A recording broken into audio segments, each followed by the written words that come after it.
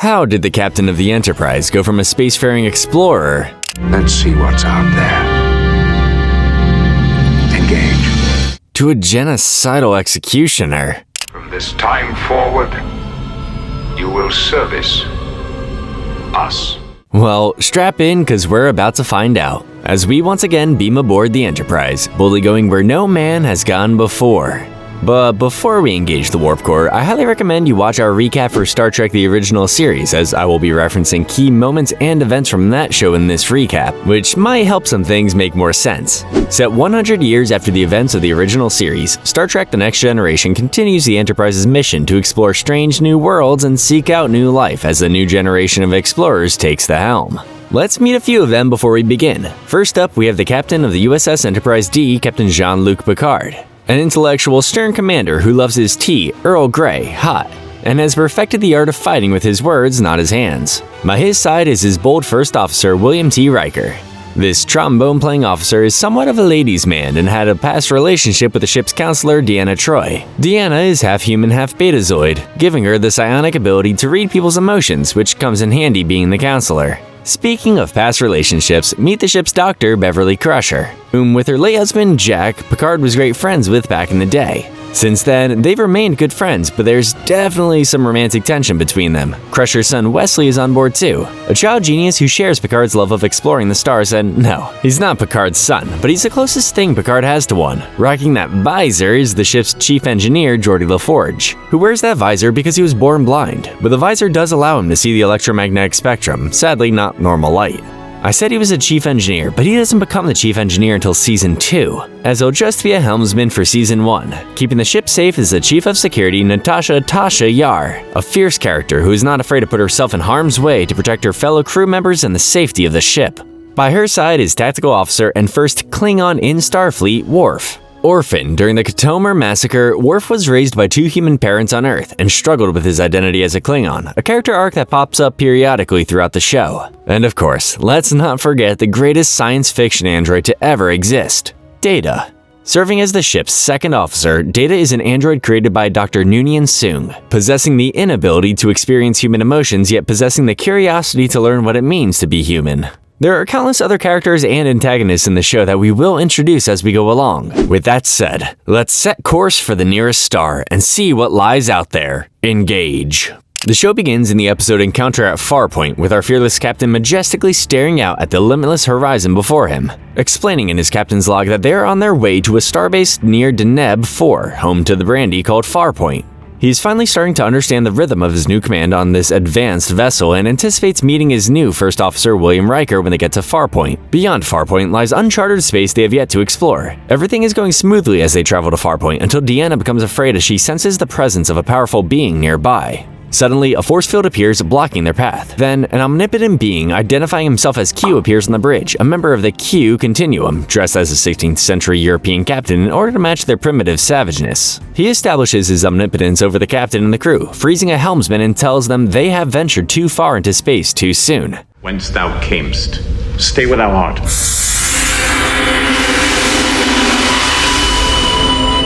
They must leave or else they will be killed.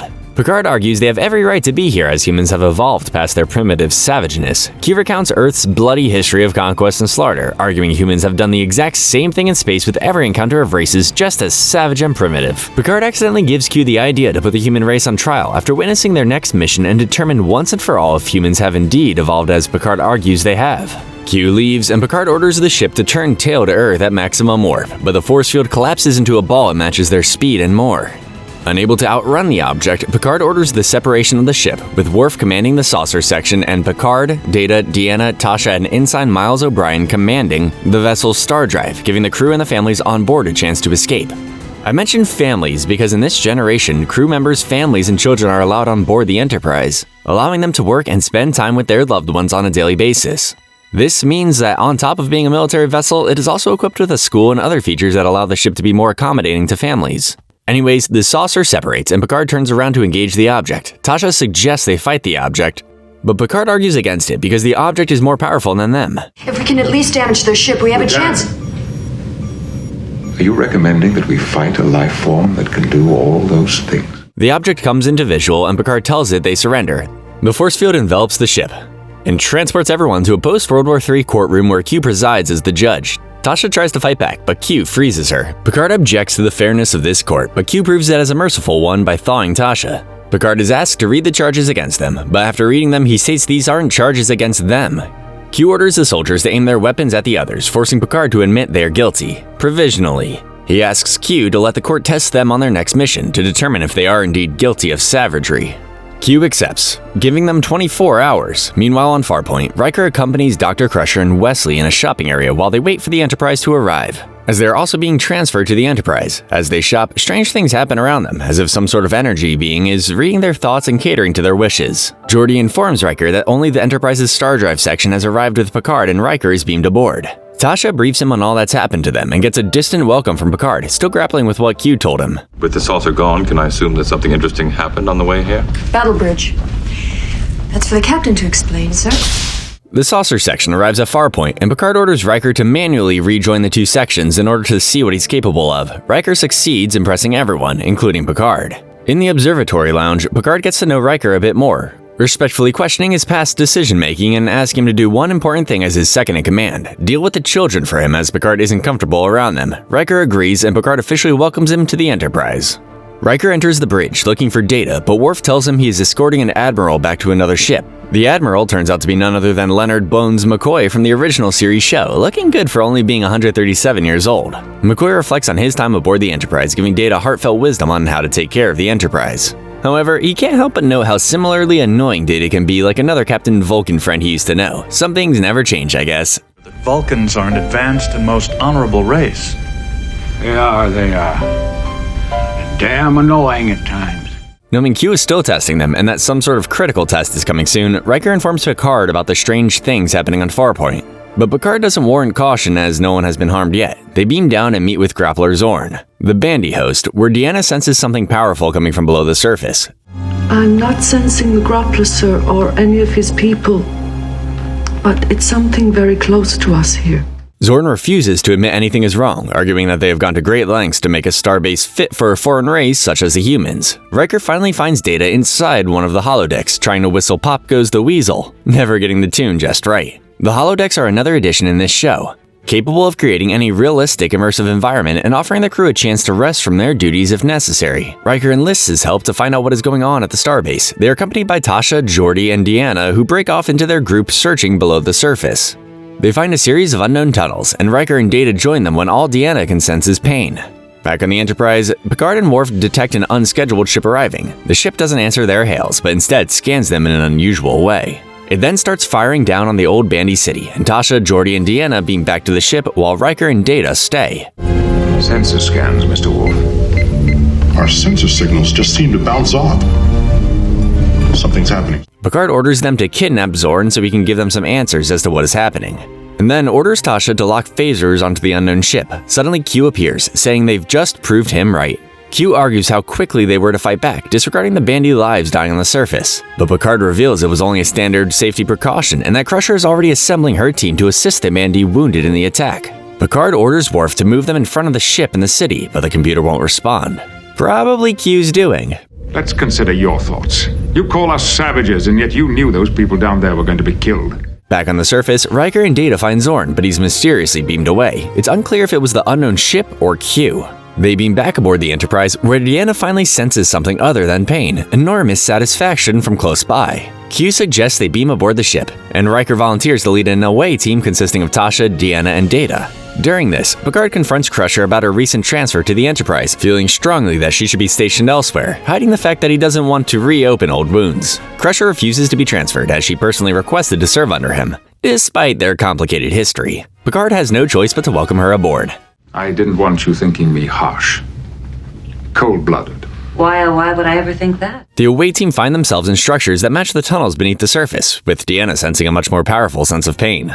They find Zorn suspended in great pain and free him. The ship powers up and Picard tries to beam them back, but then Q appears, telling them their time is up. Q prevents Picard from rescuing the away team, and Picard pleads with Q to let him, adding he'll do whatever he wants. Suddenly, the unknown ship beams the away team and Zorn to the Enterprise, where they reveal the ship is a conscious being. Q persuades Picard to give in to his savage ways and destroy it, but he refuses to. The ship then reveals itself to be a jellyfish-like creature, and Zorn reveals that they had encountered its mate injured on the planet, but then abused its ability to transform matter. You captured something like that, didn't you? Warn my people, please. Deanna had been sensing both life forms. The Enterprise assists in helping the creature rejoin life forms, revealing the other life form to be Farpoint Station. Deanna senses they are grateful and overwhelmed with joy, and they fly away. Picard orders Q to leave his ship, and Q leaves, promising he will be back. With Farpoint Station being rebuilt, the Enterprise departs into uncharted space, once again boldly going where no one has gone before. In The Naked Now, you'll see a very similar plot to an episode from the original series. The Enterprise is en route to a science vessel after receiving some bizarre transmissions from them, when suddenly an emergency hatch is blown, sucking everyone out into space. Riker, Data, Tasha, and Geordi beam aboard and find what's left of the crew's, as Data put it, wild party. Looks like someone has been playing with the environmental controls, sir. Just let all the heat bleed away into space. They find the blown hatch on the bridge, while Tasha and Geordi find several crew members naked and frozen, including one crew member fully clothed and taking a shower. I love these little callbacks. The away team is beamed back and Crusher examines them, finding nothing wrong. However, Geordi is sweating profusely and not acting like himself, so she confines him to sickbay. He later escapes when she's not looking, removing his comm badge so they can't locate him. Geordi visits Wesley, learning about his miniature tractor beam device he created, as well as a device that can replicate Picard's voice using intercom recordings. Geordi is amazed, placing an encouraging hand on Wesley's shoulder. Tasha then finds him gazing at the stars, removing his visor and begging to know how everyone else sees as he touches her face. All right, helping is more important. Geordi, how can I help you? Help me to see like you do. Meanwhile, Data finds the record of when this happened to the Enterprise under James T. Kirk, including the cure McCoy discovered that saved their crew. So in theory, things shouldn't get as out of control as last time, right? Well, Deanna finds Tasha in her quarters being very promiscuous and embracing her femininity, touching Deanna. Pretty soon, more and more crew members start exhibiting signs of infection, with Wesley using his voice replicator to clear out all essential personnel out of engineering. He then makes an announcement, making him acting captain of the Enterprise. But sir, you don't do it yourself. You give the orders, but somebody else does it. What's wrong with giving me the orders to do it? Picard tries to regain control of the ship, but by now, everyone not on the bridge has been affected. He contacts Tasha in her quarters, but she calls him Jean-Luc, which is something you never call him. Data is ordered to get her, where he finds her wearing a revealing outfit and they make love, and Data informs her that he is programmed in multiple techniques of pleasuring. Fascinating.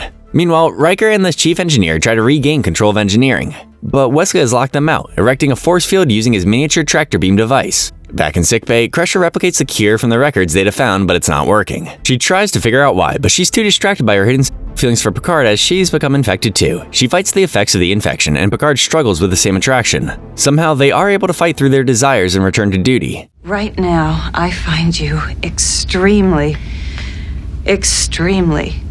Of course, we haven't time for that sort of thing.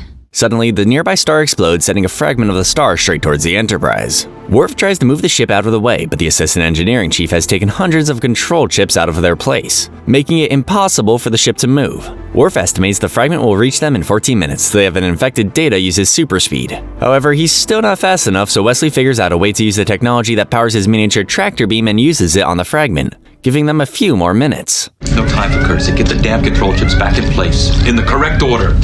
Now! It's like a game.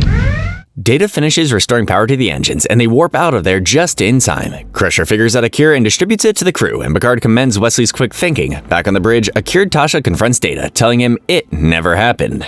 In the last outpost, we are introduced to a new Star Trek race, one that will periodically appear in future episodes and shows, the Ferengi, a stereotypically capitalist people motivated solely by profit.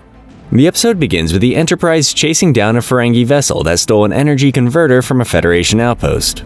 Picard underestimates the Ferengi, falling right into a trap as the Enterprise is disabled by some sort of force field. Unable to move, Riker and Geordi figure out a way to break free, while Picard tries to establish a peaceful way to get the Ferengi to give back the converter.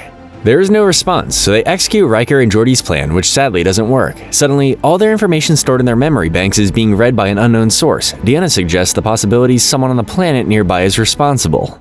Now let's throw them off guard. Lieutenant Yar, open hailing frequencies. But no clear evidence to support it. To avoid first contact with the Ferengi beginning with violence, Picard surrenders to the Ferengi, finally getting their attention. Ironically, Deanna's theories about someone from the surface being responsible prove to be more plausible as the Ferengi distrustfully reveal they are in the same predicament as them. They establish a visual, finally getting their first look at the disgusting Ferengi, as they get their first look at the disgusting humans. They speak with Daimon Tar, who offers to return the converter and the lives of the second officers as part of the Ferengi code. Picard confers with Riker, Data, and Geordi on how to handle this, and Data informs them of the planet's history, during which he gets his fingers caught in a Chinese finger trap left behind by one of the children. Apologies, Captain. I seem to have reached an odd functional impasse. Deanna's theory turns out to be correct, and Data informs them that the planet used to belong to the Takan Empire that vanished 600,000 years ago. An empire so advanced they were capable of moving stars. Picard suggests the idea of enlisting the Ferengi to help them explore the planet and find a way out of this. And after lots of supposedly deceptive arguing, Daimon agrees. Riker leads an away team to the surface, but somehow they are beamed down to different locations. He finds Data and then Geordi hanging upside down when they're neutralized with a Ferengi away team. They round up the others from the away team except Tasha and plan to convince Picard they were the ones ambushed. Luckily, they awaken and a fight breaks out.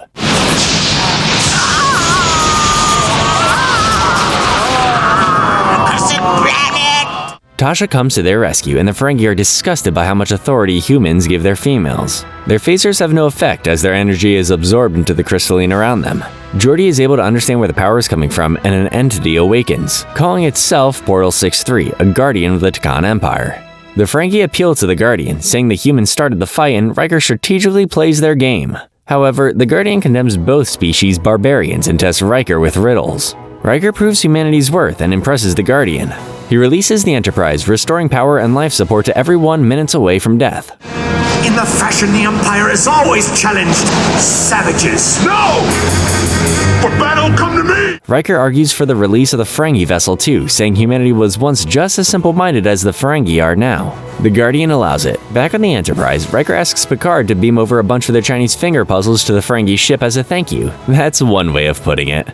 The Enterprise is visited by Dr. Kozinski and his assistant in the episode Where No One Has Gone Before, so they can run tests on the ship's engines. When beamed aboard, Kozinski is very short with Riker, desperately wanting to be shown the engine room now, which irritates him. However, Deanna tells Riker he should be more concerned about his assistant as she can't feel anything from him as if he isn't there. While Kozinski confers with the ship's chief engineer Argyle, Wesley impresses the assistant with his knowledge of engineering and befriends him. By the way, you'll notice in this first season the chief engineer is always someone different in every episode, as Geordi doesn't become it until season 2. They begin the test and things go well at first, until something goes wrong, prompting the assistant to phase with the computer and push the Enterprise past Warp 10. Is this merely mechanics?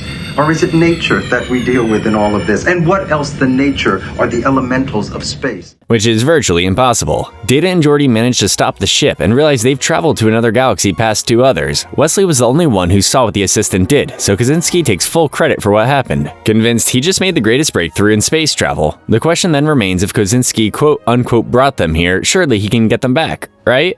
Back in engineering, Wesley tries to tell Riker what really happened, but because Wesley is a kid, no one will listen to him. They prepare to leave again, and as expected, Kozinski can't replicate what happened. Luckily, Riker also sees the assistant merging with the computer, finally believing Wesley, but the assistant instead took them further away from their galaxy to a place in the universe beyond human comprehension. They really have gone where no one has gone before.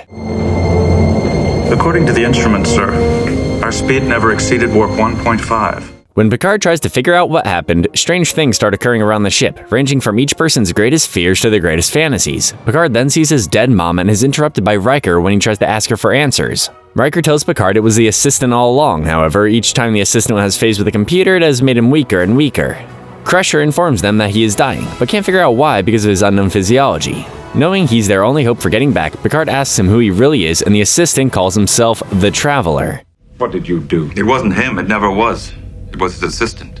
What are you talking about? Kozinski wasn't the one controlling the warp experiment. He reveals he wasn't trying to get somewhere, but was just driven by curiosity. He explains he was able to get them here by combining space, time, and thought. Basically, he got them here by simply thinking. He apologizes for bringing them out here long before they were prepared to see such things, hinting that he and others like him are from a different time. Or at least that was the simplest way he could put it so we would understand. Despite still being very weak, the Traveler promises to get them back somehow, but before he does, he encourages Picard to nurture Wesley, as there's something special about the boy but can't reveal what just yet. Attempt to concentrate completely on your duty of the moment or on the traveler. Everyone helps the traveler warp them back by clearing their minds and channeling their thoughts onto getting home, and they manage to get back. Sadly, the traveler faced so much that he disappeared out of their existence. Picard invites Wesley to the bridge and makes him an acting ensign, adding that he will sponsor him for Starfleet Academy. In Haven, the Enterprise arrives at the planet Haven for some shore leave when a Betazoid gift box is transported to the Enterprise. It greets Deanna, reminding her that the day of her promised marriage is close. When she was young, Deanna was bonded to the son of Stephen Miller, a close friend of her human father Ian, and now the time has come for them to get married. Jewels! Look at these jewels! They're bonding gifts. Deanna is upset by this. She informs Picard that when she is married, it will mean she will have to leave the ship, and Riker is upset by this news, not hiding his emotions to Deanna about how he still has feelings for her. The Miller family is beamed aboard, where we meet Stephen and Victoria as well as their son Wyatt, whom Deanna will be marrying. They then beam up Deanna's mother, but before they do, Deanna warns Picard how unconventional she can be. Deanna's warning turns out to be an understatement as we are introduced to the most polarizing, recurring character in all of Star Trek, Lwaxana Troi, played by Gene Roddenberry's wife Majel Barrett, who, if you remember from our original series recap, played Nurse Chapel and is the voice of the ship's computer. We are also introduced to her silent valet, Mr. Hum, who follows closely behind Lwaxana wherever she goes and is always at the mercy of her eccentricities. Immediately upon arrival, Lwaxana berates Deanna for not using her Betazoid abilities more often, constantly being rude to everyone around her, including the captain. Yes, Captain. You may go. Until finally Deanna snaps, speaking to her mother through her thoughts, which finally silences her but not her erratic behavior. What can you expect from someone in a society where people's deepest, darkest secrets and thoughts are always heard by everyone? Fun fact about Betazoid weddings is everyone attends naked in order to symbolize openness and honesty in a culture where everyone can read each other's minds. While she gets settled in, Deanna and Wyatt get to know each other a bit more. Wyatt is now a doctor, possessing a strong desire to help people, and reveals something strange, explaining why he felt disappointment when he first saw Deanna. For as long as he can remember, he has been dreaming about the same woman, but doesn't know who she is and thinking that maybe she was Deanna. The question then remains, if it wasn't Deanna, then who was this mystery woman? Please don't mistake a childish fantasy for disappointment. You are so beautiful. I feel honored. Back on the bridge, Data detects a Trellian vessel approaching Haven. What makes his odd is the Trellians were wiped out by a highly contagious and lethal virus. For fear of the inhabitants on board beaming down and destroying the beautiful paradise of Haven, Picard is left with no alternative but to tractor beam the ship away from the planet. Actually, the alternative was destroying them, which they chose to avoid for obvious reasons. They finally established contact with the ship, and the woman Wyatt has been seeing in his dreams turns out to be on board. The ship's captain, Wren, reveals only 8 of them are left of the Trellian race, and have come here seeking their help. Wyatt and Crusher offer to beam over medical supplies, but Wyatt instead beams himself over, believing it is his destiny to heal everyone on that ship. We always thought you were a dream. You're not surprised?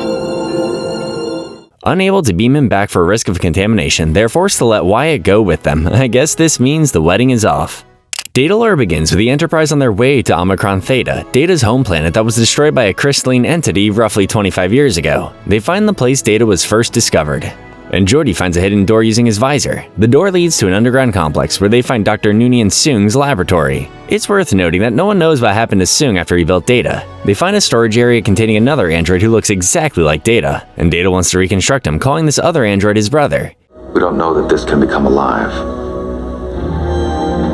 It is very important for me to know that, sir. He is brought back to the ship and reassembled, immediately waking up as if on its own. He calls himself Lore, revealing he was made to replace Data since Data was imperfect. Lore proves to be more well-versed in the nature of humans and acts more like one than Data, feigning his knowledge and ability to understand how things work.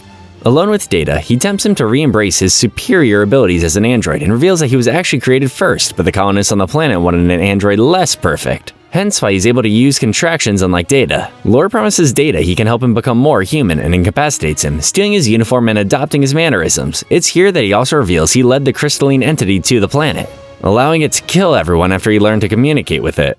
Promises he later proved to be true, which made you and me possible, brother. Wesley comes to check on Data, finding Lore disguised as Data. Wesley sees the real Data on the floor dressed as Lore did, and Lore explains he had to turn him off using his off switch. something Data only told Crusher about. He heads to the bridge with everyone still thinking he's Data, when the crystalline entity approaches them. Wesley tries to tell everyone that Lore might be pretending to be Data, but no one believes him. The entity starts attacking the Enterprise, so Lore asks permission to talk to it. Picard is surprised Data would be able to, but allows it. Tell me again how Data said he immobilized Lore. He told me he just turned him off, Mom. Lore succeeds in making the entity back off and suggests a way to show how powerful they are to it. Picard grants it, but now becomes suspicious of him when he doesn't understand what "make it so" means, sending Tasha and a security team after him. Worf finds Lore in the elevator and shockingly manages to defeat a Klingon. Meanwhile, Crusher finally listens to Wesley and they reactivate Data. They confront Lore in the cargo hold, giving final instructions to the entity. But Lore gains the upper hand, wounding Crusher. Data fights his evil twin brother and manages to beam him into space. The entity disappears, but something tells me this won't be the last time we see Lore. In Coming of Age, Wesley is leaving to take his Starfleet entrance exam, bidding Picard and his mother farewell. Meanwhile, Picard's old friend Admiral Gregory Quinn is beaming aboard along with his assistant, Lieutenant Commander Dexter Remick, for reasons that are classified. Alone in Picard's ready room, Quinn informs Picard that Remick will be investigating the ship as they believe there's something wrong with it. Picard asks for specifics, but Quinn withholds certain information, saying Picard must do whatever Remick tells him to do. Remick then examines everyone on the ship, even if they are just doing normal, routine, boring stuff, which makes Riker paranoid and furious. There's, nothing much to see here, Commander. We're in a standard orbit, and, station has to be manned, even if it's just routine. He demands to know what's going on, but Picard can't tell him anything. Riker finally calms down enough to be examined by Remick, who asks him why Picard left some discrepancies in his captain's log from the previous mission. He then asks more of the crew about these discrepancies, as if trying to determine if Picard is unfit for duty. After much questioning, Remick fails to find anything to prove Picard isn't a good captain, and Quinn comes clean about what's going on. He explains that someone or something has been trying to destroy Starfleet and the Federation for the past 200 years, but isn't able to provide any evidence due to how much is at stake. Quinn wants to promote Picard to Admiral and make him Commandant of Starfleet Academy, giving Quinn another ally close by. Picard says he'll think about it, but ultimately decides to refuse Quinn's offer and remain captain of the Enterprise. Meanwhile, Wesley takes the entrance exam along with 3 others, a human named Oleana, a Vulcan named Tashanik, and a Benzite named Mordok. You do not look as if you meet the age requirements.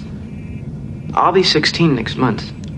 Well, happy birthday. Their proctor, Lieutenant Chang, informs them that only one of them will be allowed into Starfleet if they pass, and it's worth noting that if Mordok passes, he'll be the first Benzite in Starfleet. Wesley realizes this, and the two of them become friends right away. During one of the tests, Mordok struggles with one of the questions, prompting Wesley to help him. Mordok finishes a few seconds before Wesley does, and Chang congratulates Mordok for finishing with the second fastest time. Mordok comes clean right away, saying Wesley helped him, but Chang already knows, and it doesn't seem to be a problem.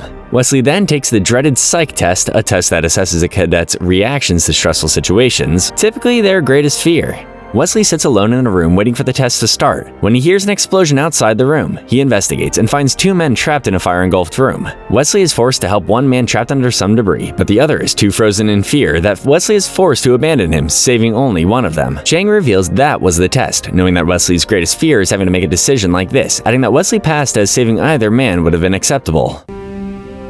Because someone made that choice. And my father died. The testing is complete, and Chang informs him that Mordok got the highest score, barely beating Wesley. Wesley congratulates Mordok, knowing Mordok would have helped him if he needed help, and he plans to pass it next year.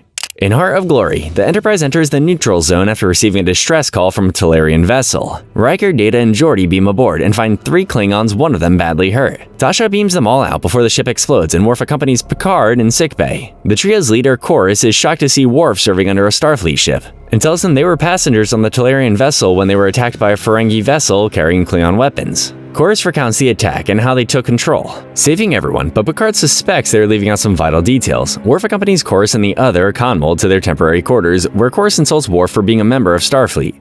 Why would 3 Klingon officers hitch a ride in a broken-down freighter? Contact Starfleet. Find out what they know about Chorus. Questioning his resolve as a warrior and calling him the ship's pet, the injured Klingon's condition worsens and he eventually dies. Chorus, Kamel, and Worf all roar as he dies, a death ritual that announces the arrival of a worry to Stovokor, the Klingon afterlife. Chorus tells Crusher to treat the body as if it were an empty shell. Worf then tries to gain their trust and find out what really happened in the attack. But the conversation turns into Chorus offering Worf a chance to finally embrace what it means to be a Klingon. They argue that Worf has become more like a human and less like a Klingon, and Worf admits they are right, as he has had to control his Klingon urges his entire life. Chorus then reveals what really happened during the attack. Ever since the Federation and the Klingons made an alliance that ended the war between them, there have been several zealot warriors that have hated the peace, fighting for things to go back the way they were before they were neutered by the Federation. Chorus is one of the zealots, and they stole the freighter, left the crew behind, and went in search of a place where they could live as true Klingons. Only their people found them, not the Ferengi, and tried to bring them back, so Chorus destroyed them. His own people. And we were in search of a place where we could live our lives like true Klingons. You did not battle the Ferengi. On the bridge, Geordi detects a Klingon vessel approaching them, where the Klingon captain, Kynera, informs Picard that Chorus is a criminal and what really happened. Tasha leads the security team and finds Worf, Chorus, and Kamel. She informs Worf what is happening, and Worf has to make a decision: embrace his Klingon identity or continue being Starfleet's pet. In the end, Chorus and Kamel are placed in the ship's brig. Worf learns from Picard that Chorus and Kamel will be tried and executed for what they have done, and Worf pleads with Kynera to give them a chance to die with honor, not as a criminal. In Klingon culture, dying in battle is more honorable than dying of old age. Kynera understands this, but is unable to grant them an honorable death. Meanwhile, Chorus and Kamel escape their custody by constructing a phaser using parts cleverly hidden on their uniforms. Kamel is killed in the escape, and Chorus makes his way to engineering.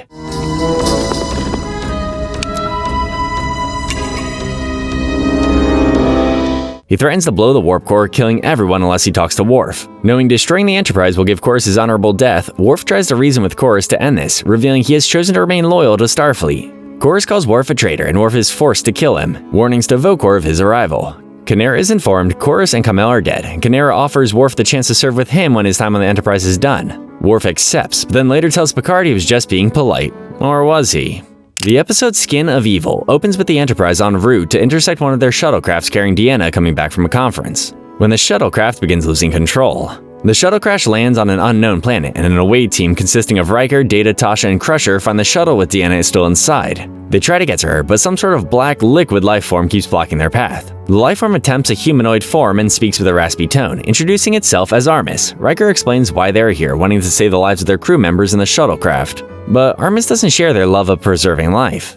No internal organs. Cellular structure unknown. Does not have any proteins which are known to us. It's narrower over here. We can get over it. Tasha confronts Armis, saying they aren't leaving without their crew members, and tries to go around Armis. Suddenly, Armis blasts Tasha with a psychokinetic blast, instantly killing her. Crusher tries to resuscitate her, but it's no use. Tasha's death was a result of the actress Denise Crosby not having a great time on set, as well as being unhappy with her character's growth, so she asked to leave the show. With Tasha now dead, Picard makes Worf acting chief of security. Riker and the others beam down, now with Geordi, and discover that Armis has covered the shuttlecraft with himself. Inside the shuttle, Deanna communicates with Armis, seeing that there's great hurt and loneliness inside him, as he was abandoned by his people, hence Armis's disregard for life. Armis then drags Riker using telekinesis, and pulls him down into the liquid body, keeping him in a frozen state. She said you'd be back. And she is alive. For now. Upon realizing Armis is at his weakest when he converses with Deanna, Picard beams down and tries to convince Armis to let them go. But he continues to toy with them, aiming Data with a phaser and threatening to kill him. Picard plays Armis's game and decides to leave without helping his people, prompting Armis to let Riker go. Picard convinces Armis to let everyone else beam back to the ship with Riker, leaving him alone with Armis. Armis expresses his desire to leave the planet in exchange for Deanna and the other crewmen inside. Picard agrees, and Armis allows Picard to help Deanna. Deanna tells Picard about the people that left Armis, and Picard offers compassion to Armis. Armis rejects his compassion, calling himself a skin of evil. Picard manages to weaken Armis by making him angry, allowing Worf to beam up Picard, Deanna, and the other crewmen. Set the computer. When the energy level reaches 2.6.205, automatically beam up Troi and Prieto. We'll do a parallel transport on the captain. Back on the Enterprise, they hold a funeral service for Tasha in one of the holodecks. They play a recording Tasha made in case she died, telling everyone how much they mean to her. The service ends with Data and Picard staying behind. Data expresses pity, not for Tasha, but for himself, saying he will miss her presence. He asks if he's missed the point, and Picard assures him he got it. Now moving on to an episode that was banned in the UK and Canada. Conspiracy begins with the Enterprise receiving a confidential message from Captain Walker Keel, a very close friend of Picard, warning him that something is not right with Starfleet and demanding they meet face to face with him on an uninhabited planet. He ends the transmission, urging him not to trust anyone. They arrive at the planet and find 3 Starfleet ships already there, one of which is commanded by Keel. Picard beams down to the surface alone, where Keel and the 2 other captains, Rix and Scott, ask Picard tricky questions only Picard would know. Picard answers each question correctly, and they reveal that something strange is happening with Starfleet. My brother introduced them. You don't have a brother, 2 sisters, Anne and Melissa. What the hell is all this about? high-ranking officials making unorthodox decisions, mysterious deaths, and entire starbases being evacuated for no reason given. It's almost like several officers have suddenly become different people, not remembering who or what they were before a certain time. Keel adds that he suspects several officers on his ship are not what they seem, and he fears the Enterprise will be targeted next. But Picard has a hard time believing all this is true. They leave the planet and Picard orders Data to log every Starfleet assignment and command from the past 6 months. As they leave, they detect a large amount of debris floating around, and Worf determines it was Keel's ship. Keel's death makes Picard convinced now more than ever that a cancer may be growing inside Starfleet, and he finally tells Riker about it, trusting him. Data then informs Picard that he has found some irregularities in Starfleet's directives and suspects that based on the patterns the irregularities form, someone or something is trying to gain control of Federation territory. They return to Earth and confront the heads of Starfleet head-on, where we meet Admiral Savar, Admiral Aaron, as well as Quinn and Remick. On the surface, they look fine, but something seems odd about their behavior, and Deanna confirms their suspicions. Someone is hiding something, but I can't tell who or what. I must say I'm not overjoyed to see Remick again. Considering what we've done, the response has been pretty temperate. They invite Picard and Riker for dinner, and Quinn subtly hints that he may still be an ally. Quinn beams aboard, carrying a suspicious briefcase, and it's clear Quinn is not the same Quinn we knew from before. Picard orders Riker to watch Quinn closely while he attends the dinner. Riker confronts Quinn in his quarters, where Quinn displays incredible strength and agility for someone his age, and tries to possess Riker with a strange parasite he has in his briefcase, revealing he's one of them. Worf and Geordi come to Riker's aid, where Quinn tosses them around like they're ragdolls. Crusher saves them, firing her phaser at Quinn. Dinner is served, which turns out to be insect larvae, revealing everyone at the table has been infected with a parasite. Picard tries to leave, but Riker shows up, pretending to be infected too. They reveal that Scott was already one of them, and their arrival and suspicions were planned from the beginning, as these parasites require Picard and his ship since it's the most advanced ship in Starfleet. Just before he's about to eat, Riker springs into action, killing everyone infected as the parasites leave their dead bodies.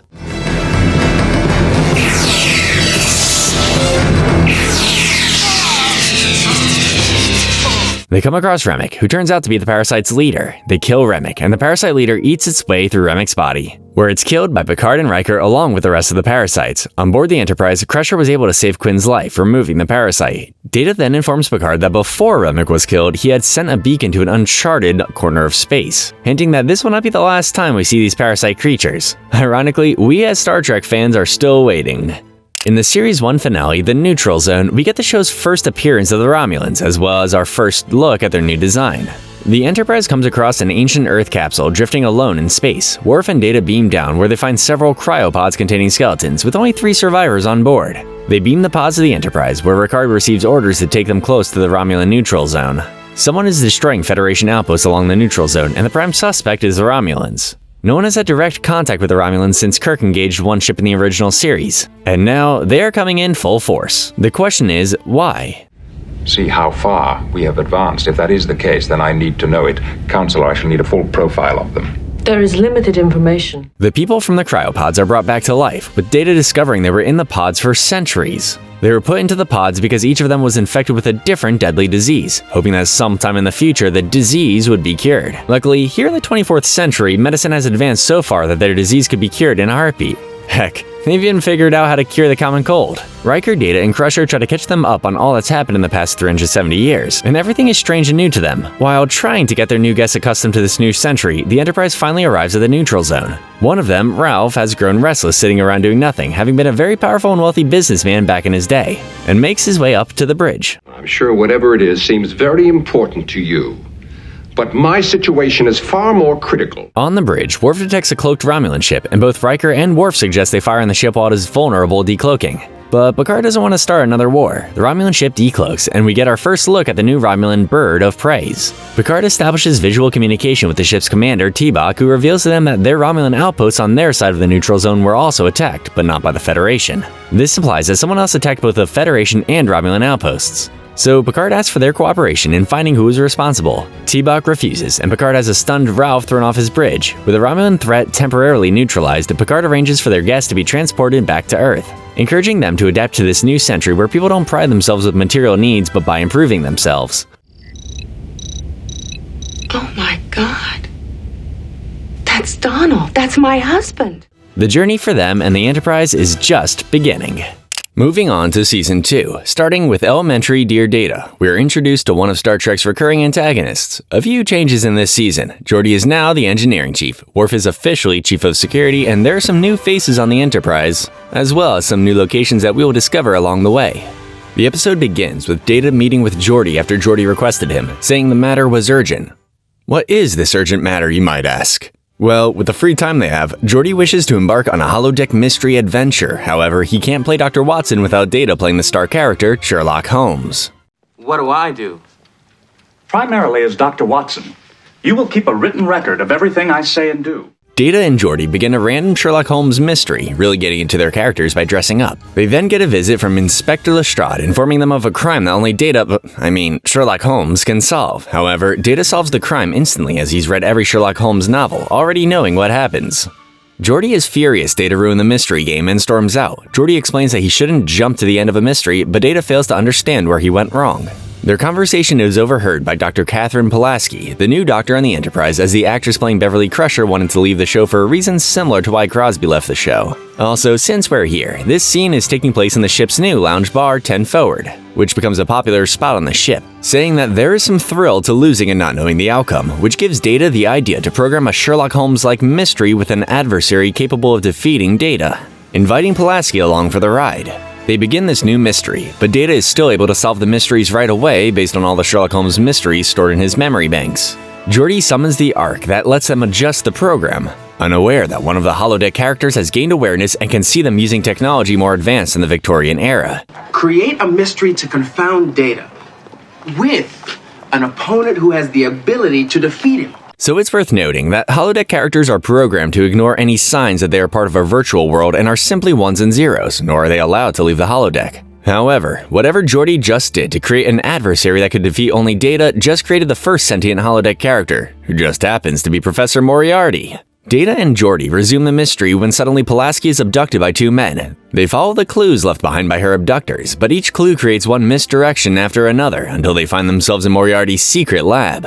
Moriarty confronts them, revealing that he knows they aren't the real Sherlock Holmes and Dr. Watson, that he has gained consciousness and can summon the Ark at will, and knows about the Enterprise. Data becomes afraid and tries to shut the program down, but the computer keeps the program running.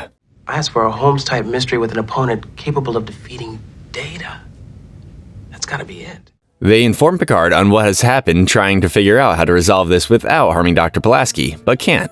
Also, you may notice Riker now has his signature beard that makes him look more nautical, according to Roddenberry. Moriarty begins to gain control of the program as well as the Enterprise itself, so Picard accompanies Data into the holodeck to confront Moriarty. Picard congratulates Moriarty on successfully defeating Data, therefore it is time to end the program. But Moriarty wants to keep existing. Picard has to explain where they are and what Moriarty is and a part of, adding that he isn't alive. Moriarty uses Data as an example, saying that he's a machine with life, so why isn't he? He argues that the computer originally designed him to be Sherlock Holmes' nemesis, but he is no longer that character. He is something more and deserves the right to exist. Sadly, they do not possess the technology that will allow Moriarty to exist outside the holodeck. Picard feels sympathy for this new life form gaining consciousness and reassures him that he will not be deleted, promising to bring him back when they figured out a way for him to leave the holodeck. Moriarty allows himself to be discontinued, putting his faith and trust in Picard that he will keep his word.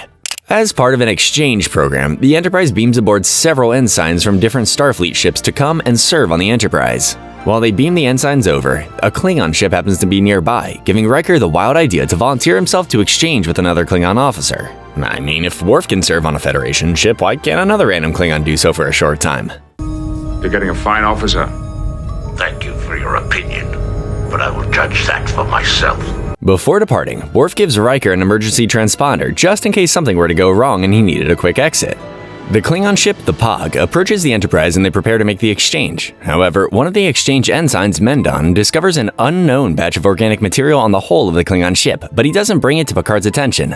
Riker is brought before the Klingon captain Kargan and is expected to act like a Klingon officer, not an officer of the Federation, which includes the very possible chance Riker will need to die in battle in order to save his new ship. Riker's new second officer, Clag, doesn't believe Riker's loyalty and challenges him. So Riker puts Clag in his place like a Klingon officer would. Kargan is impressed. Back on the Enterprise, Worf detects the same organic material that was on the Pog now on the Enterprise. And Mendon admits he first discovered it on the Klingon ship. Picard scolds him for not reporting any strange occurrence, like every Federation officer must do, but Mendon replies that he was simply following traditional Benzite protocol, as he hadn't completed a proper analysis of the material, therefore he did not need to report it yet.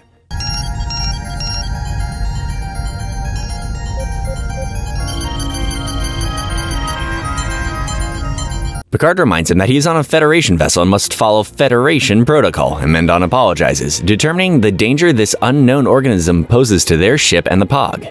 Aboard the Pog, Riker gets to know his hardy Klingon crew more, as they aren't what he expected, even impressing the females, which might have been a mistake. Riker learns about Clagg's father, who wasn't allowed to die with honor when he was captured by Romulans, and later escaped. Now his father sits at home, waiting to die as an old man, and Clag refuses to see him. Riker encourages him to still show love to his father, but Clag informs Riker that it is not the Klingon way and it can't be like humans. To which Riker uses his new love for Klingon food, best served when still moving, as an example that embracing other cultures is possible. Meanwhile, Mendon determines the organism is dangerous, and Picard orders the Enterprise to intercept the Pog to warn them. Back on the Pog, Kargan has already learned about the organism on their ship, and by now has eaten away at the hull, creating a hole in their ship. Kargan suspects the Enterprise was responsible for this, and moves to intercept the Enterprise and destroy it. I'm afraid not. Our estimate is that in less than 8 hours, we will have lost too much of our shell to remain intact. The Enterprise reaches the now cloaked Pog, and Riker tries to reason with Kargan that the Enterprise is here to help, but it's no use arguing with a stubborn Klingon. Kargan asks Riker for any tactical advantage against the Enterprise, knowing Riker must obey his every command. But Riker refuses, as he is both loyal to the Pog and the Federation. Kargan commands Riker's resilience, saying he will die like a Klingon with them. Back on the Enterprise, Mendon figures out a way to remove the organism from both ships, and Picard relays the message to Kargan. Kargan still doesn't believe the Enterprise is here to help and prepares to attack. Riker then tricks Kargan into getting close enough for the Enterprise to be within transporter range and gives Kargan his emergency transponder. Kargan is beamed onto the Enterprise bridge, allowing Riker to relieve Kargan as captain. Not exactly how a Klingon would do it, but it'll do.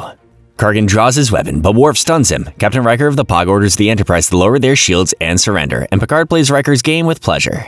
We will be destroyed. If we are, it will be in battle, and I will die with you. The Enterprise helps the Pog remove the organism, and Kargan is allowed back on his ship, relieving Riker of his position as first officer in the Klingon way. Now moving on to the first great episode of the show, The Measure of a Man, where we open with our characters enjoying their downtime playing poker, which will become an iconic tradition throughout the show. Despite having the advantage to predict every possible outcome from 52 cards, Riker manages to bluff Data to fold when he had nothing good, learning an important lesson in betting when you cannot win. While visiting Starbase 173 for routine maintenance, Picard is approached by cyberneticist Commander Bruce Maddox, who shows a great interest in Data, wishing to examine him. Turns out, Maddox first evaluated Data when he applied to the Academy, and was the only one who opposed his entry on the grounds that Data wasn't a sentient being. Maddox reveals he is here to disassemble Data, hoping to replicate and continue Dr. Soong's work. Force so close to the neutral zone. As you know, we've had disturbing news from both sides of the zone. Constantly referring to Data as a machine, Picard informs Maddox that he can't allow Data, a valued member of his crew, to be disassembled without his consent. To which Maddox reveals he has transfer orders from Starfleet, giving him complete control over Data. In Picard's ready room, Data expresses his displeasure with being required to partake in these experiments and being reassigned to the starbase, prompting Picard to realize his android officer has just as much rights as a sentient organic being aboard his ship. He confronts the JAG officer in the sector, Captain Philippa Louvois, who happens to be an old love acquaintance of Picard's, begging her to help him keep Data and preserve his rights. Philippa informs Picard that androids don't have rights, and the only way he can get out of this is if Data resigns. With no other option, Data is forced to resign from Starfleet, taking with him valuable possessions, including a holo of Tasha. Maddox finds him in his quarters, where Data uses his new knowledge of memory and wit he learned from playing poker to rebuke Maddox's attempt to comfort Data that all his memories acquired won't be lost. When in disgrace with fortune and men's eyes, I all alone beweep my outcast state. Is it just words to you? Data's decision to resign from Starfleet came from the realization when Soong created Data, he added something to the universe. And if Maddox experiments on Data, the culmination of Data and Soong's uniqueness will be lost. Regardless, Maddox is determined to have Data. Philippa researches Data's decision to resign from Starfleet, and she's come to the conclusion that he cannot resign because he's technically Starfleet's property. For instance, can a ship's computer refuse a refit? Picard challenges the ruling, which now requires Philippa to hold a hearing to determine if Data is a machine with rights or not. The downside is, because this is all short notice on a not-so-populated starbase, Starfleet regulations say that Captain Picard will have to defend, while the next in command, Riker, will have to be the prosecutor and cannot hold back. The hearing takes place and Riker begins by calling Data to the stand. He forces Data to admit the measure of his robotic nature whose function is to serve humanity, further proving Data is nothing more than a bunch of wishful algorithms and neural nets. By removing his arm and shutting him off with his hidden off switch, it's horrible to watch. It's hardware built by a man. And now a man will shut it off. Picard requests a recess and seeks the comfort of 10 Forward's wise and mysterious bartender, Guinan. Guinan theorizes what will happen if Data is ruled property of Starfleet and Maddox is allowed to create thousands of Datas, hinting at the notion of slavery. This easy euphemism gives Picard all he needs to defend Data. Picard calls Data back to the stand, bringing forward all the personal items Data had packed when he tried to resign.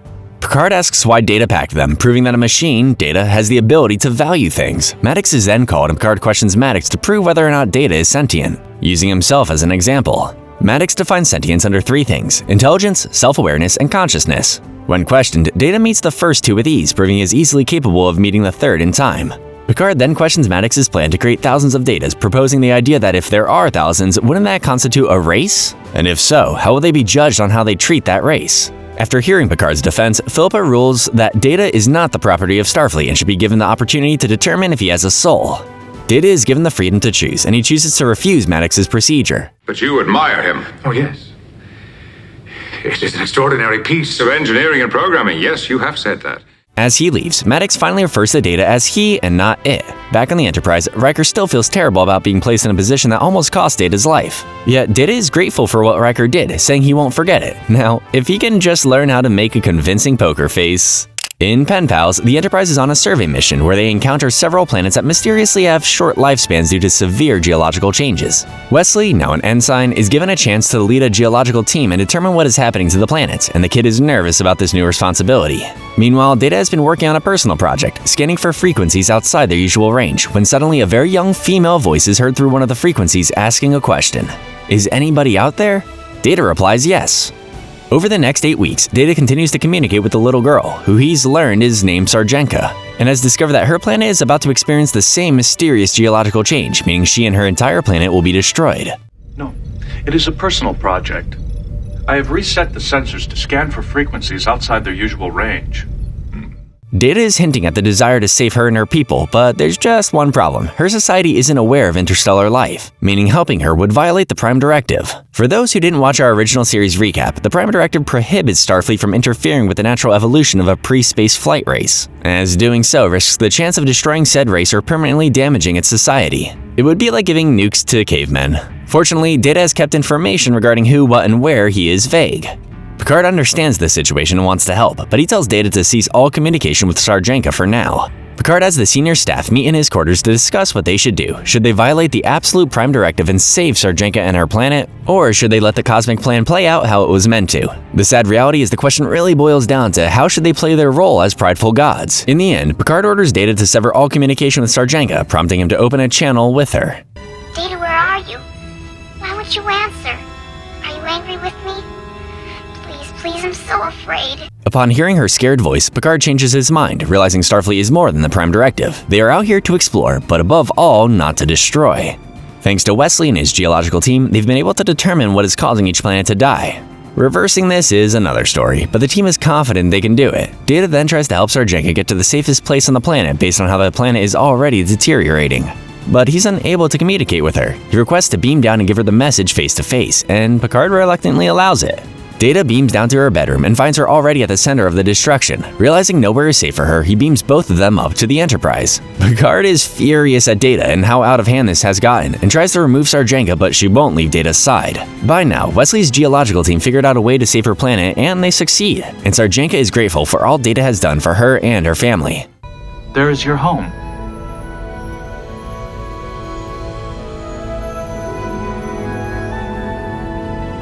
On their way to sickbay, Picard asks Pulaski to erase Sarjenka's memory of Data and the Enterprise, which means they both won't be able to say goodbye to each other. Data returns a sedated Sarjenka back to her room, leaving behind a singing stone she found in Pulaski's lab that she liked, giving her some memory of their friendship. Back on the Enterprise, Data apologizes for getting them mixed up in all this, but Picard thanks Data for reminding them of Starfleet's true purpose, adding that Data is one step closer to discovering what it means to be human. On his way back to his quarters, Picard exits the turbolift and finds himself in a shuttlecraft piloted by everyone's favorite omnipotent trickster, Q. Back on the Enterprise, Guinan gets a strange feeling that makes her very worried, as if she can sense something terrible is going to happen. She contacts the bridge asking if anything unusual has happened, to which Riker replies nothing has, and she disregards her worries. Deanna enters the bridge with the same troubled look, and she discovers that Picard isn't on the ship anymore. Computer locate Captain Picard. The captain is not on the ship. Commander, there's a shuttle missing from Bay 2. Worf reports a missing shuttlecraft and is unable to locate it. Assuming Picard is on the shuttlecraft, they search for it but can't figure out how or why he got there and left without anyone knowing. Back on the shuttlecraft, Picard is very annoyed with Q's games, so Q transports him back to 10 Forward, where a scared Guinan's fears are realized. Turns out, Q and Guinan have a history from centuries past, hinting that Guinan is the only one here that has some power over Q. Q is here because he's been kicked out of the Q continuum, and wishes to be a member of Picard's crew, renouncing his powers and being as weak as them. Q warns Picard that they will need him for what lies out there that they haven't already encountered yet, but Picard argues they are ready for anything. Fed up with Picard's arrogance, Q launches the Enterprise thousands of light years across the galaxy, bringing them to a foe they are not ready to face just yet. He disappears, leaving them to fend for themselves. And who is this great foe, casually traveling in a giant spaceship shaped like a cube? Full scan. Go to yellow alert. Going to yellow alert. Keep the shields down. We don't want to appear provocative. Aye, sir. Meet the Borg, a race composed of various races and intelligences that have all been assimilated into one collective hive mind, where individuality is obsolete and replaced with a single machine-like intelligence. The Borg were responsible for the destruction of Guinan's race, leaving only a handful of them left. They can't be reasoned with, they don't care about wealth or power, they just assimilate. Their only purpose is to consume better technology to continue assimilating. People say there are things worse than death. Nothing beats being assimilated by the Borg and turned into a mindless drone. And if you're still not convinced the Borg are dangerous, know this. The only thing that scares Q and the rest of the continuum is the Borg. If you ever encounter them, you better pray your engines are faster than theirs. Suddenly, one of the Borg casually beams into main engineering, but doesn't seem to notice or acknowledge anyone around him. Nor does he seem like it poses any threat. It just wanders as if surveying. Picard tries to communicate with it, but it ignores Picard, only responding when a perceived threat is presented in front of it. It begins taking control of the ship, so Worf neutralizes it. Another immediately takes its place, having adapted to whatever Worf used on the other. It finishes the work the previous drone started, takes still useful components from the drone's corpse, and leaves. Stop! I cannot allow you to interfere with the operation of this ship. Mr. Worf.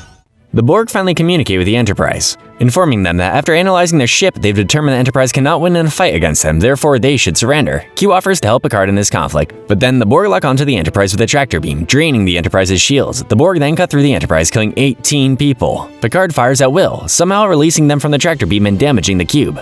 Riker suggests learning more about them now while they have the chance, since Q hints this is far from the last time they will encounter the Borg, so he leads a small away team to beam onto the Borg cube despite Guinan's objections. On board, they find countless drones charging in their pods, waiting to receive instruction from the collective. They even find a Borg nursery, where the Borg are born as a biological life form and implanted with artificial technology, replacing their organic material and organs.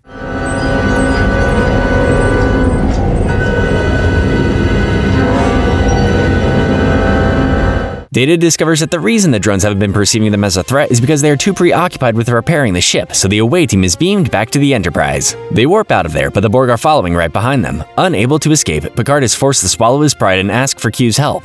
Q snaps his fingers and hurls the Enterprise back to where they were before all this began. Q gives Picard one final lesson in humility and then leaves them. Picard seeks comfort with Guinan, who reluctantly warns Picard that now that the Borg know about the Federation, they will be coming for them. And that, my friends, is the introduction of the greatest antagonist in Star Trek history. Moving on then to the episode that introduced one of the dumbest antagonists in Star Trek history, literally. Wesley is getting ready to leave so he can retake his Starfleet entrance exams. Unfortunately for him, he will be accompanied with Picard via shuttlecraft, as Picard needs an operation done on his artificial heart he acquired long ago and doesn't want to damage his reputation amongst his crew. So he wants the procedure to be done at the same starbase Wesley is taking the exam. This is going to be a long 6 hours.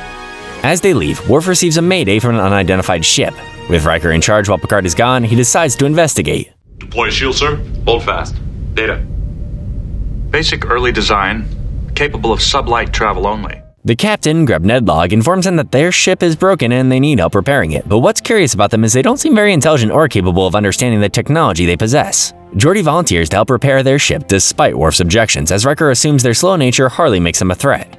Geordi beams over to make a simple repair. However, one problem leads to another as the ship is overflowing with problems. The Packlids are impressed with how Geordi is able to fix their broken ship and make it go, so they kidnap him and surprise everyone with technology they stole. That prevents Geordi from beaming back to the Enterprise. Riker demands the release of Geordi, but Grebnidlog refuses it, hurting Geordi even more. You'll excuse me?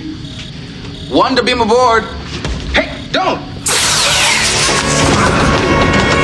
Grebnidlog offers to return Geordi in exchange for all the Enterprise's data and information stored in their computers. Data theorizes this is how the Packlids have been able to acquire all their advanced technology and information. Refusing to allow their race to evolve naturally and learn to create on their own, this would also imply that the more they acquire, the more they want, meaning the more aggressive they become.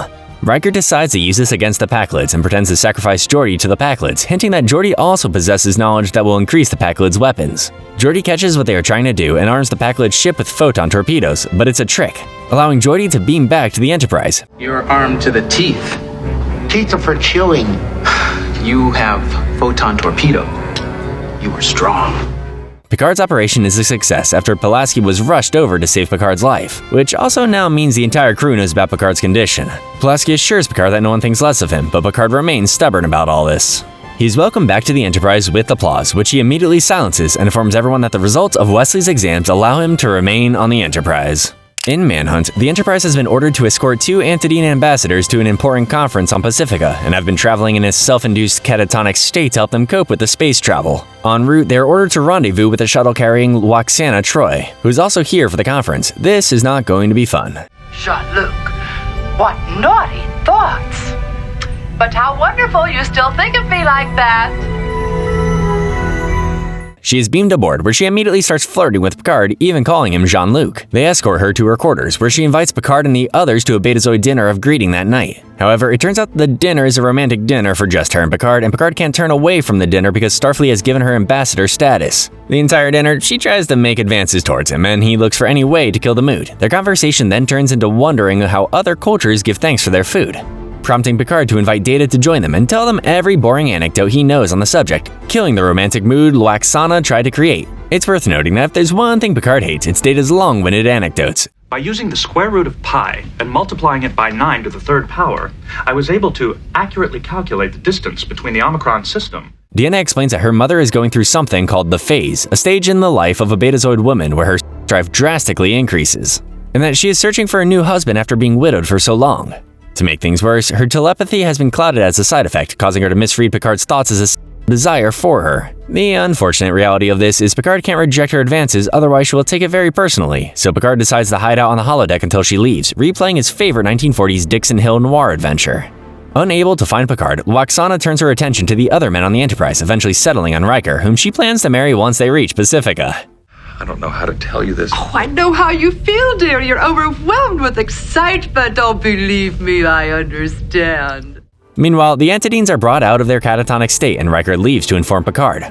Lwaxana follows him and finds where Picard has been hiding from her. Ironically, she ends up falling in love with the simulated bartender Rex because her inability to read his thoughts fascinates her. Picard manages to pull her away from Rex as they prepare to beam down to Pacifica with the Antidines. However, Lwaxana reads their minds and exposes them as assassins carrying explosives in their clothes. Data confirms she is correct, and they are taken into custody. Before she leaves, she remarks that she didn't find a mate, but at least she saved the conference. In the emissary, their poker game is interrupted when they receive a Class 11 emergency signal from Starfleet, ordering them to change course to a certain location. As they approach the coordinates, they are informed they will be joined by a Federation emissary. However, the rendezvous will be a bit tricky, so they cannot delay in getting there. Prepare for a mission I know nothing about. I sympathize, Jean-Luc, but Starfleet Command considers this a top security matter. They discover that the emissary is being transported inside a probe as if it was shot out of a cannon. They find the probe and beam it onto the Enterprise. O'Brien opens the probe, revealing a Klingon woman inside, or should I say half-human, half-Klingon. Her name is Kayler, who just so happens to be Worf's ex-lover. Well, that's awkward. Kayler informs them of why she is here, saying that 75 years ago a Klingon ship, Tong, embarked on a mission with the crew in cryogenic sleep. Now that the ship has reached its destination, the crew is waking up, still believing the war between the Klingons and the Federation is still happening. The Tong destination is several Federation outposts not designed to defend an attack. There is another Klingon ship, the Prang, en route to assist in helping the Klingons better trust them, but they are 2 days behind the Enterprise. So it's up to them and Kayler. I know exactly what you mean. My father was human and my mother is a Betazoid. Really? Kayler informs them that they will try diplomacy, but it's obvious it won't work on Klingons from this past time period, therefore they will have to destroy them. Picard is determined to find another way and assigns Worf to work closely with Kaler. As you might have guessed, working together creates a lot of awkward tension as old wounds are reopened, only added by Worf sharing Picard's determination to try diplomacy against the Klingons. Tempers flare and Kaler storms out, unable to control her Klingon rage. She calms down after talking with Deanna, who can relate being a mix of different races. Deanna encourages her to try out the holodeck, so she tries one of Worf's relaxing programs, which involves a lot of fighting. Worf finds her, impressed by her warrior spirit, and joins her as the waves of enemies get harder and harder. Computer. Level 2. Stimulated by their battle rage, they mate in traditional Klingon fashion, which involves a lot of pain and blood. It's actually considered good luck if you break your neck on your wedding day. Speaking of which, according to Klingon tradition, since they're mated, they're now married, which Kaler objects to. Kaler once again storms out, saddening Worf, as this means their interaction had no meaning. They get back to business, where Kaler suggests the only way to resolve this Klingon problem without killing them is to beam aboard the ship, and simply keep the crew frozen until the Prang arrives. Unfortunately, when they find the ship, it begins firing on them, jettisoning diplomacy right out of the airlock. The ship then cloaks, but their technology is so far behind that Geordi is able to find them in a heartbeat. Kaler once again urges Picard to let the Klingons die in battle with honor, but then Worf presents another option to Picard. They come about right in front of the tongue and establish visual communication, where Worf presents himself as captain of the Enterprise, dressed in Klingon uniform. I am Worf, commanding the Enterprise, and it is you who have committed an act of treason by firing on this vessel. Worf tries to convince the captain that the war is over and that if they don't surrender, then they will die in ignorance, not with honor. Surprisingly, diplomacy works and the Tong stands down to await their escort from the Prang. Worf says goodbye to Kaler as he beams her aboard the Tong, but before she leaves, she admits their time on the holodeck did have meaning. Worf is happy to hear they might still have a future together. Skipping ahead to Season 3, Who Watches the Watchers? The Enterprise is en route to resupply a group of anthropologists secretly monitoring the Mintakan people, a race of Vulcans who have somehow never evolved past the Vulcan equipment of the Bronze Age. Suddenly, their outpost systems overload, causing explosions and their projector hiding them from the Mintakans' malfunctions, exposing their advanced way of life to the primitive Mintakans. One of the anthropologists, Palmer, is thrown out of the outpost by the explosions and disappears into the rocks below. Riker beams down with an away team, composed of Data, Geordi, and Crusher, who's now back after fans demanded Dr. Crusher return, and personally, I'm glad they brought her back. Framework's still charged, so watch it. Crusher tends to the wounded, while everyone else tries to restore power to the projector, unaware they have already been spotted by two Mintakans, Liko and his daughter Oji, including a crewman beaming a wounded anthropologist up to the Enterprise. Data sees him, startling Liko. Then he falls from a great height, severely wounding him. A bewildered Oji watches Crusher rush to her father and beam away with him. Picard is furious Crusher beamed one of the Mintakan on board the Enterprise, but Crusher felt it was her duty because they were responsible for their injuries. So much for the Prime Directive. Picard makes sure Crusher wipes his memory like what Pulaski did before. But Crusher can't guarantee it will work on him because his body is built differently. Suddenly, Liko awakens and sees Picard. From the lighting and the strange atmosphere, he appears as some sort of god before Liko. Crusher quickly sedates him and prepares to wipe his brain. Liko is then beamed back to the planet as if to simulate he randomly fell asleep, but when he finds Oji, he recalls everything he saw on the Enterprise, including Picard, meaning the memory wipe didn't work. I awoke in an incredible place, and my wounds were gone. I had been healed. Picard is updated on the condition of the anthropologists, and it's revealed that Palmer is still missing. To avoid more contamination, Riker suggests that he and Deanna beam down, disguised as Mintakans, and look for Palmer. They find the nearby village and discover that Liko is already spreading new beliefs and ideas about the one called Picard, comparing him to their gods that they used to worship long ago. The leader of the village, Nuria, is skeptical of Liko's superstitions, but Liko still believes that he was dead and brought back to life by the Picard. Deanna and Riker interject, pretending to be traders from another village and try to downplay Liko's ideas as nothing more than a strange dream he had. Suddenly, two villagers enter with Palmer, proving the Picard does exist and Liko was telling the truth. Unable to beam Palmer out, with him surrounded by several eyewitnesses, Deanna tells everyone she saw another one just like Palmer, drawing everyone away. Riker stays behind and carries Palmer away, but Oji sees him. One of the archers chases Riker and Palmer, but luckily they beam up without anyone seeing them.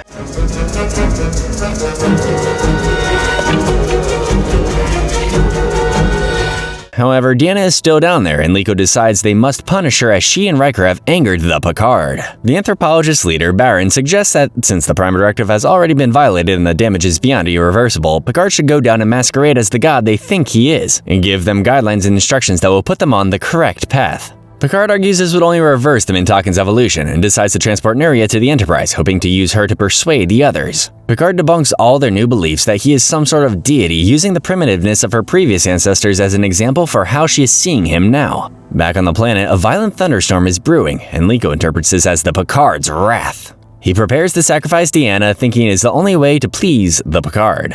Back on the Enterprise, Nuria still thinks Picard has the power to bring the dead back to life, despite everything. The Picard shows her their limitations as they are unable to save the life of one of the anthropologists. This finally proves Picard is just like her, mortal and powerless. 6 Mintakans died in a flood last winter. 4 of them children. Would you bring them back to life? Liko prepares to kill Deanna when Picard appears, ironically right when Liko called for a sign from him. Picard and Nuria try to convince him that he's not a god, but Liko refuses to believe it and shoots Picard to prove his immortality. However, Liko sees that Picard can be wounded and finally understands. Luckily, it was nothing Crusher could not heal, so he will be fine. The outpost is dismantled and Picard says goodbye to the Mintakans and allows them to one day learn on their own how to travel the stars like they can. The next episode, Booby Trap, begins with Geordi striking out again on another date with another crew member. Poor guy can't find a girl who likes him back. Totally can't relate. While this happens, the Enterprise receives a distress call from a Promelian battlecruiser in an area where the Promelians and the Menthars had their final battle that resulted in their extinction 1,000 years ago. We're picking up a signal. Coordinates 211, mark 61. It would seem to be an ancient interplanetary code. Picard has a thing for history and archaeology, so his curiosity prompts him to accompany the away team despite the risks.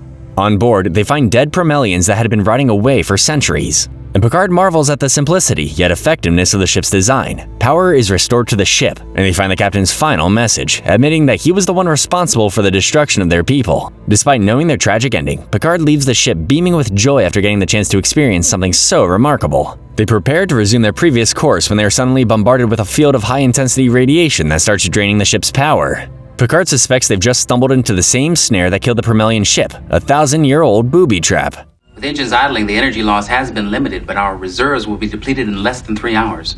We won't be able to hold our shields in place.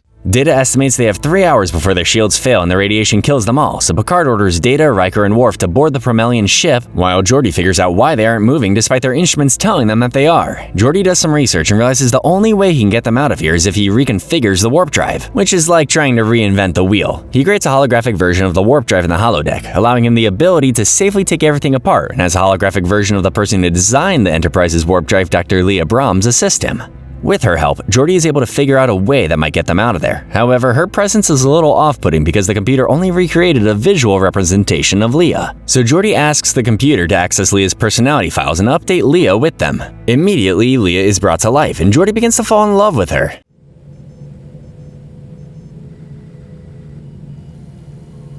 You're good.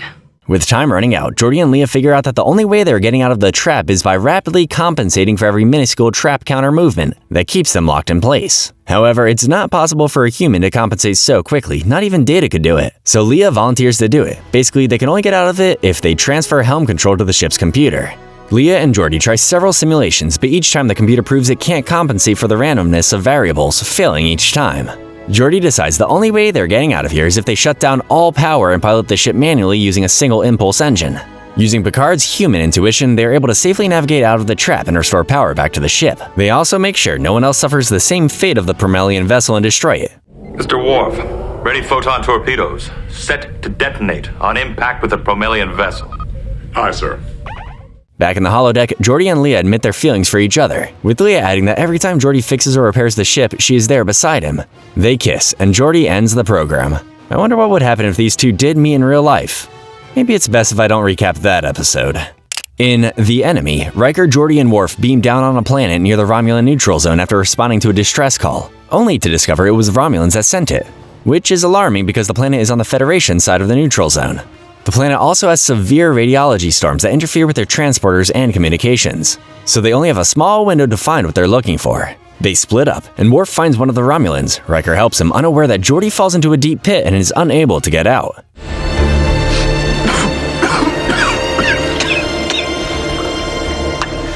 Riker and Worf carry the Romulan they found to the transporting area, but can't find Geordi. Unable to wait for him, they have to leave him behind. Back on the Enterprise, O'Brien can't locate Geordi because of the storm, so Riker requests to go back with another away team. Picard denies his request, saying it's too dangerous and have no choice but to wait for another opening.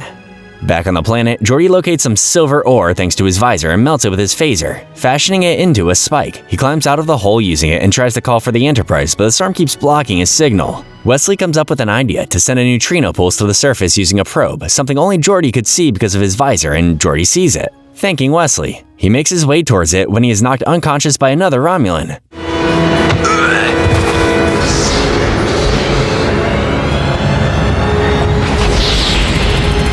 Geordi awakens to find the hostile Romulan aiming a phaser at him, but Geordi acts friendly towards him, saying they know everything and why the Romulans are here. Suddenly, the storm triggers a rock slide that injures the Romulan. Despite Geordi saving the Romulan's life, he still doesn't trust him. Back on the Enterprise, Crusher is losing the Romulan patient as no one on board matches his genetic structure to be a donor. She figures out that Worf, being a Klingon, is the closest thing they got.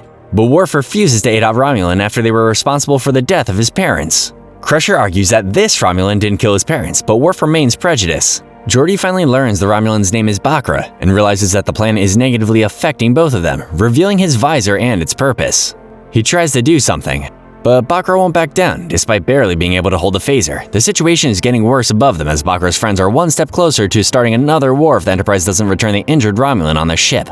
Picard tries to reason with the Romulan captain, itching to cross the neutral zone, but it's clear this conflict will not be resolved by talking.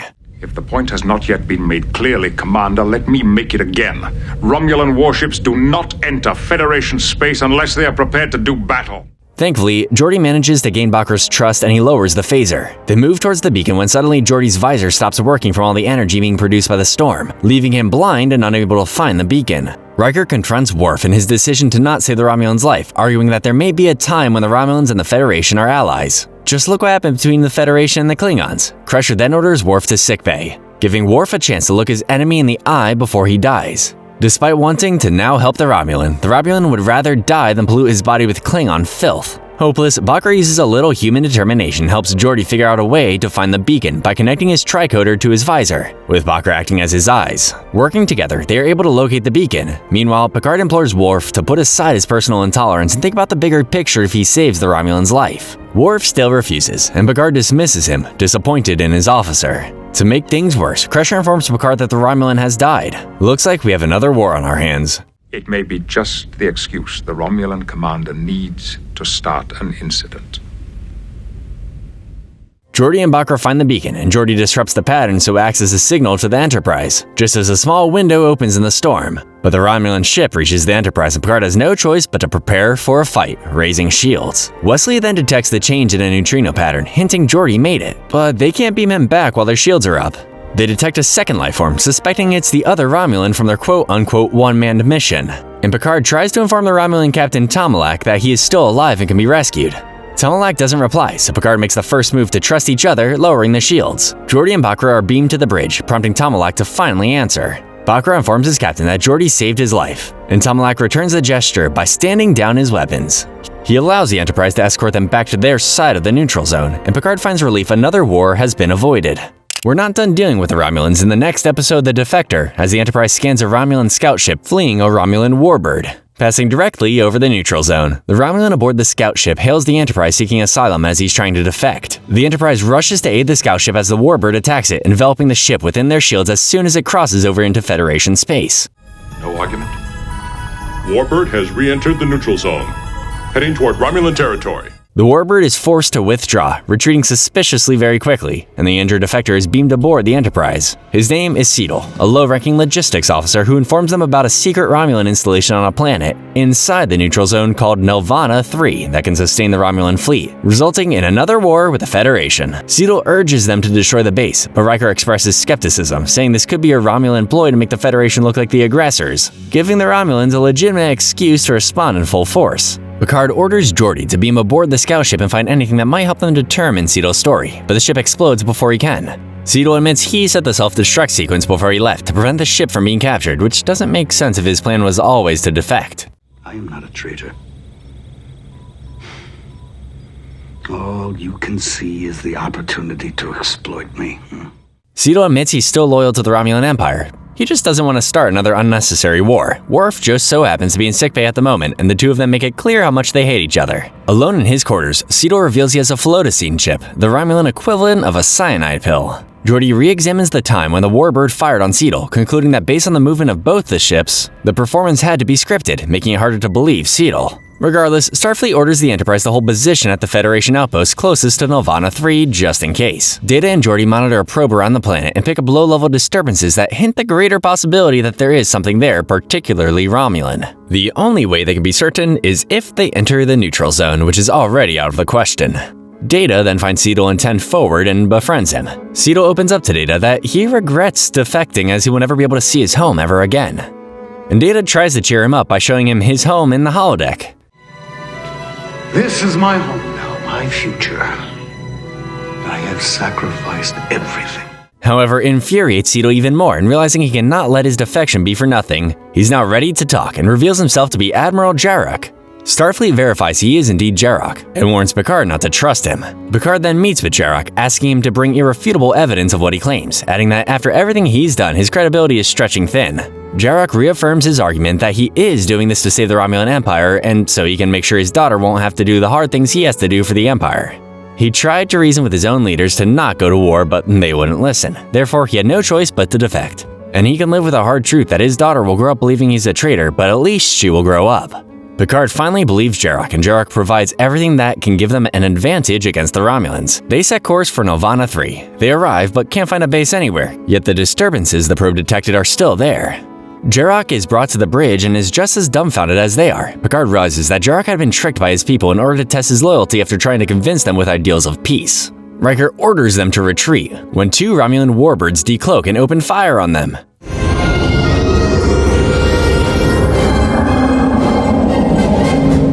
Romulan warships uncloaking. Their old friend Tomlik hails them, finding it amusing that their roles have reversed this time. He demands Picard surrender themselves and Jarok, but then Picard reveals his ace up his sleeve. 3 cloaked Klingon birds of prey. Realizing he can't win, Tomlik retreats back to Romulan space, looking forward to his next meeting with Picard. Despite the conflict resolved, Jarok feels tremendous shame for defecting and betraying his people, his daughter, for nothing. He takes the Flotacine chip and dies, but not before writing a letter to his wife and daughter, despite knowing it will probably never reach them. It's as if he knew he would not be the first Romulan defector, and that one day, the thought of war with the Federation would be irrelevant. In Deja Q, the Enterprise has come to the aid of the people of Brielle 4 and about to be annihilated by their moon that has randomly shifted out of orbit and descending on their planet. They try to fix an impossible problem when suddenly, you guessed it, Q appears, naked and now a mortal man. It's obvious Q is the one responsible for all this, but he reveals he's been banished from the Q continuum and stripped of his powers after causing too much chaos in the universe. He seeks asylum aboard the Enterprise, since Picard is the closest thing he has to a friend, not sure I'd call it that. We know you're behind this, Q. These aren't my colors! And what are you blathering about, Riker? Since Q wishes to be treated like a human, Picard indulges his request by throwing him in the brig. Picard keeps working on a way to save the planet when the Enterprise is suddenly probed by an unknown burst of Berthold rays. A concentrated burst of this enters Q's cell, disappearing above him as he sleeps. Picard confronts Q as to what just happened, but Q honestly has no idea.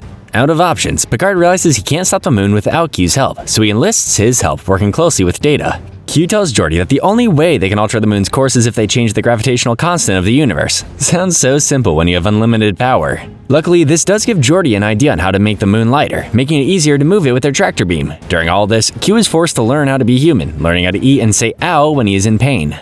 The choice of meal is determined by individual taste. What do you like?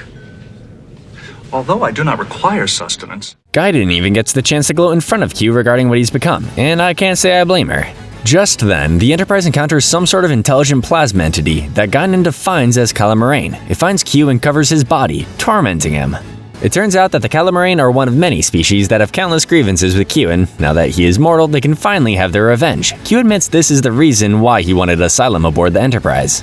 Picard has had enough and plans to discard him at the nearest starbase, but Data defends Q's progress to learn humility, arguing he's been a valuable asset to Geordi so far. I find it ironic yet wholesome that an android trying to learn how to be human is Q's best teacher and advocate on learning how to understand humans. Picard changes his mind and lets Q continue his work helping Geordi, despite Q's inability to accept following orders. Picard thinks I can't cut it on his starship. I can do anything his little trained minions can do. I do not perceive your skills to be in doubt, Q. Something goes wrong in another attempt to move the moon, prompting them to lower shields, allowing the Calamarain to attack both Q and Data when he tries to help him. Data was critically wounded in the attack, and Q shows little thanks for Data's sacrifice. Still, this close encounter with death finally makes Q realize just how meaningless his life now is, and can't understand why Data wanted to save him. For the first time in his existence, Q feels shame, realizing that if the roles had been reversed, he would have not saved Data in that moment, calling Data a better human than he ever could be. Q steals a shuttlecraft and tries to attempt suicide as he approaches the Calamarain waiting for him outside the ship's shields. Against his better judgment, Picard tries to beam Q back to safety, but something is preventing the Enterprise from interfering. Suddenly, another Q enters Q's shuttlecraft, revealed to be the one who kicked Q out in the first place, to teach him a lesson and has been monitoring his progress. Oh, I've been keeping track of you. I always thought you were in my corner. No. Actually, I was the one who got you kicked out. He gives Q his powers back and celebrates his return to power. He moves the moon back to its orbit and expresses his gratitude to everyone for helping him learn his lesson by giving them gifts, which none of them want. Surprisingly, he gives Data a very heartwarming gift as a thank you for everything he's done for him, a chance to experience laughter. In yesterday's Enterprise, the Enterprise encounters a rift in the space-time continuum, unable to make heads or tails of it. Suddenly, a vessel exits the rift, causing... And Tasha scans the ship, making a shocking discovery. It's the Enterprise-C.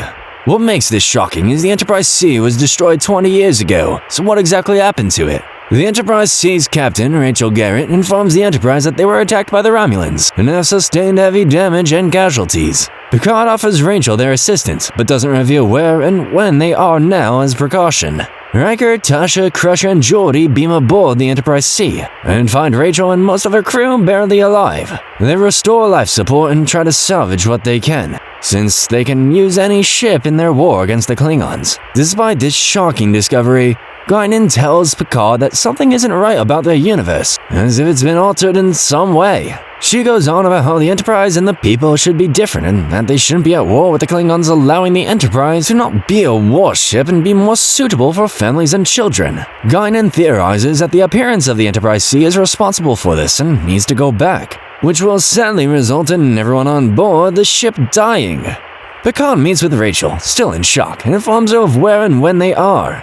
Rachel says they were responding to a distress signal from a Klingon outpost but were attacked by Romulans, escaping through the rift. Picard realizes that because the Klingon outpost wasn't saved, this resulted in 20 years of war with the Klingons, as their deaths would have been seen as honorable in defending a Klingon outpost. Picard confronts Guinan, needing more evidence than her intuition, as he can't sit well with the idea of ordering the Enterprise-C's crew to their deaths. Guinan argues their deaths are minimal compared to the 40 billion that have already died in a war that wasn't supposed to exist. She begs Picard to trust her, as she's never questioned his judgment once. Meanwhile, the only other surviving senior officer, Richard Castillo, grows closer to Tasha, and she begins to feel the same way too. Picard informs the senior officers of the plan to send them back to their deaths, and despite their objections, they have no choice, as Picard secretly informs them they may be losing the war in 6 months max. Picard then tells Rachel the plan, and she understands how vital their sacrifice is, and makes plans to sacrifice their lives. Thankfully, a lot of their crew feel the same way. A few of them wonder if they're alive in the Restore timeline, which makes Tasha question her own existence in the future, admitting she doesn't want Castillo to die. Suddenly, they are attacked by a Klingon bird of prey, resulting in Rachel's death. Castillo takes command of the Enterprise, still agreeing to take it back through the rift. Tasha expresses her regret that they didn't have more time together, and they kiss. Tasha then confronts Guinan and learns the sad truth that in the Restore timeline, she dies a meaningless death. She then requests a transfer to the Enterprise-C, offering to help them at Tactical and give them a few more minutes, even if it means dying with them. But at least this death will be an honorable one. Picard grants it, and she reports to Castillo, who's honored she could join them. 3 more Klingon ships arrive, so the Enterprise holds them off while the Enterprise-C makes its way back through the rift. Many die in the attack, but the Enterprise-C makes it back through the... But it turned out to be nothing, so the Enterprise resumes their present course. Guinan then contacts the bridge, asking if everything is alright up there. Picard is confused by her question, replying everything is fine and she couldn't agree more. Remember that exchange program Riker participated in where he served as first officer on a Klingon ship? Well, in Sins of the Father, it's the Klingons' turn to exchange one of their own to the Enterprise. They send Commander Kern, who apparently greatly requested the opportunity to serve on the Enterprise. He informs the crew he knows about Starfleet regulations and has agreed to abide by them while serving as Picard's first officer. Although, he can't help but enforce the strict obedience he is accustomed to on a Klingon ship. This is going to be fun. Sensors picking up asteroidal debris ahead, Commander. Can you identify the coordinates, Mr. Worf? Bearing 001?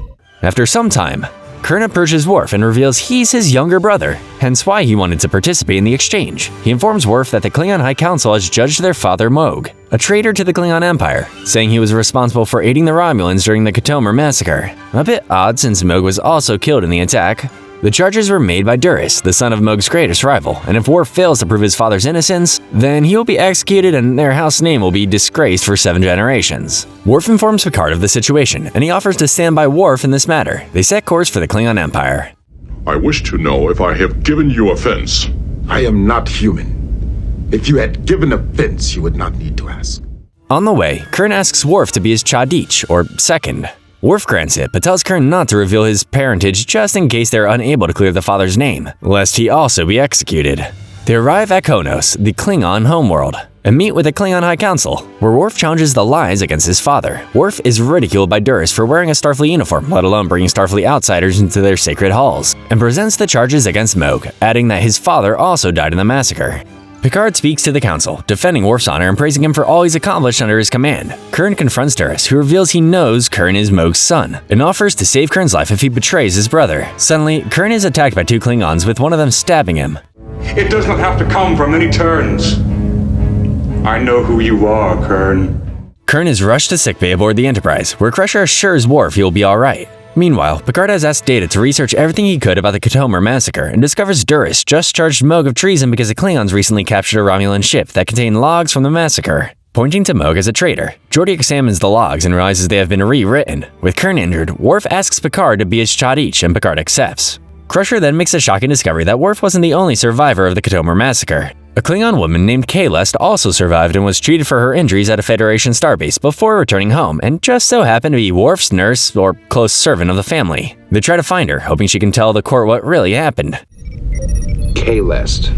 Who was she? I don't know, but the report said she was severely injured, was transferred to Starbase 24 for treatment. Picard finds her in the old quarter and begs her to clear House Moog, but she is too afraid. As Picard leaves, he is also attacked by 2 Klingons loyal to Duras and is about to be killed when Kahlest saves his life. Kahlest agrees to speak for House Moog. The court is about to rule Moog a traitor when Picard enters with Kahlest. The Klingon Chancellor, Kempek, is angered Picard brought her here, as Klingons have great respect for their older women, so here's what she has to say. In a private room, Kempek admits it was Jarrod, Duras' father, who is the traitor, and Moog made a scapegoat in order to protect the Empire because the Duras family is powerful, meaning the truth would shatter the Empire. See you again. You are still fat, Kempek. Picard condemns their actions as dishonorable, but in order to maintain peace, Worf accepts discommodation, which results in him abandoning his family name. He is stripped of all honor as a Klingon as every member of the court ceremoniously turns their back on Worf, including a saddened Kurn. Picard then takes Worf back to the Enterprise, the only home he has left. In Hollow Pursuits, we are introduced to another recurring character, engineer Reginald Barklay, or as Wesley likes to call him, Broccoli. Barklay struggles with a stutter and anxiety, only unlocking his confidence in holodeck simulations where he recreates exaggerated members of the crew and interacts with them the way he wishes he could. These fantasies always make him late for duty, infuriating Geordi, his commanding officer, and Wrecker threatens to transfer him if he doesn't shape up. I'm very, very sorry, sir. It's just that I had a very important communique which... Picard isn't so easy to give up on one of his crew members because he has an inferiority complex and encourages a reluctant Geordi to befriend him. Geordi then gets the brilliant idea to invite Barklay to sit with him during his next senior officers meeting, and a scared Barklay promises to be on time. Miraculously, Barklay shows up to the meeting on time and Geordi lets him share his solution to a problem they had the other day regarding an anti-gravity lift. Barklay stutters through his explanation before Wesley interrupts him, finishing what he was going to say. Barklay attends his weekly counseling sessions with Deanna, where he recounts what happened and that he wishes he could have told Wesley to mind his own damn business. Deanna comforts him, instructing him to not be so hard on himself, and then suddenly, they kiss, revealing this is another holodeck program. He changes the program to something more romantic and mystical, as well as altering Deanna to be something more of a fantasy. Of course. Of course. Let me help you relax. Meanwhile, Geordi and Data stumble upon a problem with one of the ship's 4,000 power systems, and assign Barklay to find out what's wrong. Barklay suspects the problem with the anti-gravity lift and this one are somehow connected. Geordi attempts to find Barklay, accidentally stumbling upon one of Barklay's exaggerated simulations of the crew. Geordi confronts Barklay on the unusualness of recreating people he already knows, but can understand how therapeutic this can be, encouraging him to talk with Deanna about this, not knowing about Barklay's fantasies with her. Barklay reluctantly attends a real session with her, but is overwhelmed with embarrassment that he leaves for the holodeck when the session gets too intimate. Lean back. Close your eyes. Why? I want to make you more comfortable. Riker has had enough of Barklay disappearing all the time, and he and Deanna discover the unique programs he's been running in the holodeck. Disgusted, Riker tries to end the program, but Deanna encourages the program to keep running as she also sees this as therapeutic for him. That is, until she sees Barklay's fantasy of her. They find Barklay and Geordi scolds him for shirking his responsibilities. Geordi uses his experience with Dr. Brahms as an example for knowing when to say goodbye to a holodeck romance, and orders him to stop retreating to a virtual world for comfort and learn to live in the real one. By now, the ship has been experiencing problems that keep multiplying every minute. Geordi needs Barklay's help to solve them. The warp drive begins accelerating out of control, and if they don't find a way to shut it down, the ship will destroy itself. Selenium and leucovexitrum are highly toxic. Yeah, we'd all be dead by now. That leaves saltscodium and invidium, neither of which has been used for decades. Barklay suggests the problem isn't systematic, but organic, meaning one of them might have accidentally transferred something from themselves unknowingly onto the ship that is causing all this. They figure out the substance causing all this and manage to safely remove it. The ship slows down, and Geordi tells Barklay he's glad he's out here in the real world with them. In the end, Barklay decides to erase all of his holodeck programs, except one. Spock's father, Sarek, returns to Star Trek in the episode Sarek, where the Enterprise is escorting him to a conference that will lay the foundations for trade relations between the Federation and the Lwaxana. Sarek is accompanied by his second wife, Perrin, also human like his first, and reveals he plans to retire from old age after these negotiations. Sarek's Chief of Staff Key Mandrasin and Sarek's personal assistant Saketh beam over first, where they inform Picard that Sarek is too old and will need lots of rest. Picard informs them that they've already prepared a concert to honor his arrival, which annoys Key, making Picard suspicious. We had planned a ship's concert this evening. I believe that the ambassador is extremely fond of Mozart. I'm afraid it would be impossible for him to attend. Sarek examines the conference room and shows sign of anger and frustration when he informs them the room doesn't meet the strict standards of the Lwaxana, not for Vulcan to express emotions. Sarek attends the concert with his wife and advisors, where Sarek unexpectedly cries, something Vulcans never do. He excuses himself, and it's later revealed that Sarek has been unable to meditate as well. Across the ship, crew members have been uncharacteristically violent towards another, resulting in an intense bar fight in the 10 forward. Crusher, who has been experiencing the same phenomena, deduces these actions started when Sarek beamed aboard the ship and that he is suffering from a rare disease that affects aged Vulcans called Bendy syndrome. The disease prevents them from suppressing their emotions, and Sarek may instead be unintentionally telepathically transferring his emotions onto other people at random. Picard fears Sarek may do the same to the Lwaxana, but no one else can take his place during this conference and there's no treatment for the disease. Saketh is revealed to be the only one who's able to help Sarek control his emotions without Sarek knowing. Have I given you cause to think otherwise? You have voiced certain reservations to me about his abilities. Key informs Picard that the negotiations cannot be delayed, and doesn't believe Sarek is ill. Picard confronts Perrin about this disease, but she is also ignorant to the idea Sarek is ill, hinting she already knew. Sarek overhears their conversation, and Picard has to confirm the rumors circulating regarding his health. He dismisses Saketh upon finding out what he's been doing and is hurt that his wife would do this behind his back. He speaks alone with Picard, trying to dismiss the rumors that he is the cause of all that's happened. But Picard proves his ignorance illogical when he recalls him crying during the concert. Sarek lashes out at Picard, desperately unable to control his emotions. Wanting Sarek to end his career with honor and dignity, Picard offers to mind meld with Sarek and absorb all of his emotions, which is more dangerous than it sounds. We would be linked telepathically, sharing our thoughts, becoming in essence one mind.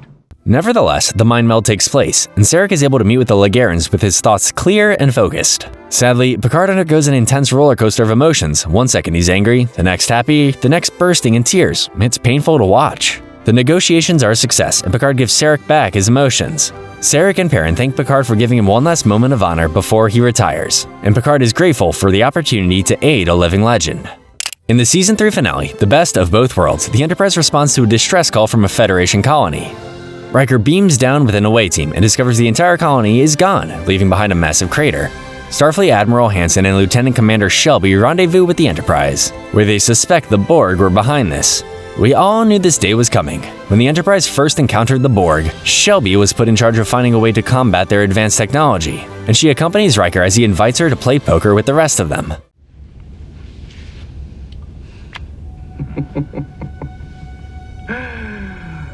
You got him. Hansen then informs Picard that Riker has been offered the captain's share on the Melbourne, and begs Picard to encourage Riker to take it, after already turning it down twice. In her assigned quarters, Shelby accidentally slips that she will be taking Riker's place, thinking he was already planning on leaving the Enterprise. Tensions eventually rise between the two of them, as she takes control of the investigation without him, despite not being the first officer yet. On the other hand, she was able to confirm the Borg were behind the colony's disappearance. With the threat confirmed, Hansen returns to a Federation Starfleet to discuss strategy with the rest of the fleet, while Shelby remains on board the Enterprise. Picard then approaches Riker, urging him to be captain of the Melbourne. With all this pressure, Riker wonders if maybe everyone is right, maybe he should take the position, and seeks Deanna for advice. In a way, Shelby reminds Riker of himself when he was first assigned to the Enterprise, and Deanna tells him that only he can make the decision for him. A little more seasoned. Seasoned? It's a horrible thing to say to a man.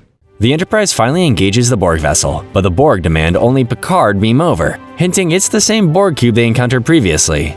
Picard refuses, prompting the Borg to lock onto them with a tractor beam and drain their shields. They fire at will on the cube, but are unable to damage it. The Borg fire back, breaching a hole in engineering, forcing Geordi to evacuate everyone before being sucked out into space. Shelby uses some quick thinking and manages to disrupt the tractor beam, giving the Enterprise a chance to lose them in a nearby nebula. Why does this tactic sound so familiar? The senior staff along with Shelby analyze the recent Borg encounter and determine a way to destroy the Borg cube using the Enterprise's deflector dish.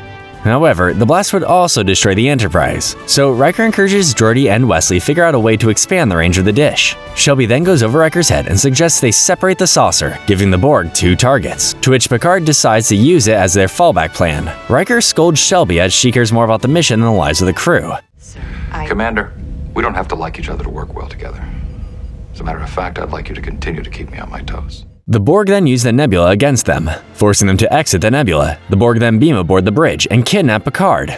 The cube leaves with the Enterprise right behind them, but they're moving too fast and O'Brien can't lock onto Picard. Aboard the Borg cube, the collective reveals they want Picard to be the human voice in their introduction into assimilating the Federation. Riker assumes command of the Enterprise and reluctantly orders Shelby to lead an away team onto the Borg cube and get Picard back. The Borg ignore them for now as they try to locate Picard, but they only find his comm badge and uniform. Geordi and Wesley are ready with the deflector dish, so Shelby and the others attempt to force the cube to drop out of warp. The Borg engage the away team when they see Picard already assimilated into a drone. Worf tries to rescue him, but a force field blocks his path. They are forced to beam back without him. And Riker prepares to fire their secret weapon when the Borg hail them. Picard, no longer Picard but Locutus of Borg, tells them resistance is futile. You may speak.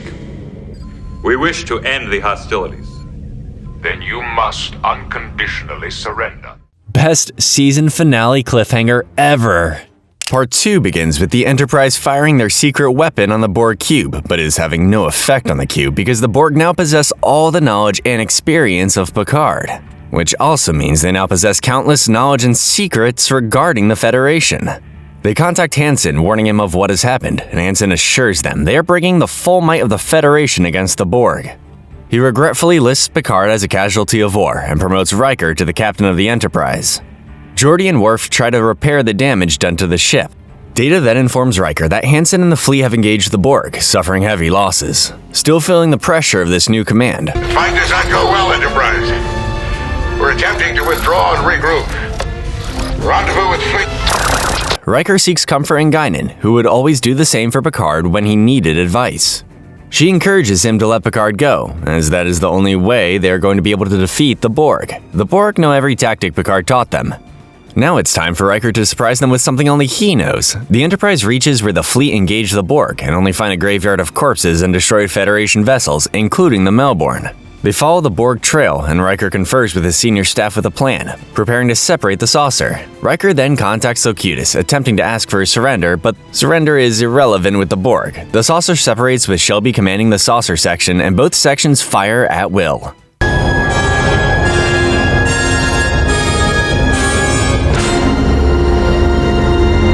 The saucer section is ignored, just as Picard would have planned, and Shelby fires a spread of antimatter, making it difficult for the Borg to establish visual. Meanwhile, Data and Worf stealthily pilot a shuttle right outside the Borg ship and beam on board the cube.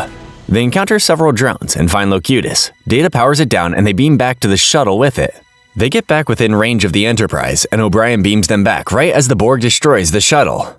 The Borg cube suddenly retreats, heading straight for Earth, so the Enterprise rejoins itself and chases after them. Crusher reawakens Locutus and assures them it wishes not to harm them. still acting as the voice for the Borg as they assimilate Earth. I am attempting to penetrate the Borg regenerative subcommand path.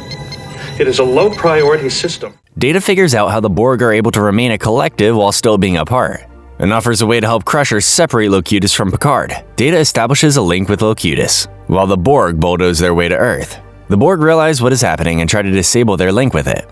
Data can't determine what is causing the increase in neural activity, and Deanna confirms it's Picard trying to fight back.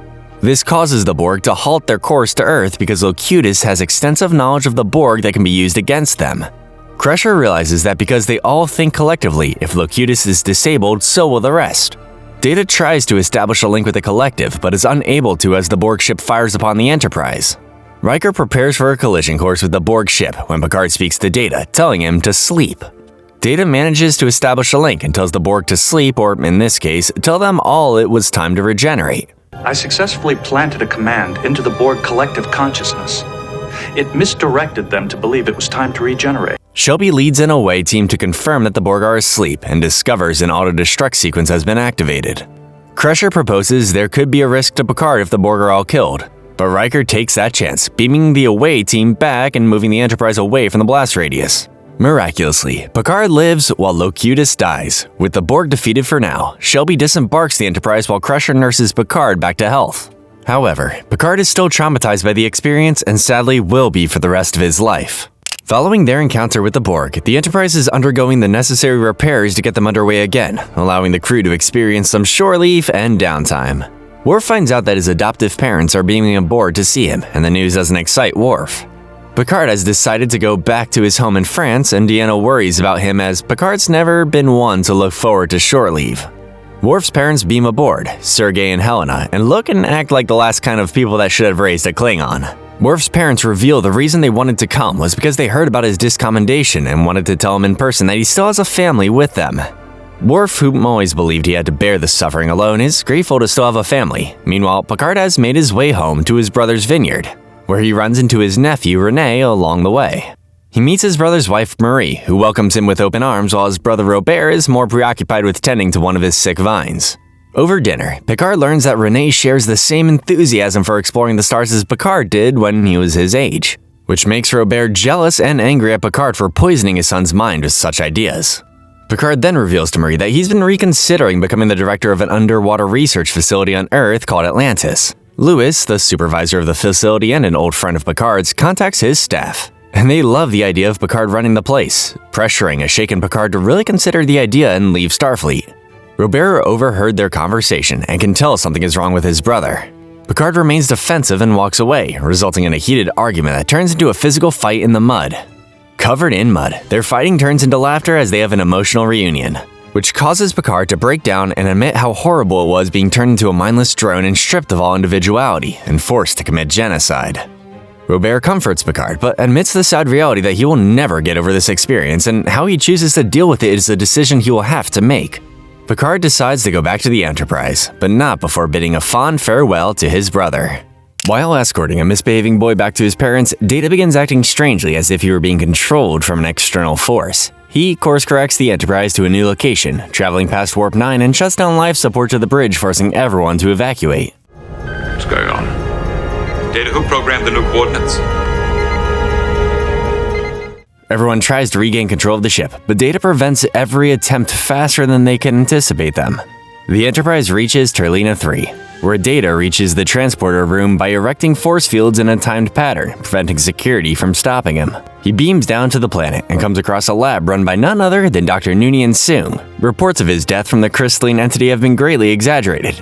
He disables Data's communicator and snaps him out of whatever made him come here. You're right on time. Meanwhile, Worf manages to regain control of the bridge, but primary systems are locked and can only be unlocked by a complex security code that only Data knows. Luckily, sensors are still operational and they scan the planet below, discovering one life form. Picard theorizes that life form is responsible for all this. Worf also detects another ship traveling towards them, but there are no life forms in it. Turns out there was someone on board that ship, and it's none other than Data's thought-to-be-dead brother, Lore. Lore came here the same way Data did, and Data encourages Soong to not reactivate him, yet does so anyways.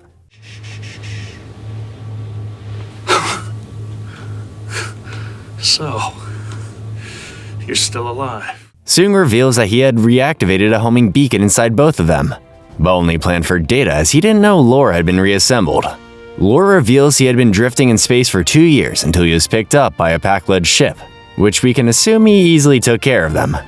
Fed up with all this, Lore tries to leave when Soong reveals to them both that he is dying. Soong reveals why he created each of them and that he regrets being a terrible father to them, wanting to make amends for everything they've been through. It was within your power to fix me. It wasn't as easy as that. The next. He tells Lore he plans to fix him rather than disassemble him, but argues it was more logical to construct Data instead.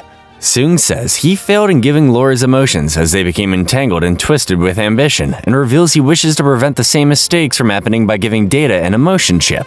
He leaves for a moment to rest. When he awakens, he inserts the perfected emotion chip inside Data, only to discover that he actually put it inside Lore. Enraged that his father never meant for him to come here, Lore severely injures Soong and transports back to his ship. I don't know exactly what it's doing, but it's doing something. I didn't know you were alive. If I had... Meanwhile, Geordi has managed to restore transporter power, and he, Riker, and Worf beam down to the planet. They find Soong's lab with Data inside and try to save Soong, but it's too late. Data says goodbye to his father as he dies in his arms, but not before comforting his father, saying that as long as he is alive, Soong is too. While investigating radiation readings in Reunion, the Enterprise is intercepted by a Klingon cruiser carrying Claire on board. She requests to beam aboard to discuss an urgent matter, and Picard sends a reluctant Worf to welcome her. Shockingly, Claire doesn't beam over alone. She is accompanied by her young son, Alexander, or should I say, Worf's son. Ready to transport 2 from the Klingon vessel. 2? Yes, sir. Energize. She drops Alexander off at the ship's daycare, and Worf doesn't know what to make of all this. Worf reminds her about his discommendation, but she doesn't care about traditions and just wants Worf to be the boy's father, even if Worf's dishonor would harm him. They then attend a senior staff meeting where she informs them that the Klingon Empire may be facing civil war, which could easily evolve into another war with the Federation depending who gets involved or who wins. Basically, 2 Klingon factions, House Duras and House Gowron, are trying to seize power, which has been avoided due to Kempek keeping the peace. However, Kempek is dying after being slowly poisoned over time, and meets privately with Picard where he wants him to become the arbiter of succession and find his assassin, believing one of the 2 houses is responsible. I want you to discover which one of them has killed me. Gowron. Picard objects because he's a Starfleet officer and isn't Klingon, but Kempek believes the only one that can resolve this conflict before it begins is an outsider. He also can't say no because he already told everyone he'd said yes, so Picard is forced to accept. Kempek, the longest-ruling Klingon Chancellor, dies shortly after. Meanwhile, Alexander is not used to being around other children and has a hard time interacting with them. Worf prevents him from starting a civil war with the other 5-year-olds and learns that Alexander hasn't been raised as Klingon and doesn't want to be a warrior. Worf confronts Claire about this, but she replies he will find his way. Just then, the 2 Klingon birds of prey drop out of warp carrying Duras and Gowron, where Picard mediates the conflict between the 2. They ceremoniously confirm Kempek's death in something called the First Rite, when a bomb detonates the hull, killing the 2 Klingons. We convene on board the Enterprise. Where is... No! Finish it here! Now! Claire then informs Picard of an ancient version of the rites called Jajuk, where instead of fighting to the death, they instead list all their great accomplishments, leaving the Council to determine who should be Chancellor based on that. Duras is furious at this decision, but Gowron is the wiser and confronts Claire, knowing Picard is delaying the rite. Claire challenges Gowron's instance in this matter, prompting Gowron to threaten her with words. Meanwhile, Data and Geordi find out what caused the explosion, hence why Picard delayed the rite, and discover that it was a close proximity device, one that could only be made by Romulans. Picard suspects either Duras or Gowron is trying to ally themselves with the Romulans, creating a Klingon-Romulan alliance against the Federation. Duras or Gowron? Gowron came to me alone. Wanted me to speed up the Jajuk. Offered me a seat on the council if I'd help him. He asks Worf to sit with them when he performs the Jajuk with Duras and Gowron, which creates lots of tension. Worf questions them on their investigation of the explosive, revealing both of them didn't do a thorough investigation, prompting Worf to reveal that one of them is working for the Romulans. Wanting to know why Worf was discommendated, Claire does some digging and discovers the truth about what Duras did. Duras finds out that she knows and kills her. With her dying breath, she makes Worf promise to take care of Alexander. Worf knows Duras is responsible as well as responsible for the explosion and confronts him wielding his Klingon batleth.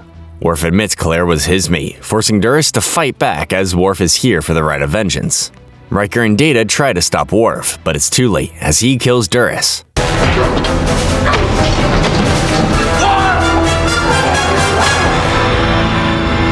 Picard reprimands Worf for what he did, but Worf claims he acted with the laws of Klingon tradition, and the Klingon Council sides with Worf. Though Duras' death means there is no longer any reason to hide the truth of the Khitomer massacre, Worf explains to Picard that the High Council will not admit their dishonor in punishing him, and vows he and his brother will convince them to speak the truth.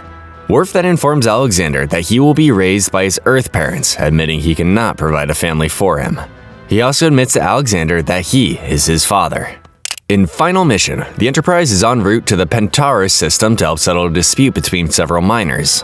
On the way, Picard has the honor of telling Wesley the good news. He's finally been accepted into Starfleet Academy, and Picard wants to make Wesley's final mission aboard the Enterprise a special one.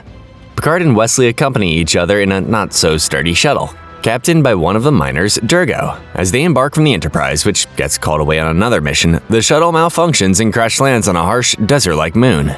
They salvage what they can, but Durgo never planned on crash landing and didn't pack in emergency food and water. So now, their chances of survival are slim. They try to make it to the mountains in the distance, hoping it will give them some protection from the harsh sun. But not before pointing an arrow in the direction they went in case someone comes looking for them. Along the way, it's revealed that Durgo had water with him all this time. The closer they get to the mountains, Wesley reads an energy reading that gets stronger with each step, possibly hinting at a life form in the mountains. Regardless of the risk, they make it to the mountains, giving them some rest from the heat. They can't find any sense of moisture in the cave, until Durgo accidentally drops his water. Durgo reveals it's not water, but his species' equivalent of alcohol. Picard warns him that will only increase his thirst, but Durgo doesn't care. They search deeper into the cave until they find a geyser of water bursting from the ground. Durgo runs forward to drink it, immediately running into some sort of force field. Durgo tries to destroy it with his phaser, which causes the energy reading Wesley recorded to spike exponentially. It causes a cave-in, and Picard saves Wesley's life as he is crushed by several falling rocks. Picard suffers a broken leg and arm, as well as a blow to the head. Durgo can tell he's bleeding internally, and they shouldn't waste their limited resources on a dead man, but Wesley is determined to keep Picard alive. Picard knows Durgo will become more hostile the thirstier he gets, and instructs Wesley to be prepared to handle him without him. Wesley continues to figure out how to lower the force field, but Durgo hastily comes up with a plan of his own by firing two phasers with higher and lower settings. Wesley argues it won't work, but Durgo already begins the firing. The energy burst instead attacks Durgo, encasing Durgo in an impenetrable shell, killing him. Night falls, making the temperature drop to freezing temperatures, and Wesley tries to comfort a dying Picard, recalling the time they had to share 6 hours in a shuttlecraft. He tells Picard how much he admires him, and that he's been like a father to him. Dehydrated and minutes from dying, Picard tells Wesley there was so much he wanted to tell him, envying Wesley as he begins this great adventure. He tells him about the groundskeeper he was friends with during his time at the Academy, Boothby, saying he was the wisest man he knew and urges Wesley to learn from him. Wesley then finally figures out how to disable the force field and the energy burst, giving he and Picard the water they need. The Enterprise finishes their mission and returns to rescue them following the markers they left behind, leading them to the caves. They're rescued, and Picard is treated for his injuries. Before being carried away, Picard says goodbye to Wesley, telling him how proud of him he is. Moving on to a bottle episode from the show Data's Day, in which Data records one of his days aboard the Enterprise for Maddox to review. Today, Transporter Chief O'Brien is getting married to Keiko Ishikawa, the head botanist on board the Enterprise, and Data has the honor of giving the bride away. Riker arrives with the day crew a few minutes early, giving Data more time to prepare for this special occasion. He visits Keiko's quarters so he can accompany her to the rehearsal, but she's decided to call off the wedding due to the enormous pressure. Not understanding how human emotions work, Data perceives calling off the wedding as something that will make her happy, and tells O'Brien the good news. O'Brien is outraged upon hearing Data's good news, leaving Data perplexed and confused. I'm supposed to be getting married, Data. I should be happy, but I'm not. I just feel this weight pressing down on me. Throughout his day, Data seeks helpful advice from his fellow crewmen and friends on how to handle Keiko's recent cold feet. And Crusher even teaches Data how to dance. We're also introduced to Data's orange cat, Spot, as part of his ongoing effort to understand human behavior and emotion.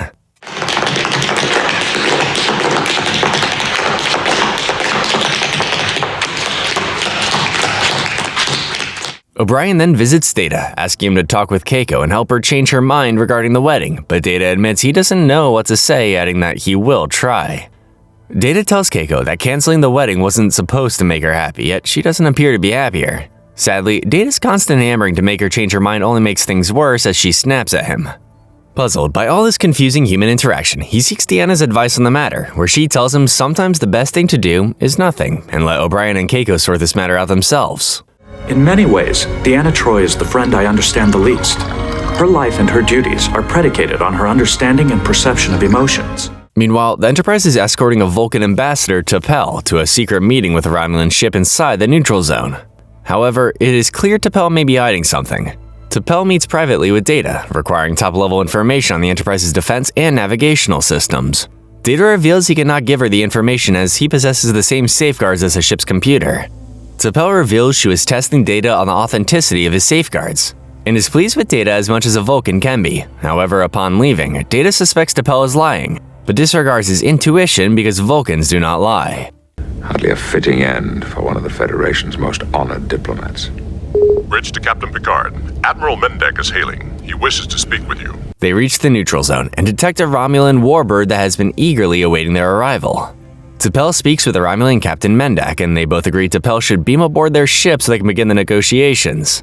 Picard offers to have a security team escort her, but she insists his caution is illogical. O'Brien beams her aboard, but something goes wrong during the transport and T'Pel is killed. However, the transporter and backup systems didn't malfunction, so there's no clear indication as to what caused the incident. Picard informs Mendek what happened, offering to take T'Pel's place in the negotiations, but Mendek sees this as another Federation trick, and decides to leave before another accident takes place. The Enterprise does the same, but Picard is convinced something is not right and orders Data to investigate. However, based on past experience, I project only a 17% chance Captain Picard will choose that alternative. Data uses his handy detective skills he learned from Sherlock Holmes and discover that T'Pel is actually a Romulan spy who, with Mendek's help, faked her death. Picard goes after Mendek's ship, but then several other Romulan ships appear, forcing the Enterprise to retreat. Data then apologizes to Keiko for offending her, but Keiko tells Data he doesn't have to apologize because she's decided to go ahead with the wedding. Data is still confused how Keiko changed her mind, but still gives her away at the wedding, and she and O'Brien are successfully married. Data dances with Keiko during the celebration, and despite not being able to understand human emotion, he's able to master taking the lead during their dance.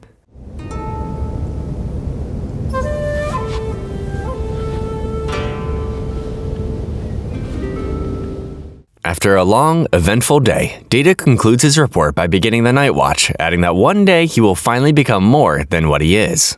In The Wounded, we are introduced to another antagonist race in the Star Trek universe, the Cardassians. It's been nearly a year since the Federation and Cardassian Empire signed a peace treaty that ended a long conflict between them, yet the Cardassians aren't as welcoming when it comes to protecting their border. The Enterprise is on a mapping survey near their border when they're suddenly attacked by a Cardassian vessel. Their captain, Gul Macet, claims that a Federation ship attacked one of the unarmed science stations, granting Picard 1 hour to contact Starfleet and find out what happened, since the alternative is that they keep firing on each other.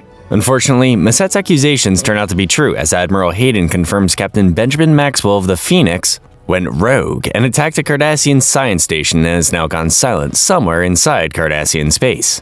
He orders Picard to go after him, since he's the closest Federation ship, and they've been guaranteed safe passage but will be monitored as a show of good faith. I don't have to tell you, the Federation is not prepared for a new sustained conflict. Hayden urges Picard to keep the peace, no matter what. Picard shares this information with his senior staff, but instructs everyone to treat the Cardassians like they are their guests, not prisoners. Adding that Worf posts guards around vital areas, limiting their access. Picard asks Data to find anyone that served under Maxwell, and it turns out O'Brien served as a tactical officer under Maxwell years ago.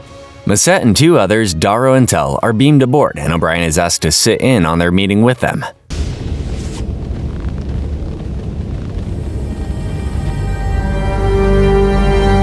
O'Brien reveals that Maxwell lost his family when the Cardassians raided the outpost they were stationed at, and Macet speculates his actions are that of revenge. Worf locates the Phoenix, ending the meeting, and Macet accompanies everyone to the bridge while Daro and Tel confront O'Brien in the turbolift, where O'Brien is defensive towards them, hinting that he has a strong hatred towards Cardassians. They set course for the Phoenix, however, because it will take a long time to intercept it, Macet suggests several Cardassian ships intercept the Phoenix for them, saving them the time. Picard advises against this, wanting diplomacy to prevail before this isolated incident evolves into something far more worse. However, their attempts to communicate with Maxwell the closer they get aren't successful. And as the Phoenix nears a Cardassian supply ship, Picard is put in a difficult situation, forcing him to give Masset the Phoenix prefix code, giving the Cardassians all they need to destroy the Phoenix. Despite this, the Phoenix is able to destroy an oncoming Cardassian warship and then the supply ship, killing over 600 Cardassians. Mr. Worf, has there been any response to our hails?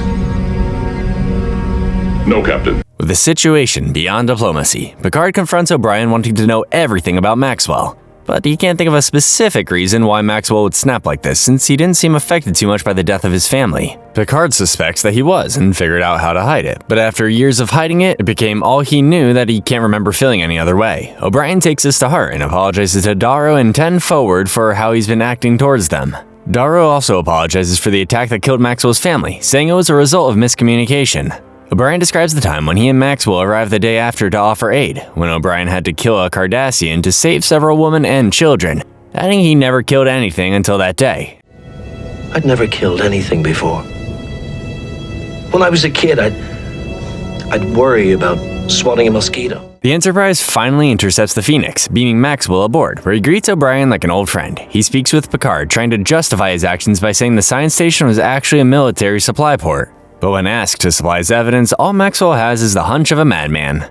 He wants Picard to help him prevent the Cardassians from regrouping before they attack the Federation again, but Picard takes him into custody, returning him to his ship as he escorts him to a starbase where he will answer for what he did, wanting to give him the dignity of one last command of his ship. As expected, Maxwell changes course once they are underway, going after another Cardassian vessel. They pursue after the Phoenix, and O'Brien offers to beam aboard and talk to Maxwell. The talk works, and Maxwell stands down, transferring command to his first officer. You were with me on Setlik. You saw what they did. Yes, sir. Picard and Masset reflect on all that's happened, prompting Picard to suspect that Maxwell may have been right about attacking the science station. Despite not denying it was not a science station, Masset wonders why Picard didn't believe Maxwell then, to which Picard replies to keep the peace. In the Nth Degree, we see the return of Barklay as he and Geordi investigate the shutdown of a deep space telescope called the Argus Array. They take a shuttlecraft to examine it closely and find an unknown alien probe hovering above it. Barklay, who has gotten slightly better at his inferiority complex, is suddenly hit by an energy pulse from the probe, disabling the shuttle and knocking him unconscious. They beam to sickbay, where Barklay makes a full recovery. And by full recovery, I mean he's suddenly a lot smarter and doesn't have a stutter anymore. That's not possible. We're talking about human cells here, not isolinear circuits. I think you better stick to engineering, Lieutenant. Back with the probe, it has begun a collision course with the Enterprise and maintains its course no matter where the Enterprise goes. They try destroying it, but to no success. In main engineering, Barklay takes control of the situation and calculates at rapid speed a way to escape the probe by firing photon torpedoes. It works, and the probe is destroyed, but Geordi is suspicious that something is very wrong with Barklay. He discovers that the Argus Array is controlled by several computers controlled by a single computer that has begun to reach critical. And when it does, the telescope will explode. Geordi has devised a way to repair the array, but it will take 2 to 3 weeks, prompting Barklay to interject with a solution to repair all the computers simultaneously. Data informs Barklay something like that would take like 7 weeks, but Barklay is certain he can get it done in 2 days, puzzling everyone. I could have it ready for you in 2 days. What? If you could assist me in the morning, Commander. Sure, Reg. Deanna senses something is wrong with him and confronts him about it, but Barklay dismisses her concern and instead asks her on a date. Later, Geordi finds Barklay missing a shift to instead discuss quantum physics with Albert Einstein. He confronts Barklay on how different he's become ever since their incident with the probe, but Barklay doesn't care as he's finally become the person he's always wanted to be. And we can't ignore that. As I've finally become the person I've always wanted to be. Do we have to ask why? He's then allowed to put his plan to save the array in effect, but the ship's computer is too slow to keep up with him. So he does what he does best, retreat to the holodeck, where he creates a device that allows him to solve the problem by directly interacting with the ship and array computer systems. In other words, Barklay is now the Enterprise, and if they try to shut the computer off, Barklay will die. He then creates a subspace portal and sends the Enterprise to the center of the galaxy. There, they meet a representative of a race called the Cytherians, who are far more advanced than humans, finding humor in their primitiveness. Barklay, looking more like himself now, explains that the Cytherians are just like them. Explorers, but are unable to leave their home, so they bring others to theirs. All they want in return is an exchange of knowledge, which the Enterprise has plenty of. Mission? Yes, sir. The Cytherians are exploring the galaxy just as we are. The only difference is that they never leave their home. Several days later, Barklay has returned to his usual self, remembering everything but can't understand how or why he was able to, but at least he gets to have his date with Deanna like she promised him. In Cupid, Picard is trying to write a speech for the archaeologists visiting the Enterprise when he is visited by Vash, someone he met the last time he took a vacation on Risa. She's here as one of the archaeologists visiting the Enterprise, and they kiss. Picking things up right where they left off, Vash gets to know more of the crew and learns that Picard never once mentioned her to anyone. This makes her upset, and Picard explains he didn't feel it necessary or protocol to reveal his personal life with his crew. Vash is hurt that their time together didn't mean much to Picard. He storms off to his ready room where he runs into another old friend, Q. Here we go again. Q is here because he feels he owes Picard for helping him get his powers back and brainstorms ways to repay Picard. But all Picard wants is for Q to leave him alone. Q eventually finds out about Picard's relationship with Vash and how it's falling apart and offers a way to relieve Picard of the pain of heartbreak by helping them get back together. Forget the reception for a moment. Why have you never mentioned me to your friends? What would you have me tell them? Picard is against the idea, but Q is persistent. The archaeological symposium takes place, and Picard takes the stand, giving his eloquent speech he's finally finished. Suddenly, medieval objects and costumes begin appearing on several crew members' bodies before Picard, along with everyone else, are transported back in time to medieval England, where Picard is now Robin Hood and his senior staff are his merry men. Sir Guy of Gisborne attacks them with his soldiers, and they are forced to retreat into Sherwood Forest. They're greeted by Q, or should I say, the Sheriff of Nottingham. He informs them that Maid Marian has been ordered to be executed, and if Picard doesn't rescue her, then she will die. Can you guess who is playing the role of Maid Marian? Picard realizes Q has created all this in an attempt to get Picard to profess his love to Vash. But Picard refuses to play Q's game, only agreeing to rescue Vash so an innocent person won't die. Inside the castle, Vash has no idea what is going on when she is approached by Guy of Gisborne. He gives her one last chance to marry her, prompting her to slap him in the face. However, when she finds out she'll be executed if she doesn't, she pretends to show affection for him. Her attempt works, as Guy has decided to cancel the execution. Sir Guy, wait a minute. Couldn't we talk this over? I admit, I haven't been myself lately. Foiling Q's plans for Picard to mount a daring rescue. Nevertheless, Picard climbs into her window and attempts to rescue her from all this, hastily explaining who Q is. However, she doesn't want his rescuing, prompting Picard to throw her out the window, but Guy of Gisborne walks in just as he's about to. Picard is about to defend her when Vash pulls his sword on him. I don't remember this being part of the story.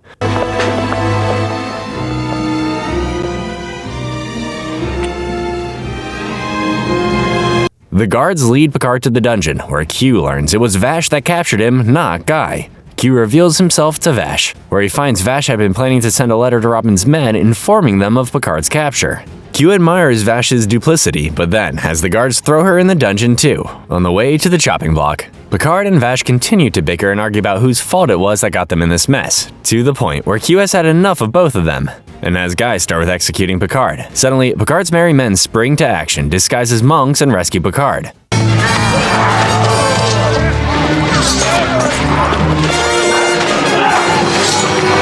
But the guards carry Vash high into the tower. Picard defeats Guy and races up the stairs to rescue Vash. He frees her, and they kiss, prompting Picard to demand Q finally end this.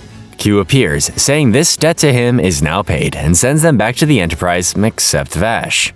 She then appears in his ready room, wearing an archaeologist's outfit, who reveals that she is going to be traveling the galaxy with Q as she gets to uncover archaeological sites no human will ever get to see.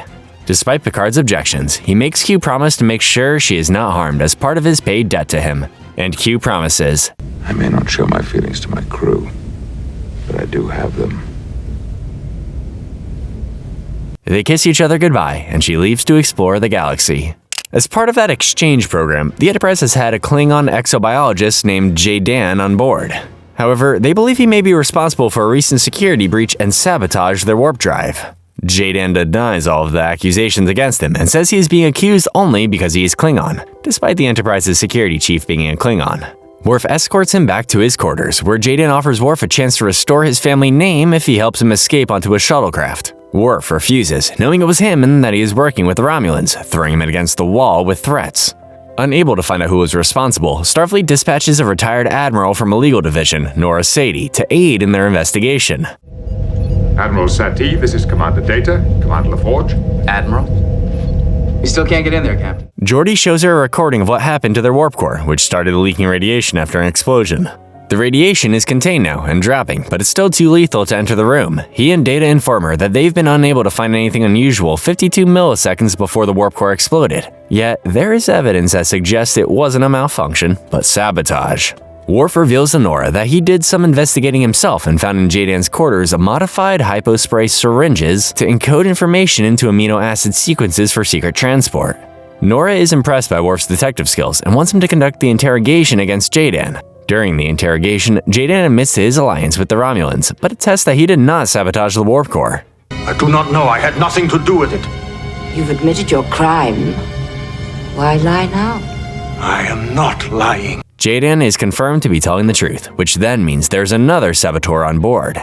Nora then interrogates people that were in close contact with Jadan before the explosion, where one of Crusher's assistants, Simon Tarsis, is revealed to have given Jadan his injections. Simon is questioned regarding how he administered Jadan's injections, and it's mentioned that his paternal grandfather was Vulcan. He answers everything without suspicion, but Nora's Betazoid counselor, Sabin, can tell he is lying and suspects he is working with Jadan. However, Data and Geordi have finally been able to get near the warp core and discover that the explosion was not a result of sabotage but simply bad engineering and containment fatigue. Basically, the explosion was an accident.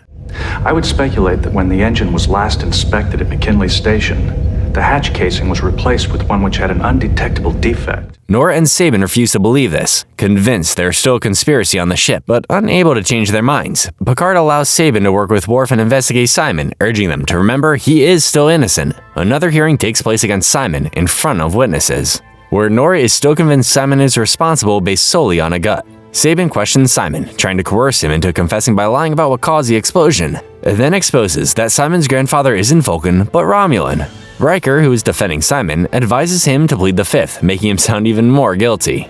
Picard urges Worf to call off this investigation that has gone too far, saying lying about his Romulan grandfather has nothing to do with Jadan's crime. Worf argues that if he was innocent, he had no reason to lie, adding that there is evidence they have enemies amongst them and should expose them. Picard tells Worf his legitimate suspicion can only lead to rampant paranoia quicker than he thinks. But we know there is a traitor here. Jadan has admitted his guilt. That's true, and he will stand for his crime. Picard then speaks privately with Simon, getting to know him more. Simon fears his career in Starfleet is over because he made a small lie on his Starfleet application about his family. The whole thing sounds ridiculous just saying it out loud. Picard meets with Nora off the record, trying to convince her one more time to end this immoral investigation. But Nora reveals that she's been in constant contact with Starfleet and has managed to turn this little investigation into a full-blown conspiracy that threatens galactic peace, adding that Starfleet's Chief of Security, Admiral Thomas Henry, will be attending. Nora then reveals that Picard is to be questioned in the next hearing, but instead he uses this opportunity to expose just how misleading things have gotten over something that doesn't exist, calling this trial nothing more than a drumhead. Yes, I have completely recovered.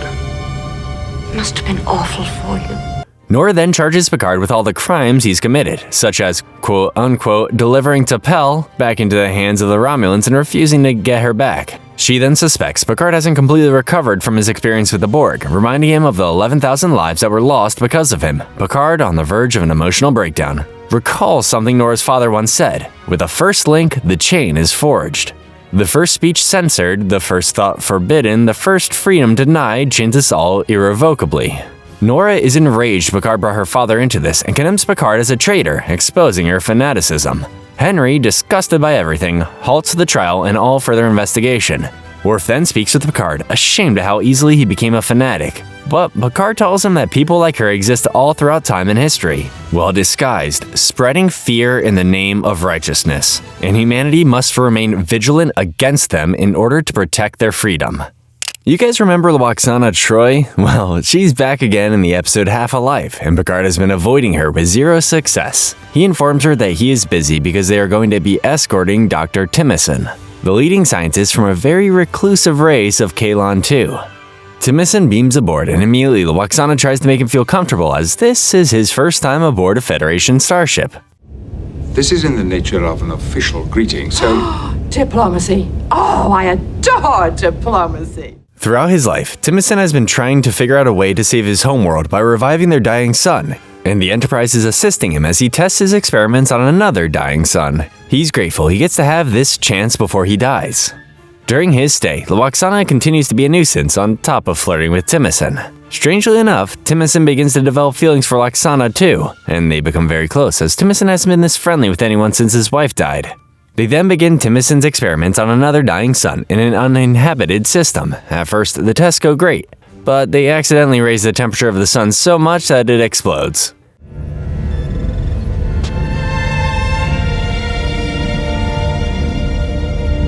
Captain Picard. Timothy is devastated by the results of his experiment, and Lwaxana tries to cheer him up. He is grateful for her presence, wishing they had met years ago, as he is on his way back to his homeworld to commit suicide. Let me explain. When the people on his planet turn 60, they voluntarily perform what is known as the resolution, where they euthanize themselves before their bodies and minds become too old to take care of. Lwaxana confronts Picard about this, but Picard can't do anything to stop it because it violates the Prime Directive. Regardless, Lwaxana can't stand by and let Timothy go through with this and tries to beam down to Kaylon 2 and rewrite their tradition. O'Brien prevents her from doing so, and Deanna has to calm her grieving mother down. She compares this experience to when she lost her husband, and feels more vulnerable and alone than she's ever been. Realizing there's nothing she can do, Lwaxana still visits Timothy in his quarters and comforts him. I will say it again, you are a kind woman. No, I'm a hateful woman. They end up kissing and share an intimate night together. When he wakes up, he can tell she's still angry about what he has to do. He explains that the resolution is not a time of mourning but a celebration of how that person lived. Yet, Lwaxana still calls it murder, arguing that it's the duty of the younger generation to care for the elderly after they did the same for them their entire lives. She uses an example from her history of how Betazoid women used to wear enormous wigs with giant holes that allowed them to contain live captive animals. One day, a woman stood up and fought back against this cruel tradition, and today, not a single Betazoid woman wears wigs. Lwaxana adds that if this is a beautiful tradition for his people, then what's the point in trying to save his planet? Timothy then reviews the results of their failed test and figures out what went wrong. However, he realizes that he no longer has the time to continue his experimentation and save his people. He comes to Picard, requesting asylum aboard the Enterprise, not wanting to die. Timothy's people find out about this and send 2 warships after the Enterprise, one of which has Timothy's daughter on board, Dara, who begs Timothy to end this and come home. She hates imagining the thought of Timothy not being buried next to her mother. Then, one day being buried next to them when it's her time, saying that he has turned his back on everything they've believed in. Dara leaves heartbroken, prompting Timothy to dismiss Lwaxana, wanting to be alone. Lwaxana confides with Deanna, wondering if she did the right thing in caring about someone else other than herself when Timothy enters. He tells her that he loves her, but he has to do this, as he admits he is not the man to forge a cultural revolution. They share one last goodbye, but before he leaves, she reveals she wishes to attend his resolution, as it is customary for loved ones to attend. Picard grants her permission to accompany Timothy, and they hold hands as they beam down to the planet. In the episode The Host, we're introduced to another Star Trek race, the Trills, and you'll find out what makes them so unique as we recap this episode. The episode begins with Crusher revealing she has fallen madly in love with Odin, the Trill ambassador they are escorting, to the point where they are inseparable. Their love affair is interrupted when they arrive at their destination and meet with Lika Tryon, the representative from Pelier Zell, who Odin's family have kept the peace for 7 generations. At the moment, there's a growing threat of genocidal war amongst Lika's people, and their best hope to prevent it is Odin. They prepare to beam down to the planet, but Odin then requests that he travel by shuttlecraft instead, wishing to remain intact. Riker escorts Odin down to the planet when they are attacked by one of the warring factions. Odin is injured in the attack and the shuttle is tractor beamed back to the ship. Crusher examines Odin, discovering there's a symbiont living inside his body, hence why he didn't want to be beamed down. Odin explains that he is that parasite and that his body is just the host, and if he dies, so does it.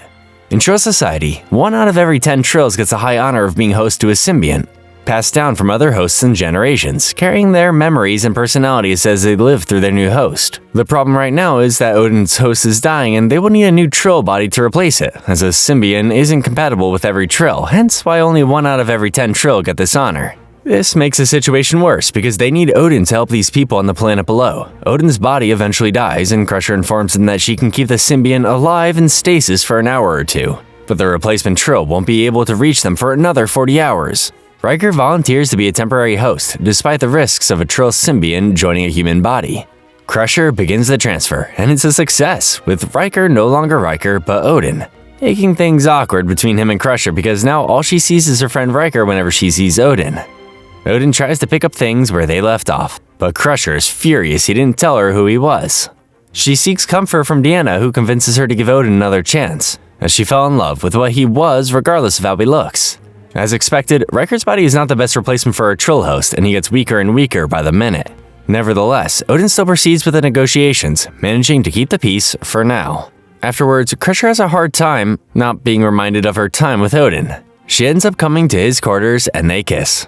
With the final effort of peace so close, Riker's body is deteriorating so much that she can't do anything to numb the pain. So Odin instructs them to remove him from Riker's body immediately after the negotiations are finished, even if the new host body isn't here in time. She makes Crusher promise, and she does.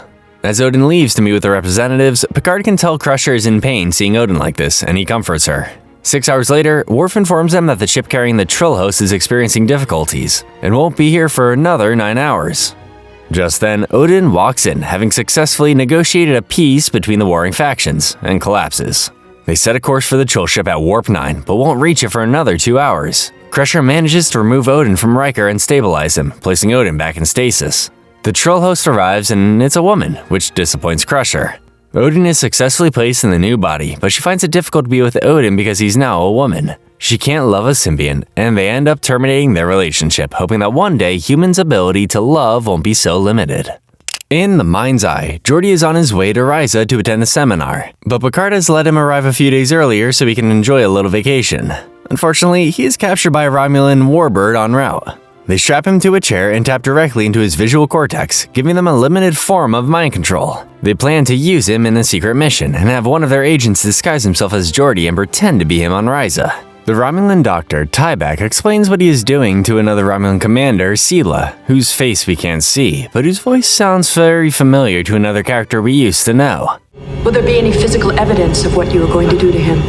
None, Commander. Meanwhile, the Enterprise is escorting an emissary from the Klingon High Council named Kel to help aid one of their colonies' fight for independence. There are rumors that the Federation is responsible for the rebellion, to which Picard assures him there isn't, despite the Klingons finding the rebels armed with Federation weapons. Geordi then returns to the Enterprise as if nothing happened to him, talking for hours about the wonderful time he had on Risa. After settling back in and seeing how things are in main engineering, he takes a break and tends forward and orders a drink. He sees O'Brien across the room and approaches him, pretending to accidentally spill his drink on him, almost as if his mind had been programmed to do something else. Geordi and Data then test one of the weapons the Klingons found and determine it's not a Federation weapon, but someone made it look pretty convincing. Geordi theorizes the Romulans are responsible for starting this rebellion, but there's no clear reason for why they would, other than it being a classic Romulan ploy. However, Geordi, as if being mind-controlled, transports Federation weapons to the rebels and erases all records of it from the computers. The Klingon government of the colony, Vogue, immediately finds out what happened, assuming the Enterprise is responsible and Picard is lying about aiding the rebels, and surrounds the Enterprise with Klingon birds of prey. They try to find out who is responsible for the transport, but Geordi can't figure out who it was. With Data's help, they find the transport originated in Cargo Bay 4, however, they can't find any evidence that suggests something was transported from there. Geordi informs Worf that theoretically only he, Data, O'Brien, and another crew member could have falsified the logs, but there isn't any evidence to suggest it was one of them. Kel suggests Picard bring Vogue on board to witness the transport logs firsthand, to which Picard agrees to do so. Later, it's revealed that Kel is working for the Romulans and knows Geordi has been brainwashed by them. He instructs Geordi to kill Vogue in front of many witnesses, and then states he acted on behalf of Starfleet in support of the rebels.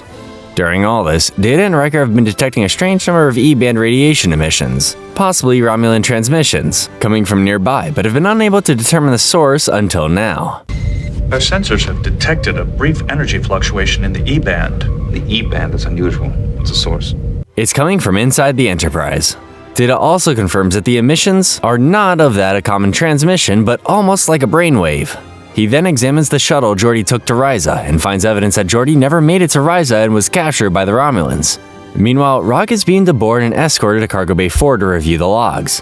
Geordi arrives with a hand phaser and moves to kill Vogue. Data contacts Worf to apprehend Geordi, but Vogue's bodyguards stop him instead. Luckily, Picard was near Geordi at the moment and stopped him from killing Vog at the last second.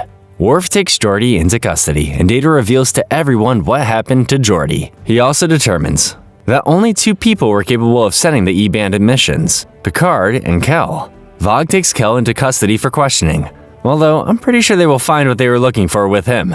Deanna helps Geordi remember what happened to him on his way to Risa, but it's hard to tell what is real and what isn't. She helps guide him back to the beginning, and he slowly works his way back from there. Moving on to In Theory, where we find Data and another engineer, Jenna Desora, working on several probes so they explore nearby nebula.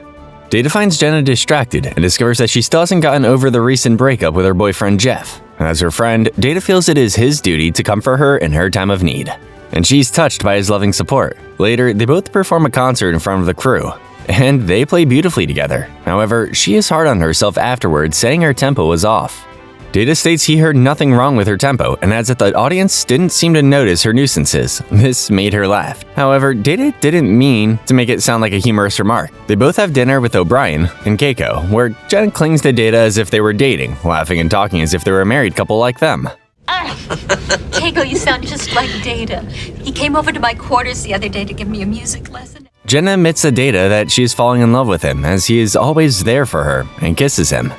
Confused by Jenna's recent behavior, he seeks the wisdom of Guinan to explain why she would kiss him. She asks what Data thinks of her, and Data praises her intellectual abilities, but struggles to define her personality traits.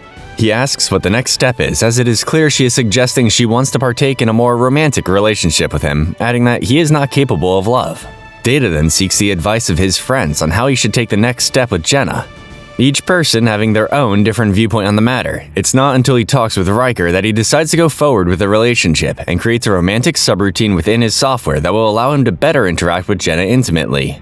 He shows up to Jenna's quarters with flowers, helps tidy up her quarters, and then tries to make the room more romantic. The problem is, everything he does isn't based on emotion, rather through downloaded software. Despite this, Jenna is touched Data did all this for her, and agrees to a romantic relationship with him.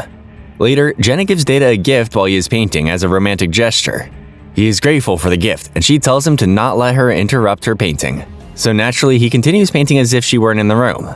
Jenna informs Data that typically when a girlfriend gives her boyfriend a gift, he's supposed to stop what he's doing and give her full undivided attention, despite her telling him to continue painting. She understands that he has much to learn and helps him better appreciate her. And despite his best efforts to please her, she loves that he is trying. Later, Data attempts a more emotional interaction with Jenna, lovingly catering to her every whim as if he were coming home from a long day at the office. Jenna is put off by Data's new charm, as it seems more like everything Data is doing is because it was next on the list. He still doesn't feel the want to be with her, he does it because it's necessary.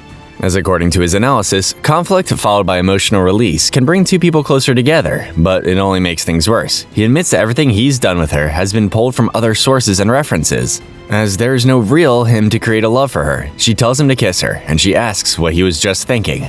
He tells her that while he was kissing her, he was reconfiguring the warp field parameters, analyzing the collective works of Charles Dickens, calculating the amount of pressure to apply to her lips, and several other things. She is saddened by this, finding solace that she was somewhere in the moment. Later, Data finishes preparing for a romantic dinner for the 2 of them, when Jenna reluctantly tells Data that she wishes to end things between them. She opens up about nothing she will do that will make him happy or sad or grateful for her presence. And Data agrees, but from a blank, logical perspective, he deletes his subroutine for her, not feeling any heartbreak for their breakup, leaving Spot to explain it as he comforts him. The Season 4 finale, Redemption, begins with the Enterprise on their way to witness the installation of Gowron as Chancellor of the Klingon Empire. Along the way, Picard comes to Worf, still as his Chadich, and urges him to use this opportunity to confront the Council and finally clear his family's name. Worf still thinks patience is the best course right now, but Picard ponders if the situation requires a more Klingon response. Just then, Riker informs them that a Klingon vessel has intercepted them so that they can escort them, despite there being no escort scheduled. It turns out to be Gowron's ship, the Bortes, who requests to speak with Picard in order to prevent a Klingon civil war. Gowron informs Picard that House Duras is raising an army against the Klingon High Council, led by Duras' sisters, Lursa and Bator. It's worth noting that women aren't allowed on the High Council. However, the rate at which their forces are growing suggests honor is no longer a Klingon virtue, especially considering Duras' history with allying themselves with the Romulans. Gowron beseeches Picard to make sure he becomes the new Chancellor, since Picard is still the arbiter of succession. But Picard promises to only abide by Klingon law before Gowron beams back to his ship. Worf reveals to Gowron that it was Duras' father that betrayed them, not his father. He asks him to restore his father's name, but Gowron says it is impossible. He does see Worf as an ally since he killed Duras. But if the Council agreed to cover this up, then it means many are allied with House Duras and possibly the Romulans, making Gowron's rise to power that much more dangerous for them. There is proof of this. There is. Why would you accept dishonor to protect Duras? His family was too powerful. It seems we have a real Game of Thrones situation on our hands. Worf then takes a leave of absence and meets with his brother Kurn, who now serves as a captain. Kurn reveals he doesn't stand with Gowron or Duras and asks Worf to help him overthrow them and the Council, restoring their family name and ushering a new era for the Klingon race. Worf refuses, sticking to tradition as Gowron has already completed the rite of succession, arguing they cannot regain honor by acting dishonorably. However, he plans to only offer Gowron his support when his enemies have his back against the wall. Then, they will help in exchange for the restoration of their family name. Kurn doesn't like this, but he agrees to back Gowron along with those loyal to him. In the Klingon Council chamber, Picard declares Gowron as the new Chancellor, when the Duras sisters interrupt the ceremony, along with Duras' son Toril, who challenges Gowron for the right. There is no proof Duras had a son, yet the challenge stands. In the meantime, Lursa and Bator prove they are working with the Romulans by secretly conferring with two Romulan commanders, one of whom is Sela, whose face is still obscured in the shadows. Picard sees Worf attempt to take the Enterprise's files on the Kiddomer massacre as evidence against House Duras, and confronts him about using his Starfleet position to affect the political change in the Klingon Empire. Basically, Worf is violating the Prime Directive. Worf argues he has no other option, and points out Picard's hands are similarly tied as he cannot abide by Klingon law as arbiter and Starfleet law as a captain at the same time. Sir, those Federation records will help me prove my father was falsely accused of treason. Picard then grants Worf access to the files, but adds this is as far as he goes. The Duras sisters then meet with Picard, offering him Earl Grey tea, his favorite, hoping to convince Picard to allow Toril to be Chancellor. Picard realizes no one wins if he chooses Gowron or Toril, prompting them to point out that if Toril ascends to the throne, and Picard doesn't support him, then there will be no alliance with the Federation. Picard commends them, adding that they negotiate like a Romulan and will make his decision tomorrow. Picard reattempts the ceremony and confirms that Toril is Duras' legitimate son. However, he abides by Klingon law and declares that Toril lacks the experience to lead, and proclaims Gowron as Chancellor. Unfortunately, a majority of the Council sides with House Duras, abandoning Gowron. Worf then offers Gowron the forces Kurn was able to ally with him, in exchange for the restoration of his family name. Gowron instead asks Worf to ask the Federation to help him, but Worf can't ask Picard anything else because he's a Starfleet officer. Gowron questions whether Worf really is Klingon because he acts too much like a human, arguing he's forgotten the call of a warrior. Suddenly, two Duras ships attack Gowron's, beginning the Civil War. Picard reluctantly takes the Enterprise away from the conflict, not wanting to bring the Federation into this fight, stranding Worf on Gowron's ship. Worf takes over at Tactical and manages to destroy one of the ships. Luckily, Kurn comes to the rescue, pledging his loyalty to Gowron. Lursa and Bator have moved more quickly than I anticipated. We shall not underestimate them again. The Enterprise returns so Picard can carry out his final duties as Arbiter, officially declaring Gowron as Chancellor. Gowron keeps his word and restores the honor of House Moog. Gowron then asks for the support of the Federation in his attempts at maintaining power against House Duras and his enemies, but Picard refuses to drag the Federation into an internal Klingon affair. Worf argues this matter already affects the Federation, as House Duras already allies with the Romulans, but Picard still refuses. Worf then resigns as a Starfleet officer, joining Kurn as his tactical officer. Picard tries to change Worf's mind, but they both come to the conclusion that this is the right course of action. So Picard has the entire crew offer a Starfleet farewell to their beloved crew member, a member of their family that will be missed dearly. Back on the planet, Duras' sisters meet once again with the Romulan commanders, and we finally see Sela emerge from the shadows, bearing a striking resemblance to Tasha Yar. Part 2 begins with Kurn's ship, the Hagta, being attacked by two Klingon birds of prey, with Worf fighting for his life on Tactical. They narrowly escape with their shields failing by doing an insane maneuver using the nearby sun. Back aboard the Enterprise, Picard convinces Starfleet to give him a fleet of ships to create a blockade between the Klingon and Romulan borders, in order to prevent an alliance between them. Due to the lack of senior officers per ships, he assigns Riker to command the Excalibur with Geordi serving as his first officer aboard, prompting Data to question why Picard didn't assign him to command a ship given his qualifications. Picard admits he had some fears regarding an android commanding a starship, and then gives him command of the Sutherland. Upon arriving on the Sutherland, Data meets his new first officer, Christopher Hobson, who immediately requests a transfer, as he doesn't believe an android can make a good ship's captain, just like a Klingon wouldn't make a good ship's counselor. Data understands his position and denies his request. They reach the border with all their ships and set up a tachyon force field that will detect any cloaked Romulan ship attempting to cross the border. Sila's ship detects the field and orders her first officer to find a way to penetrate it undetected. In the meantime, she'll have to play diplomat to Picard. She hails Picard, surprising everyone with her appearance, revealing that Tasha was her mother. She reminds him that deploying a fleet along their border is an act of aggression and gives him 20 hours to leave or else there will be war against the Federation. Picard and his remaining senior staff can't figure out how Sila could be Tasha's daughter until Guinan reveals the incident that happened during the episode Yesterday's Enterprise. Guinan reveals that there were survivors aboard the Enterprise-C that were taken prisoner by the Romulans, and Tasha was one of them. During all this, unrest had been growing under Gowron's leadership, to the point that his own people are fighting amongst themselves and challenging his authority. Worf tries to reason with them, but no one listens because challenging the new Chancellor is Klingon tradition. Kurn confronts Worf about this, saying if he doesn't think Gowron is fit to be Chancellor, then he should challenge him, but Worf refuses to. Kurn becomes fed up with his brother and his men attack him.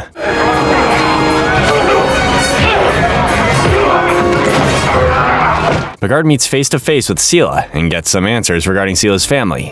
When Tasha was taken prisoner, the Romulan general that captured them wanted to execute them all, but he fell in love with Tasha, agreeing to spare the prisoners if she became his consort. Tasha agreed, and a year later, she was born.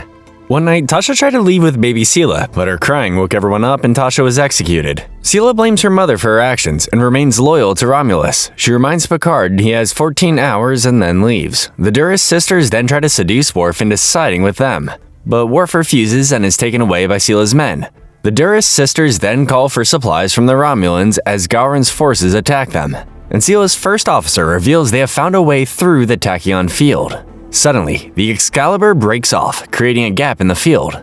Sila speculates this is a trap and doesn't engage, and instead disrupts the field where it is the weakest. Picard then orders the fleet to regroup where the Sutherland is. Data then goes against Picard's orders after figuring out a way to trace the source of the disruption, scaring his xenophobic first officer as he shows a disregard for the people on board the ship. They fire torpedoes in an area that might suggest the source of the disruption, exposing 3 cloaked Romulan ships trying to cross. Sila retreats back to their space, telling Lursa and Bator that they are on their own. The Duras sisters are forced to end the Civil War, but not before trying to kill Worf. Worf evades his death, but the sisters escape without Toril, letting Worf capture him. The Federation fleet withdraws and Gowron resumes his reign in peace. Data submits himself for disciplinary actions for disobeying Picard's orders despite the positive outcome. But Picard commends Data as his actions were necessary given the circumstances, as he also managed to keep everyone on his ship alive. Taurus is convicted of treason and lets Worf be the one to kill him since it was Duras' family that ruined this. However, Worf spares his life, realizing he can't be the Klingon he should be. He then turns to Picard, requesting to return to duty, and Picard grants it. I knew Worf would come back to the Enterprise. In Darmok, the Enterprise makes contact with a Temerian ship near their planet El Adrel, in the hopes of finally making contact with them, as despite the universal translator translating their words perfectly, their language is still incomprehensible. Picard is optimistic that today is the day. Okay, maybe not. The Temerian captain Dathan and Picard try to communicate their intentions of peace, but neither of them can understand what the other is saying. Dathan then converses with his officers on what to do, repeating something called Darmok over and over again, before holding 2 daggers up as if ceremoniously. Suddenly, he and Picard are beamed down to the planet below, with the Temerian ship making it impossible for the Enterprise to locate them. Darmok and Jalad at Tanagra. Darthan keeps holding up the daggers, repeating the phrase, Darmok and Jalad al-Tanagra. Picard interprets this as Dathan wanting them to fight to the death and refuses to fight him. Dathan then disappointedly utters Shaka when the walls fell and walks away. Night falls and Picard is unable to light a fire unlike Dathan, prompting Dathan to once again utter Shaka when the walls fell. Picard tries to communicate like Dathan, thinking they have a thing for speaking in proper nouns and titles, but he's still unsuccessful. Dathan sees Picard freezing and shares some of his fire with him, saying Temba, his arms wide. Picard finally understands Temba to be a person and the act of arms wide to be that of receiving. He takes the fire and says thank you. The next morning, Picard awakens to find Dathan running away from some sort of hostile predator that lives on the planet. This time, Picard takes the dagger from Dathan when he Temba his arms wide to him. The Predator then starts appearing all around them, disappearing with some sort of camouflage. The whole time, Dathan keeps giving Picard instruction through the Temerian language until Picard finally understands Temerians communicate through allegory and references. The Predator then attacks them, brutally wounding Dathan as the Enterprise attempts to beam up Picard. O'Brien loses the signal and the Predator leaves. Picard finds Dathan severely wounded. Shaka, when the walls fell, am I right? Night falls again, and Picard tries to help Dathan whilst trying to understand his language more, drawing pictures in the dirt to help illustrate the metaphors. He learns more about Darmok and Jalad, and learning that they met on the island of Tanagra, where they were forced to work together to kill a beast, becoming friends in the process. Picard realizes this is what Dathan was trying to do with the both of them, hoping to forge a friendship between the two people. Picard then tells Dathan the Epic of Gilgamesh in a way he would understand, fascinating Dathan with this epic tale that is very similar to Darmok and Jalad's epic tale. Nevertheless, Dathan succumbs to his injuries as Picard finishes the tale. Darmok and Jalad, the beast of Tanagra. They arrive separately. Picard pays respects to Dathan's dead body and prepares to face the beast on his own. Back on the Enterprise, Geordi's figured out a way to disable the Temerian scattering field by firing upon the Temerian ship. They beam Picard aboard, and the Temerian ship fires upon the Enterprise, damaging the engines. They continue firing until Picard orders them to stop and hail the Temerian ship, now commanded by Dathan's first officer. He expresses his anger for what has happened, and Picard speaks to him in the Temerian language, explaining what happened and the unfortunate death of their captain. He stands down and allows Picard to beam over Dathan's logs. The first officer then says, "Picard and Dathan on El Ladrel," comparing this moment to Darmok and Jalad at Tanagra, and restores power to the Enterprise before leaving with sails unfurled. In Ensign Row, the Enterprise receives a distress signal from Solarian 4 Federation colony along the Cardassian border. Upon investigating, they also receive a message from Bajoran's ship, claiming full responsibility for the destruction. While the main credits roll, let me explain the devastating significance of this. This will be very important in later Star Trek shows, so please pay attention. Over 50 years ago, the Cardassian Union invaded the peaceful and spiritual world of Bajor. Under their tyrannical rule, Bajorans were forced into slave labor camps, strip mining, and experienced widespread suffering and genocide.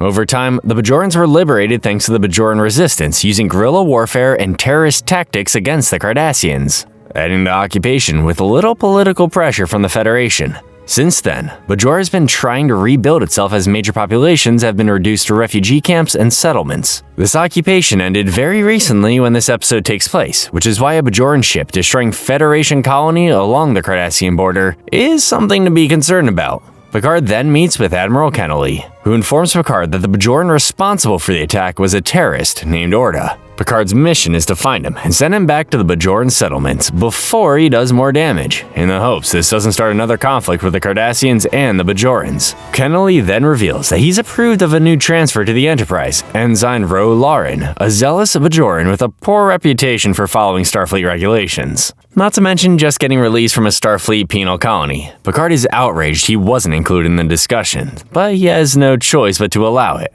She beams aboard, and Riker instructs her to abide by Starfleet regulations, forcing her to remove her earrings, which symbolize her faith in the prophets. Per Ro's suggestion, they arrive at a Bajoran settlement and meet with Keeve Falor in the hopes of finding Orda. However, Keeve refuses to tell them where he is, disgusted by the Federation using the Prime Directive as their excuse for not coming to Bajoran aid during the occupation. He claims Picard doesn't care or could possibly understand what they've been through, prompting Picard to try and understand, offering Federation aid now. Keeve is grateful and gives Orda's location. En route, Ro is approached by Guinan. Despite wanting to be alone, Ro Lauren puts up a wall trying to dismiss Guinan's friendliness. But Guinan effortlessly breaks down her wall she's put up her whole life. They reach Orda's location, but discover that Ro beamed down 6 hours before them. They beam down to the same location she did and find themselves surrounded by Orda's people. Orda reveals himself, showing what the Cardassians did to his face and vocal cords. He explains that abducting them was necessary in order to explain that they were not responsible for the attack on their colony. They are released, and Picard confines Ro to her quarters for leaving the ship without authorization. Guinan finds out and visits Ro. And once again, Ro doesn't feel like talking. Guinan relates to what she is going through, losing her home and not being able to trust anyone, where she reveals she'd still feel lost had she not been able to trust one man, Picard. Ro apologizes to Picard for what she did and reveals that she was actually sent to the Enterprise by Kennelly for a secret mission, to offer Orda Federation weapons to help aid them in another fight against the Cardassians. Picard can't believe what he is hearing, but he can confirm what she said with a recent subspace log to him. Picard calls this a violation of the Prime Directive, but thankfully, Ro didn't offer Orda the incentive she was supposed to give him after finding out he wasn't responsible. Picard decides the best course of action is to complete their mission and bring Orda back to the camps and then not interfere.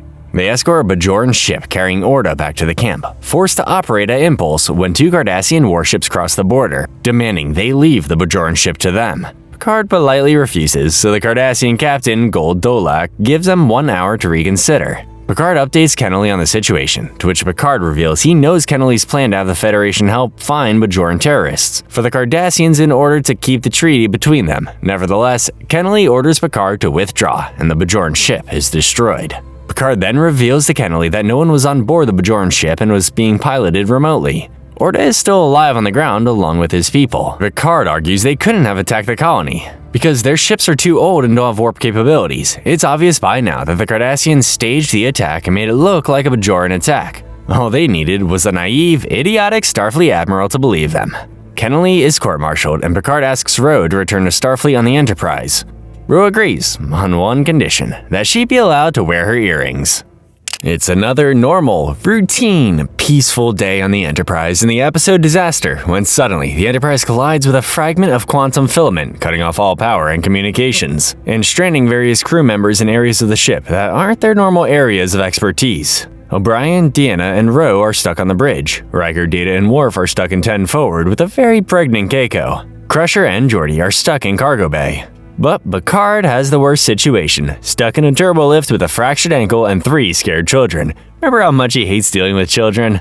O'Brien and Ro, along with another helmsman, try to regain control of the bridge, but Deanna, the ship's counselor, turns out to be the highest-ranking officer on the bridge and their best hope for survival. Deanna clearly doesn't know the first thing about commanding a starship, but she doesn't have a choice. In 10 forward, Riker leaves Worf to care for anyone that can get to 10 forward, using it as a command center, while he and Data try to make it to engineering using the Jeffries tubes.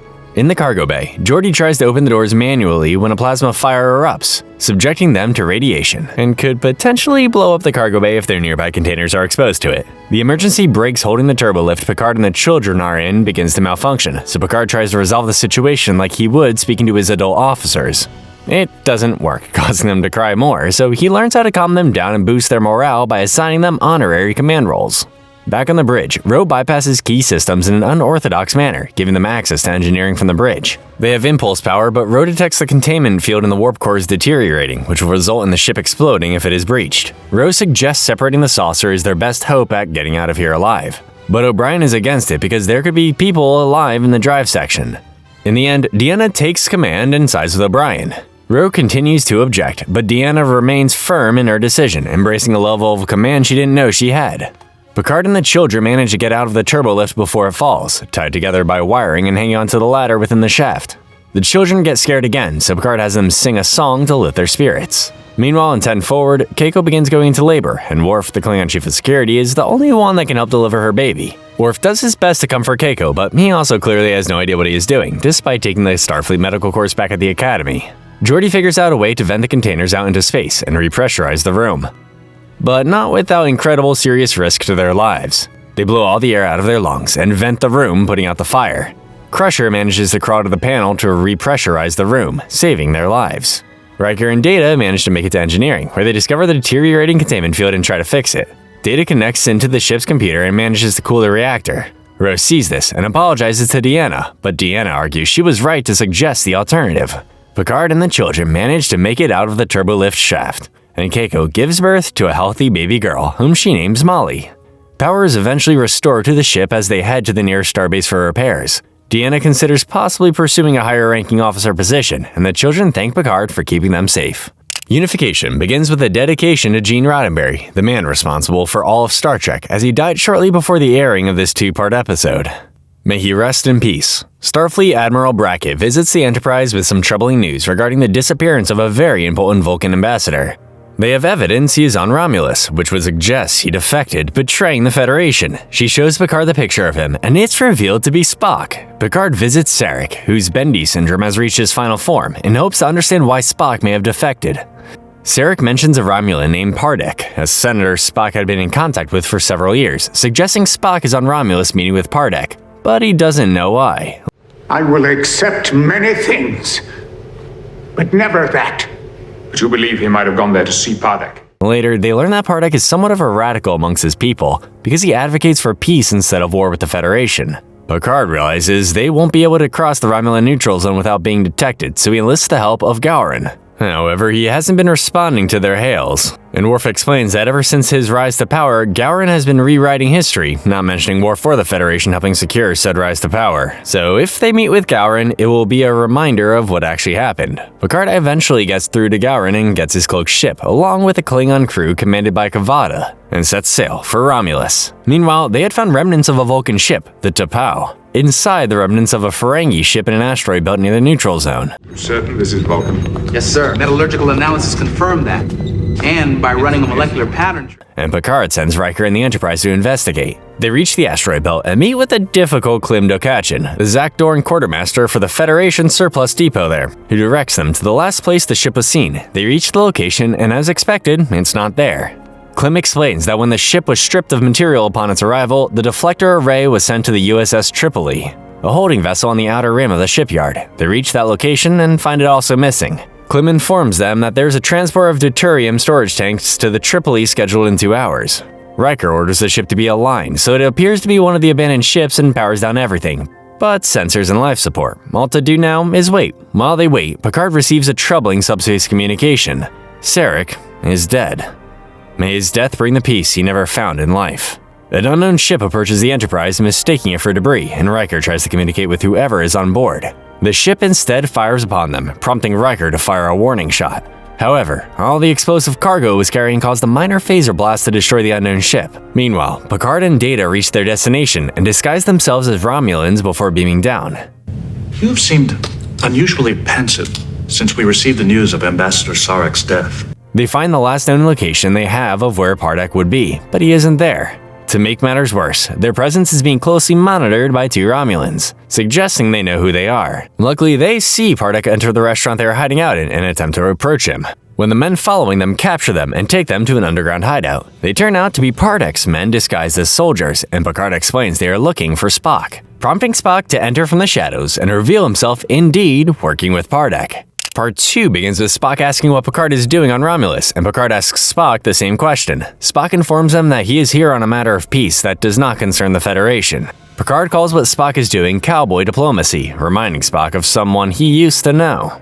He then has the unfortunate task of informing Spock of his father's death, and Spock takes the news as well as the next Vulcan would. Spock is grateful for all Picard has done for his father, and explains that he is here with Pardek trying to establish a reunification between the Vulcans and Romulans after so many centuries.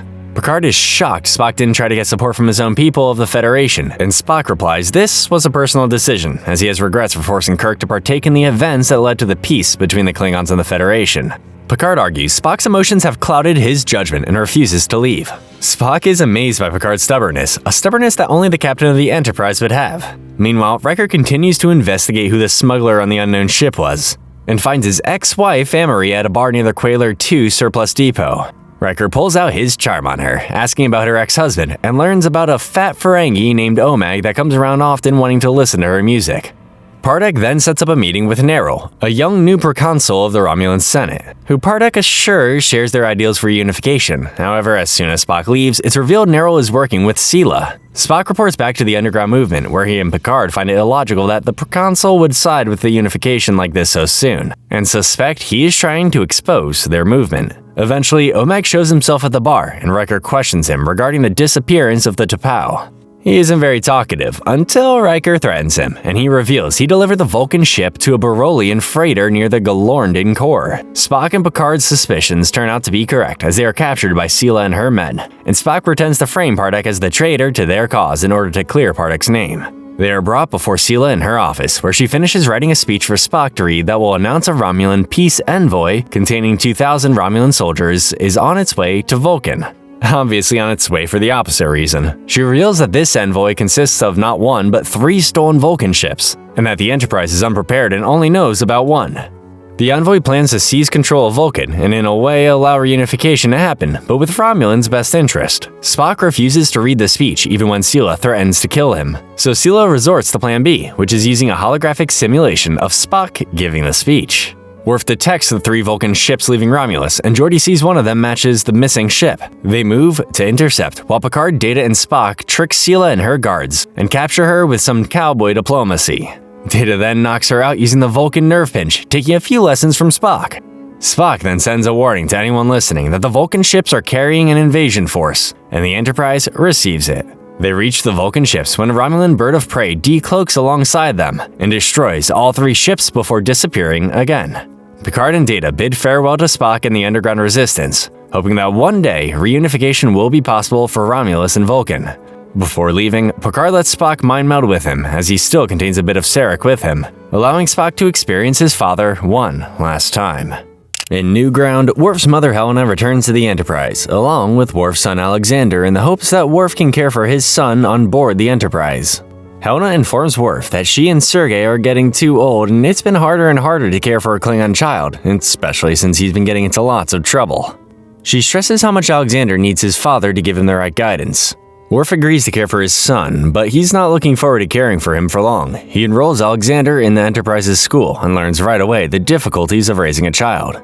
One day, his new teacher, Miss Kyle, holds a father-son field trip for the class, allowing Worf to reluctantly meet with other students' parents and bond with his son.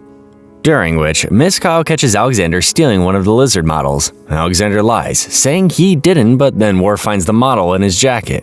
Worf tells Alexander he has brought shame to their family by lying, telling Alexander the tale of Kahless and Morith, and how they fought for 12 days and nights because Morith broke his word and brought shame to his family. Alexander promises to not do it again and Worf forgives him. Several days later, Miss Kyle informs Worf that, despite doing well academically, Alexander has remained defiant with the other children and continues to not tell the truth. Well, we're very excited to have you with us. I know the other boys and girls will be happy to have a new classmate.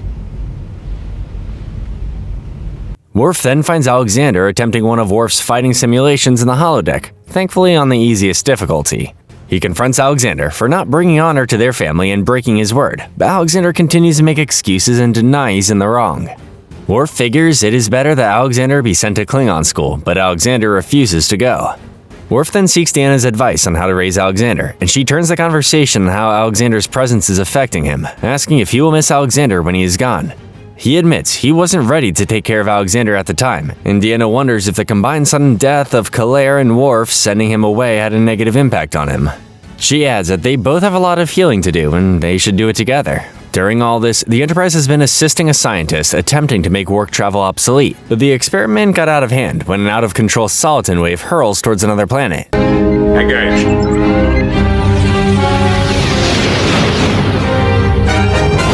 The Enterprise attempts to dissipate it, but it creates a burst of energy that starts a fire on one of the decks Alexander is trapped in. Unable to transport him out, Worf musters all his strength to rescue his son, and gets him out of there before the wave is destroyed. Crusher treats Alexander, and he's going to be alright. Alexander apologizes for what happened, and Worf decides to keep him on the Enterprise, saying his mother would be pleased. Cause and effect begins with one of the Enterprise's nacelles exploding, causing a critical failure and the destruction of the Enterprise, killing everyone.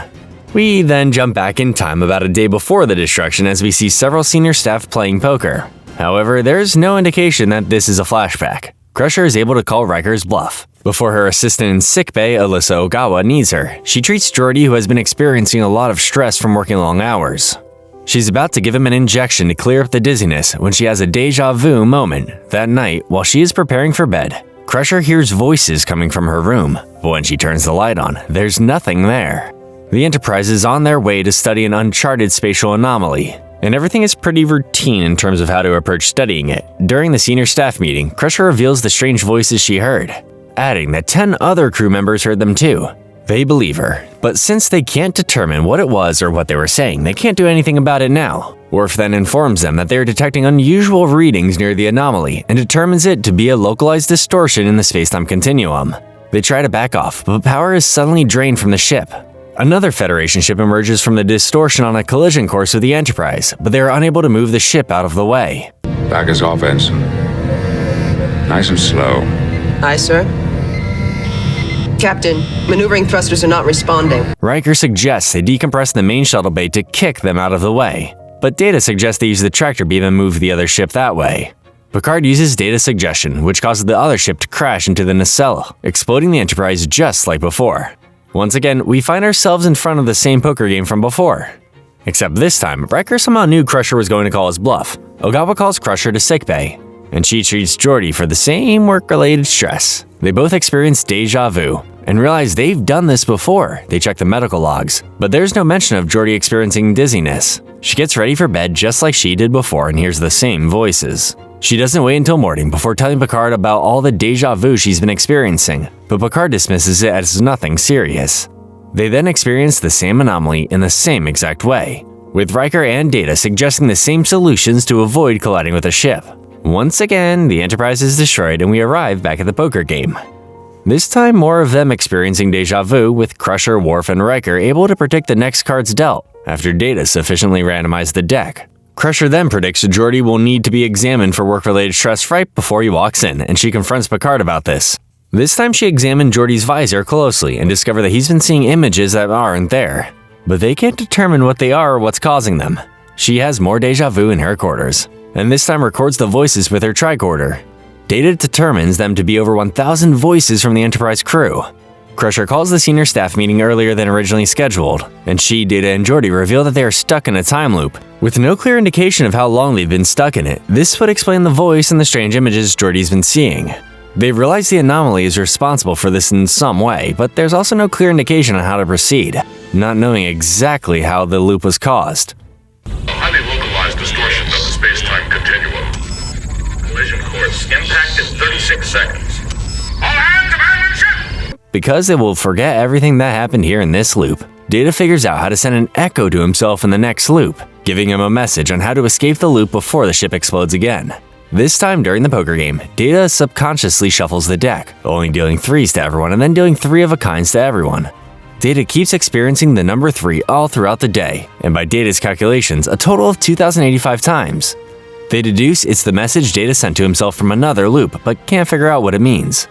They encounter the same anomaly again, and Riker and Data give their solutions to the problem. Except before Data uses the tractor beam, he notices Riker's 3 Starfleet pins on his collar, realizing 3 meant for him to use Riker's solution and not his this time. He decompresses the main shuttle bay and manages to move the Enterprise out of the way this time, freeing them from the loop. They determined they've been in the loop for 17 days, but upon hailing the other Federation vessel, they discover that their ship has been in the loop for 80 years. The poor captain is in for a shock. In the first duty, the Enterprise is on its way back to Earth, where Picard will give the commencement speech during this year's Starfleet graduation. The Nova Squadron flight team is expected to perform a demonstration near Saturn that will be broadcast to the graduation, and it just so happens Wesley is a part of the team. On the way, Superintendent Brain informs Picard that there's been an accident during one of the flight team's training exercises, resulting in the death of one of them named Joshua Albert. Wesley sustains some injuries, but he is alright, and Crusher and Picard pay him a visit to see how he's doing.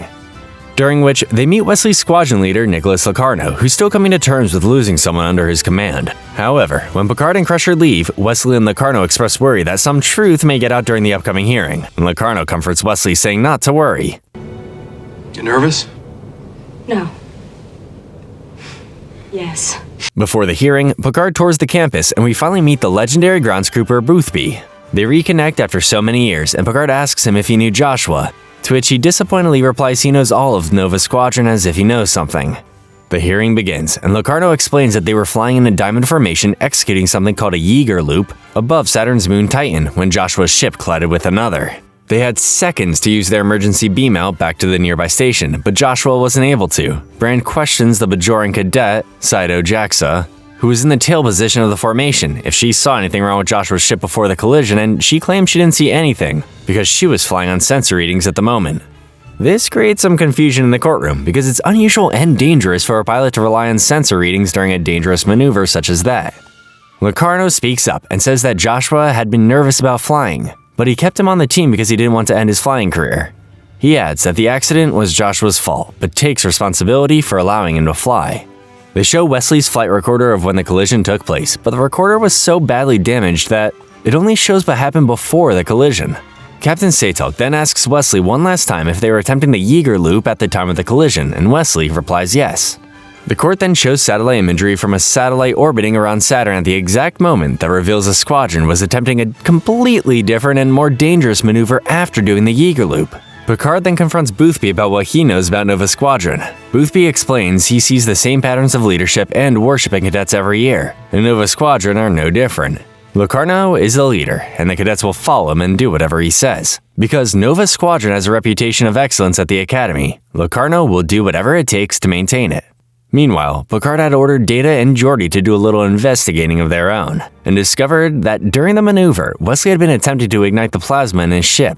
Picard realizes they were attempting Colvard Starburst, a maneuver that's been banned for over a century because the last time cadets tried it, it got all 5 of them killed. Picard suspects Locarno wanted to end his Academy career in a literal blaze of glory, and convinced each of them to attempt the maneuver because they are loyal to him.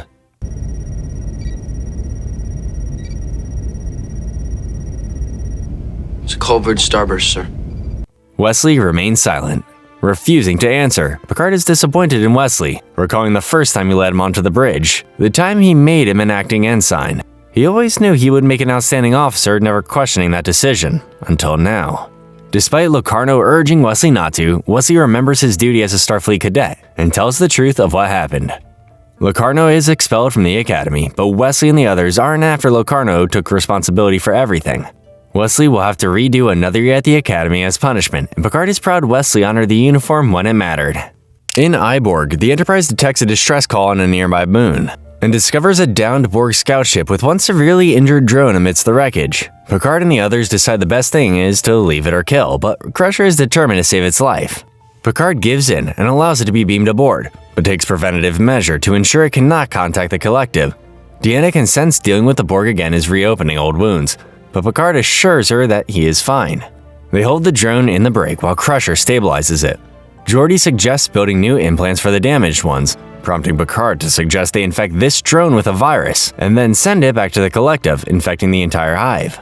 Crusher voices her objection, as despite how dangerous the Borg are, it will be like wiping out an entire race. The drone reawakens and acts like a scared child as he's cut off from the Collective, unable to act independently. Crusher suggests the drone is hungry. Picard has Geordi arrange a way to feed the drone energy. As he sets up a recharging station, the drone speaks to Geordi, saying, "We are Borg."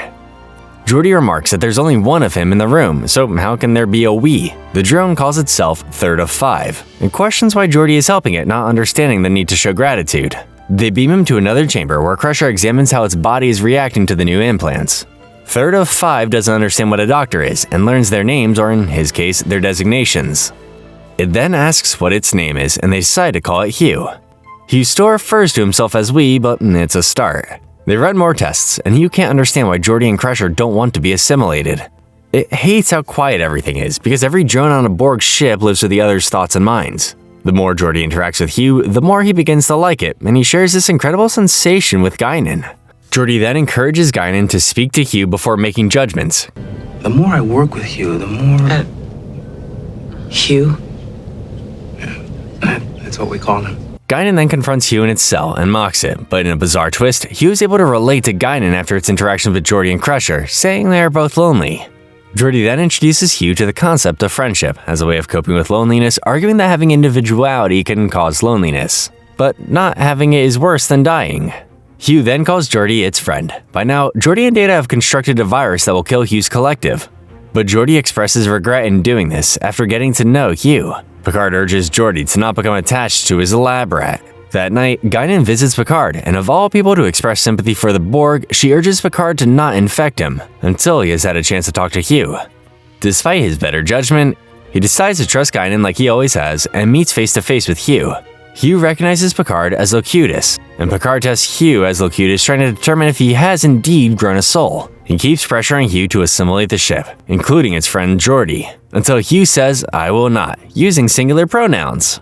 Picard can't go through with their virus plan, otherwise they'll become no better than the Borg, and realize that if they allow Hugh to go back to the Collective and rejoin the hive mind, the Borg and his Collective will assimilate the knowledge he acquired, including his individuality. which may in turn be more potent than a virus. They give Hugh a choice on whether to stay with them, and despite wanting to stay to be with Geordi, he realizes it's safer if he goes back.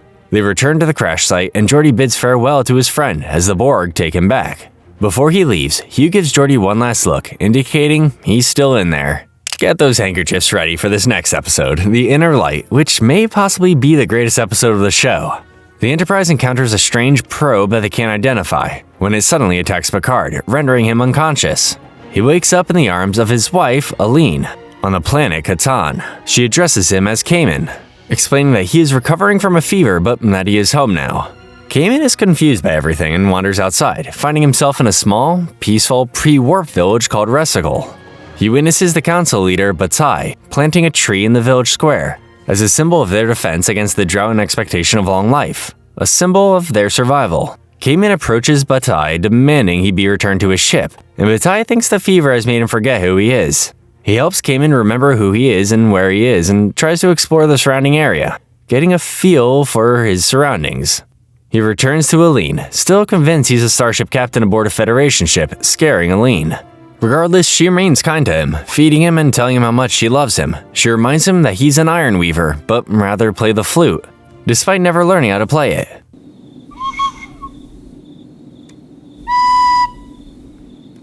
See what you mean? 5 years pass, and Cayman is still determined to believe he should be commanding a starship, not weaving iron. Aline still hasn't given up on him, helping him realize the life they have together is more important than whatever Cayman is trying to find out there that doesn't exist. She expresses how much she misses him, but Cayman has a hard time leaving behind the other life he claims he had. Batai arrives to take Cayman to the council meeting to discuss the increase in the number of recent droughts, and Cayman comes up with a solution to the administrator to increase their water supply by extracting the water in the air. The administrator says he'll consider this idea, but it's clear he won't. So Cayman and Batai agree to build their own, with Batai adding that Cayman talking with the administrator made him sound like he was one of them for the first time in years. That night, we see Cayman has gotten better at playing the flute, expressing to Batai that he's learned to enjoy playing it. Aline sends Batai home. Cayman apologizes for being difficult the past 5 years, building telescopes and laboratories, and instead wishes to build something else, a nursery. She's overwhelmed that he wants to start a family with her, and they kiss. Years later, Cayman and Aline celebrate the birth of their son alongside their daughter Maribor, and Cayman plays a melody he's learned on his flute just for this special occasion. They reveal their son's name is Batai, named after his friend who died a year ago, allowing Batai's name and memory to live on even after he is gone. Cayman admits he never pictured his life with children. Now, he can't imagine his life without them. More years pass, and Maribor has grown up, possessing the same scientific curiosity her father once had. They've been having a very long drought that has killed their soil, and they both realize the sun is going nova, killing the planet. He encourages her to find love now before it's too late, and she agrees to marry Danik, a boy with whom she likes. Cayman tries to reveal his findings to the administrator, but the administrator reveals that his scientists discovered what he found out about 2 years ago. They haven't been able to do anything about it because they are years behind the technology capable of preventing the destruction of their sun, let alone evacuate their people. He informs Cayman that there is a plan in motion, but cannot say what it is. Just then, Batai, now a full adult, enters out of breath, saying Aline is dying. Cayman shares one last moment with his wife before she dies, still being kind till the very end. Cayman mourns for her. Years later, a very old Cayman is playing with his grandson when Maribor and Batai drag him outside to watch something they refer to as the launching. You shouldn't be outside so long. It's damaging, you know that. I'm wearing plenty of your skin protector. How about you, young man? By now, the sun is too harmful that everyone has to wear large hats and skin protection, prompting Cayman to mourn the fact that his grandson will not get to live a full life. Maribor helps Cayman sit down to watch, revealing he already knows what it is they are launching. Batai then appears, alive and well, explaining the launching is for the probe the Enterprise encountered. Aline also appears, explaining that the probe had been searching for someone like him to tell the world of their people and culture long after they were destroyed by their sun 1,000 years ago, so that their memories would live on long after they were forgotten. An overwhelmed Picard awakens on the Enterprise 25 minutes after the probe attacked him, but what was 25 minutes for them was 40 years for him. Coming back to this life takes some getting used to for Picard, trying to remember that this is really his life. Riker then reveals the probe self-terminated, but inside was a small chest. Picard opens it and finds a flute similar to the one he used to play as Cayman. He holds it close to his heart and plays the melody he learned to perfection. as he and that flute are all that's left of a people and culture that no longer exist, but now have a second chance to exist in him. In Relics, the Enterprise has finally located the USS Jenolan after it disappeared 75 years ago, leading them to a Dyson sphere. They find that Jenolan crash-landed on the sphere with life support and minimal ship function still operable. Riker beams onto the ship with Geordi and Worf, where they find a pattern in the transport buffer, somehow jury-rigged to last 75 years. They beam the lifeform pattern out of there, and it's revealed to be Chief Engineer Montgomery Scotty Scott. Immediately, he tries to get his friend Franklin out, but his pattern has deteriorated 53%, and it's no use. Riker introduces himself as the first officer aboard the Enterprise, and thinks Kirk came for him, only to discover so much has changed in 75 years. They beam back to the Enterprise, and Scotty is amazed at how much the mechanical engineering the Enterprise has evolved. He explains that he was just a passenger on the Jenolan since he retired from Starfleet. When the ship got caught in the sphere's gravity well and crashed, they were low on supplies, so putting themselves in the transport buffer and jury-rigging it to last a long time and wait for rescue seemed like the only logical choice. Scotty is shown to his guest quarters, which are bigger than the captain's quarters back in his day. He tries to fit in and adapt to this new century, telling stories about all the adventures he had. But it's clear he's just a relic from a time period long forgotten, as no one seems to care or want him around. With nowhere else to go, Scotty decides to get drunk and tend forward. Unfortunately, he learns about the replicators using synthahol, a substance on Federation ships that mimics the look and taste of alcohol without getting the person drunk. Luckily, Data is there and finds something with no label and Guinan's secret stash behind the counter, and it works just fine. Finally drunk, Scotty makes his way over to the holodeck and recreates the bridge from the USS Enterprise NCC 1701.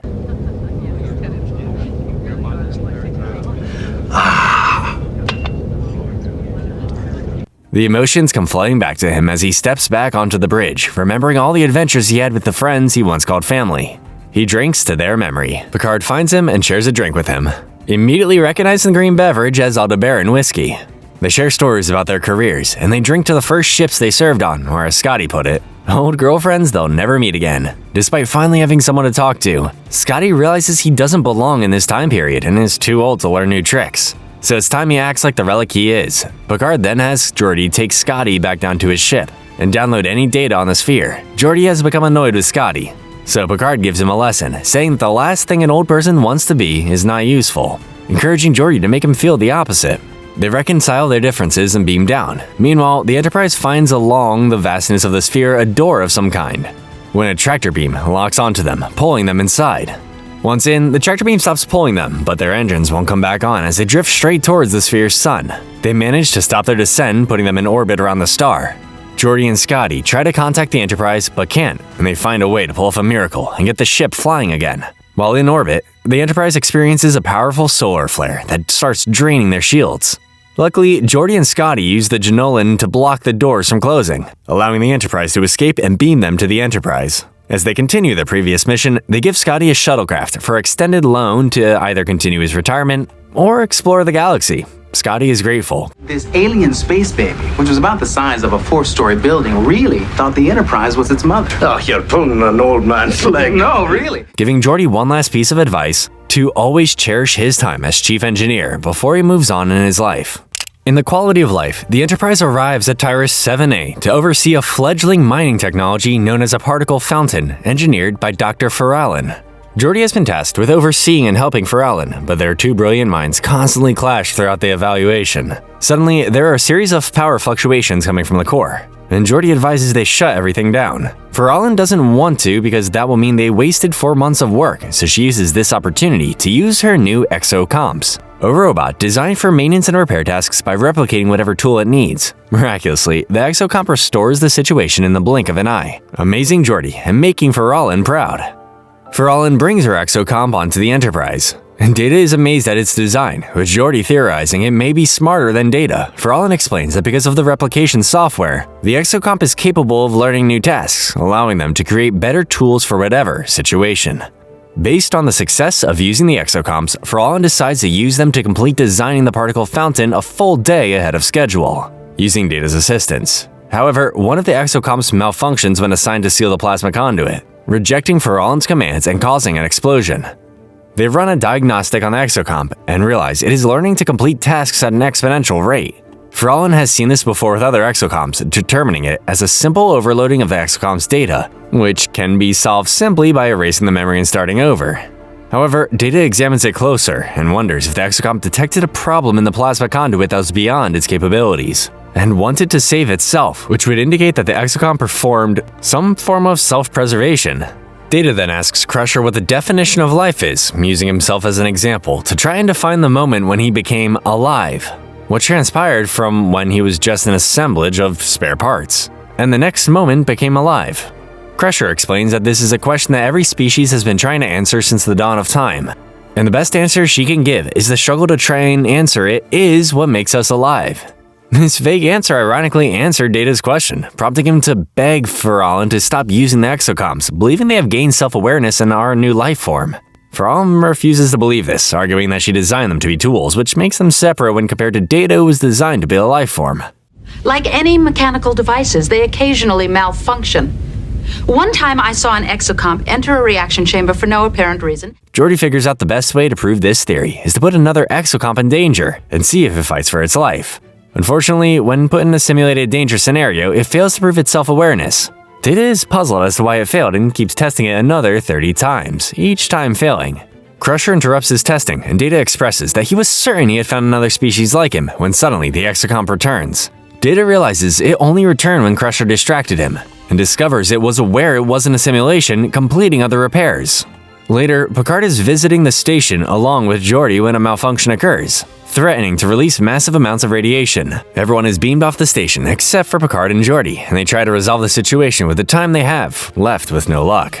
Farpoint comes up with a plan to save them using the exocomps, but the plan would unwillingly kill them and Data objects to it. He adds that even if he is wrong, the exocomps have proven that they will not complete a task if it will result in their deaths, but Riker has no choice. Farpoint gets ready to beam the exocomps, but Data redirects power to his station, locking out the controls. Riker threatens to relieve Data of his duty unless he unlocks the controls, unable to believe that Data would sacrifice 2 of his friends over a hunch. Data argues that humans have been successful in acting on a hunch, and there's a chance he sees things about machines that humans cannot. The problem boils down to Data possessing the power of free will, something the exocomps don't possess. So Riker proposes they give them free will and let them make the choice to save Picard and Geordi. Data agrees. They give them free will, but instead of choosing to go or not, they offer a third alternative. The exocomps replicate new tools and reprogram the transporter coordinates for inside the station's core. By the way, sorry to pause this recap, but if you noticed O'Brien is gone, as he and Keiko around this time left to go join another Star Trek show, Deep Space Nine, don't worry, we'll see them again. The exocomps beam inside the core and reconfigure the core, allowing Picard and Geordi to beam back. Unfortunately, one of the exocomps has to stay behind in order for the other 2 to live, sacrificing itself.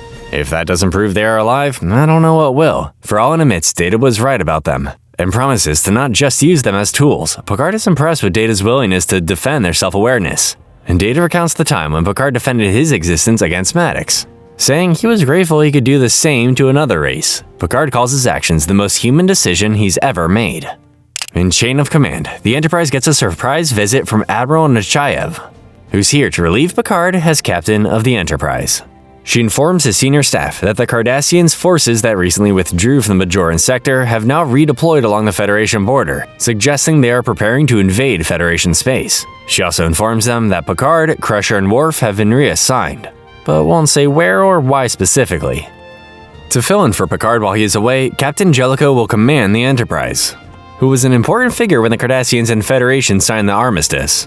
Riker voices his disapproval in not being promoted to captain, but the matter is not his decision to make. Meanwhile, Picard, Crusher, and Worf are revealed to be preparing for a secret mission, but even Picard won't fill them in on the details. Jellicoe is beamed aboard the Enterprise, proving he still has a spring in his step despite his age, and very much looks forward to working with Riker. Riker struggles to keep up with him and his new structuring the ship. In order to prepare them for their assignment, he hopes this is a temporary reassignment. Deanna confronts Jellicoe about these new changes and how it's affecting the morale of the crew.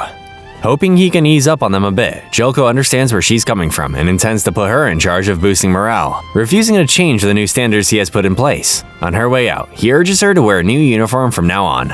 They reach the coordinates and the trio embark on their secret mission inside Cardassian space. En route, Picard finally fills them in on the plan, explaining that the Federation believes the Cardassians are developing a metagenic weapon, basically a bioweapon capable of destroying entire ecosystems, and they have reason to believe they have created one that can kill all life on an entire planet. They also believe the Cardassians have developed a way for the exposure to be delayed remotely, in order to prevent themselves from accidentally being exposed. No one would realize what was happening until it was too late. They are on their way to Celtris 3, where they believe is the base of operations for the metagenics research. Starfleet believes that the Cardassians may have a secret research lab located somewhere below the planet's surface. There, they will determine if there is in fact a base, and if so, destroy it. But first, they will need to acquire some different transport in order to make it there undetected, and Picard knows someone who can help.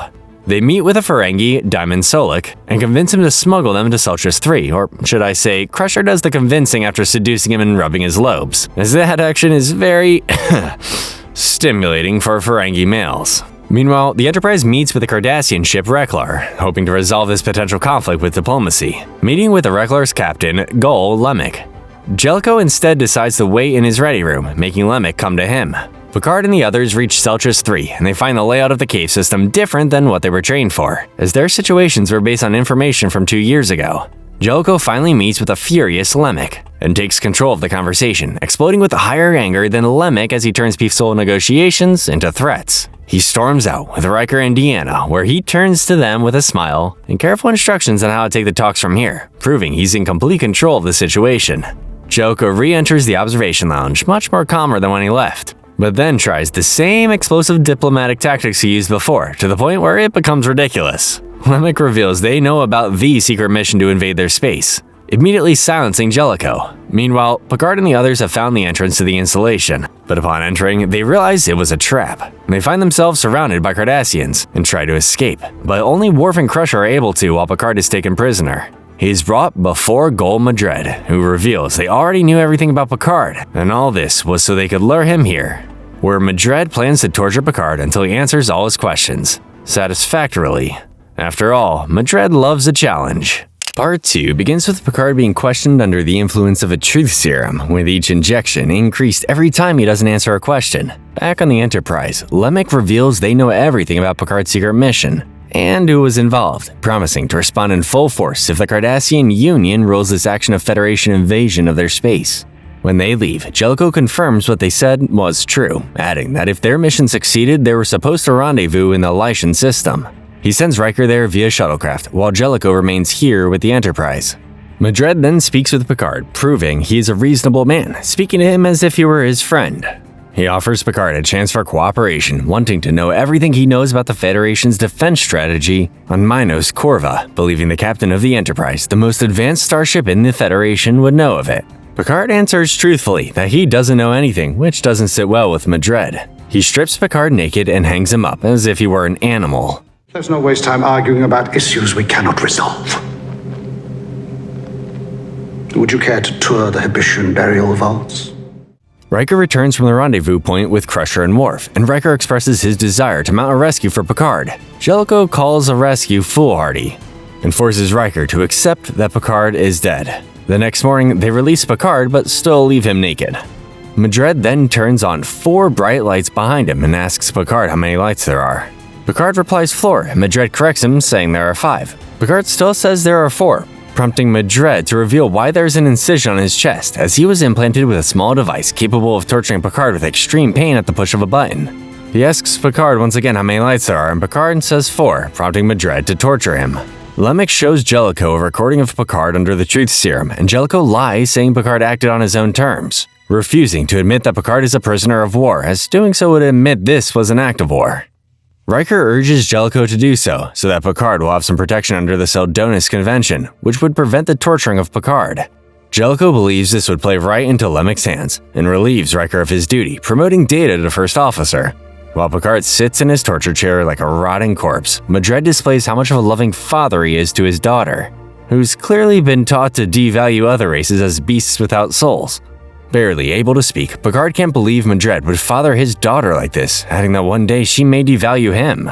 Madred argues that before the military took over Cardassia, millions were dying without order, and because of people like him, his daughter will never grow hungry. Madred then asks the lights question again, and Picard refuses to answer, prompting more torture. Another day, Picard is exhausted from torture, dehydration, and starvation. Madred then surprises Picard by opening the doors and saying he can go, as he is impressed by Picard's strong will. Someday, dinner,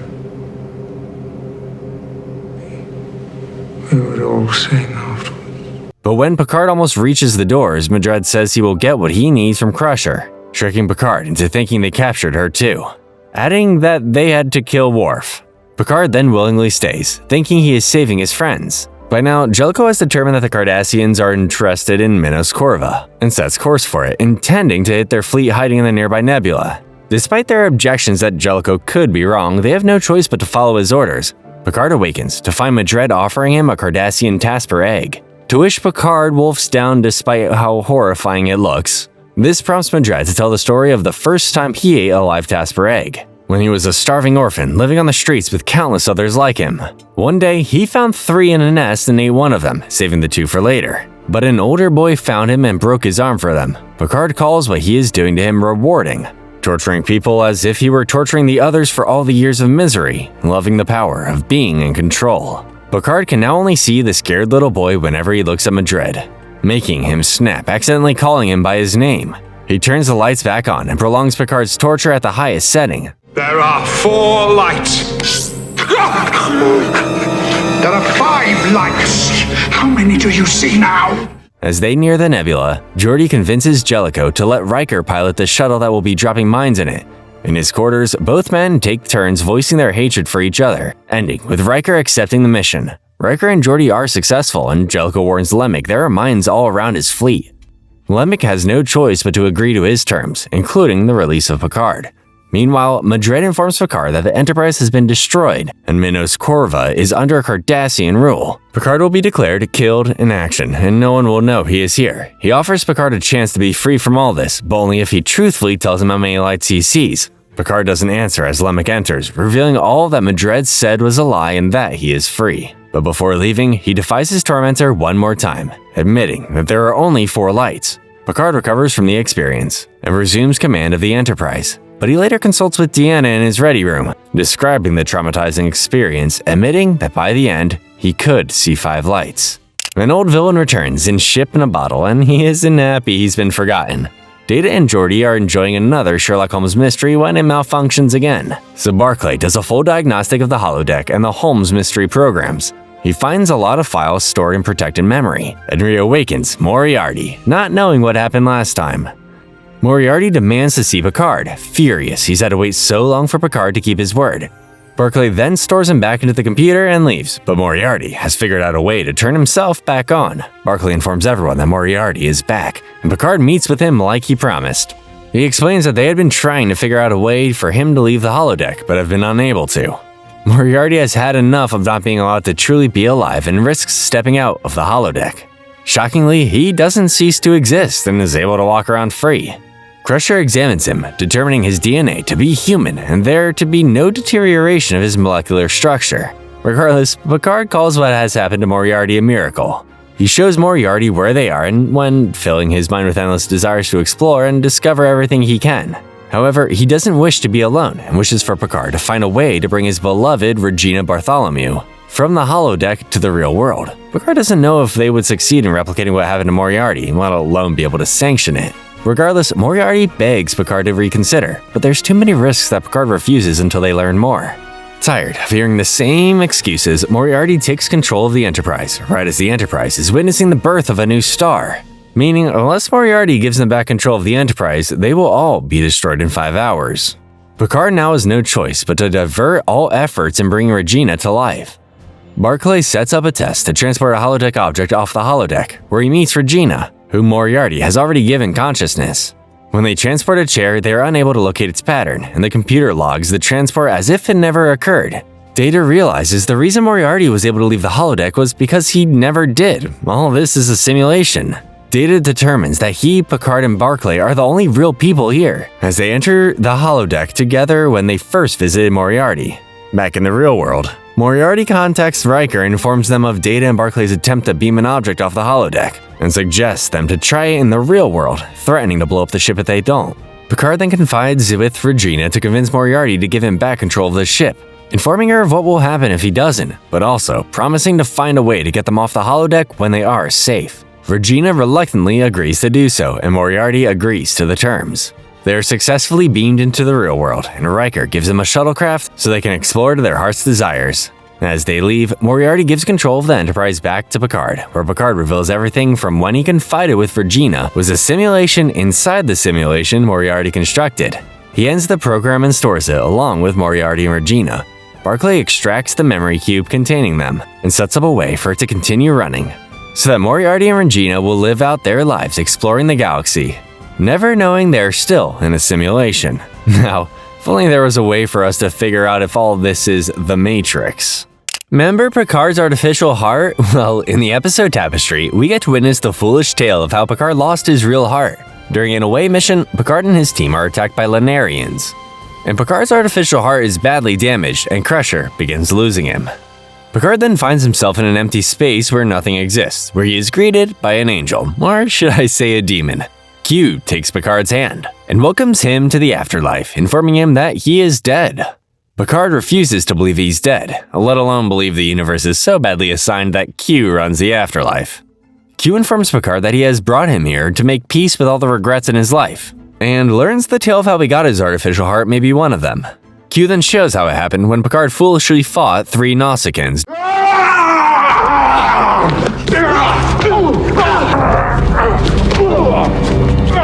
During his days at the Academy before one of them stabbed him in the heart, laughing as he collapsed.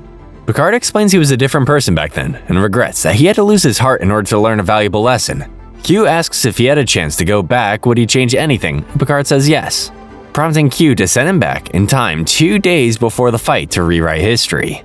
Q assures Picard that nothing he does here will alter the future because he's not that important, so he can choose to not fight the Nausicaans and keep his heart with no consequences. The only consequence being if he doesn't change history, then he will die on that operating table and spend eternity with Q. Can't think of a worse hell. We meet 2 of Picard's old friends, Marta and Corton, who possessed the same cocky, arrogant attitude Picard had at this time. A Nausicaan enters the bar and challenges Corton to a game of Domjot. Picard, knowing the Nausicaan will cheat, urges Corton to not play him, but Corton doesn't listen. He's winning. Of course. I thought you had a date. Picard explains to Q that Corton will find out later tonight he cheated and will want a rematch. So Picard rigged the table so Corton would cheat, prompting the fight that impaled himself. That night, Picard tries to convince Corton to not cheat when he rematches the Nausicaan, causing Corton to storm out. Marta admires Picard's new sense of responsibility, and Q walks in pretending to be a flower delivery man, interrupting their moment. Q informs Picard that Corton didn't need his advice and is still rigging the table, and Picard confronts him, threatening to tell the owner what he's done. Corton doesn't take it well, possibly ending their friendship. Picard seeks the comfort of Marta, and they share an intimate night together, something Picard has also regretted not pursuing. Picard finds Marta the next morning gone, and she reveals that after last night, their friendship isn't the same anymore and figures they should not see each other again when they ship out tomorrow. Q points out that ever since he came back, he's only made things worse, and all that's left is to get stabbed through the heart. Forget about what happened and try to... I wish I could. It would make it much easier to say goodbye tomorrow. Just then, the same Nausicaan from earlier enters along with 2 others, goading Corton to play Domjot with him again. He refuses and calls him a coward, prompting Corton to hit him, but Picard stops him. The Nausicaans mockingly laugh as they leave, and both Corton and Marta end their friendship with Picard. But at least Picard still has his heart. Picard is then transported to the future, where he isn't the captain of the Enterprise, but instead a lieutenant junior grade, assistant astrophysics officer. Picard finds Q and is furious he broke his promise to not change the future. But Picard replies he hasn't changed the future, just Picard's, as he can now live a life safe from danger, just like he's always wanted. Picard doesn't want this and begs Q to take him back, and Q explains that because he didn't take any risks and face his own mortality, he never became the captain he was today. Therefore, he is nothing without regrets in his life. You're right, Q. You gave me the chance to change and I took the opportunity. But I admit now, it was a mistake. Picard learns his lesson, and Q takes him back to the fight with the Nausicaans, resulting in Picard getting impaled through the heart. He laughs, just like he did before. He awakens in sickbay, still laughing, and everything has gone back to normal. He tells Riker that he still can't tell if his experience with Q was real or a near-death experience. But either way, he's grateful for Q, something he never thought he would ever say. The next episode, Birthright, is a crossover episode with the Deep Space Nine, and if you guys love this recap, we may just do a recap for that one. The Enterprise is docked at Outpost Deep Space Nine, which was a Cardassian outpost stationed above the Bajoran homeworld and has now been turned into a Federation outpost to monitor a nearby wormhole that leads to the Gamma Quadrant, during which the outpost's Dr. Julian Bashir attempts to use the Enterprise's computer to boost his research of a field generator he found in the Gamma Quadrant. Data finds him and informs him that he has gained unauthorized access to the computer, but still offers to help him. Meanwhile, a Uridian information broker named Joglam Shrek approaches Worf, claiming that his father is still alive and being held in a Romulan prison camp. Worf finds this news insulting because a Klingon would rather die than be taken prisoner, refusing to believe it. He returns to the Enterprise and the news has clearly had a negative effect on him, as he constantly snaps at everyone and can't calm down. Deanna tries to comfort him, so Worf explains everything, adding that if Moog was alive, it would dishonor his sons for 3 generations, and everything Worf had done to regain his family's honor would have been for nothing. Deanna argues this news will continue to upset him until he figures out the truth for himself, with Geordi's help. Data and Bashir are able to enhance the power of the generator, when suddenly, an electric beam strikes Data, rendering him unconscious, causing Data to dream for the first time in his existence about Dr. Soong hammering away at an anvil. Data tries to determine what made him dream, let alone what the dream meant, but struggles to find an answer. Meanwhile, Worf reconsiders and asks Shrek to take him to the Romulan prison. Despite the many dangers, Worf is still determined to find his father. The path to the camp is surrounded by thick jungle, so Shrek tells him how to reach it, giving him a honing device, and promising to be back for him in 50 hours without a donkey. He won't wait for him. What is the real reason you do not wish to take me? Is it because what you have told me is not true? No. Worf makes his way through the jungle when he hears the sound of water splashing nearby. He follows it and finds a Klingon woman named Bael bathing in a pond. She finds Worf hiding and Worf urges her to take him to the camp, but she doesn't seem to be afraid of any danger other than Worf. A man calls for Bael and Worf hides, seeing it to be a Romulan. He follows them. Geordi then finds Data painting, attempting to recreate the images from his dream and interpret them. He found that after painting the images from his dream, he started painting other images that weren't associated in his dream. Is now painting flocks of birds. Data asks Geordi and Bashir to recreate the incident that caused him to dream. Despite the risk of Data's neural net being fried, then he once again dreams. The dream begins the way it did before, except now he sees Soong had been smithing a bird's wing. He cools it in the water, creating lots of smoke, causing Soong to disappear and a real bird to fly away. Soong then reappears, saying he always imagined Data would be able to dream, and is proud he's accomplished so much. Data then becomes weightless and flies away like a bird, soaring past the Enterprise and beyond. Geordi and Bashir awaken Data, and Data explains that Soong had programmed Data with the ability to dream, but the electric shock Data prematurely accessed those files. He plans to shut himself down for a brief period each day and see what happens. Bashir bids Data sweet dreams and leaves. Meanwhile, Worf sneaks into camp, where he finds what looks like more of a village and less of a prison. He captures an elder Klingon who happened to know Moog and recognizes Worf. He confirms that Moog did die in battle on Katomer, but then betrays him to the other Klingon elders and Romulans guarding the place. They tell Worf they are not leaving, and neither is he. Part 2 begins with the Klingons explaining they were captured during the Katomer massacre and weren't allowed to die despite their attempts to kill themselves. Rather than bring dishonor to their families, they have remained there, but they might as well be dead for all that matters. They condemn Worf for coming here. The next morning, Worf finds Klingon children dishonoring Klingon tradition and not knowing their ways. They have also been led to think that there is a terrible war raging outside their home, and the Klingon elders have brought them here to keep them safe. Worf encourages Bael to ask her father to leave here and go back to Kronos. But then, one of the elders hurries her away. Just then, Worf's homing beacon starts beeping, so Worf hides it right as the Romulan warden Takith enters his cell. He doesn't understand that Klingons need to die in battle. Instead, he praises what he's been able to do here as Klingons and Romulans live in peace here. I married a Klingon. So you see, when I warn you not to disrupt our lives here, I'm not speaking just as a jailer. He asks that Worf not destroy what he's created here, as he will be also destroying families, including his. Worf tries to escape using an explosion as a distraction and makes it back to the rendezvous point. However, one of the Klingon boys, Tak, stops him, causing him to be captured. Takith puts a tracker inside Worf so he won't be able to escape again. The Klingon elder puts Tak in charge of guarding him, but allows Worf to move freely however he wishes. The next day, Worf performs a form of Klingon Tai Chi in the courtyard called Makbara, which makes the other Klingons more curious about their culture. That night, Worf tells them the story of Kalis, the first great warrior and emperor of the Klingon Emperor, as he united the great tribes under one rule. Basically, he's a Klingon version of Jesus. Ba'el becomes very curious in the story and flirts with Worf like he's a Klingon. Worf finds her attractive and leans in to kiss her, but notices her ears are Romulan. He backs away, realizing she's Taketh's daughter, and is disgusted that her mother would love the people responsible for the death of his father and the massacre of countless women and children. Worf continues to teach the other Klingons about their culture and takes Tak out for his first hunt. They successfully kill an animal, and Tak tells everyone how he discovered the warrior blood flowing through his veins, helping the other Klingons unlock it in them. Taketh is upset with what Worf has done, as helping the Klingons learn what it means to be powerful will undo all that he has done to keep a peace between their two races. Taketh begs Worf to end this, or else he will be forced to kill him, and Worf chooses an honorable death, hoping the other warriors will see what it means to die like a Klingon. Ba'el hears what Worf is going to do and begs him to reconsider. She reminds him that he was so willing to love her until he found out she was Romulan, which makes her believe that she would not be accepted beyond the prison by other Klingons if they were just like Worf. It is hard to explain. Klingons and Romulans are blood enemies, have been for centuries. Not here. He tries to convince her he loves her and kisses her, but she says goodbye to him. Worf is brought out to be executed when Tak enters wearing a Klingon uniform and armed with a Jintak spear he was using earlier as a farming hoe, and wishes to be killed alongside Worf. Soon, more Klingons join Worf, including Ba'el and the Klingon Elder. Taketh's wife convinces him to end this, and Taketh lets those that want to leave can leave. But before that, Worf makes sure their children promise not to reveal this prison in order to keep their family's honor intact.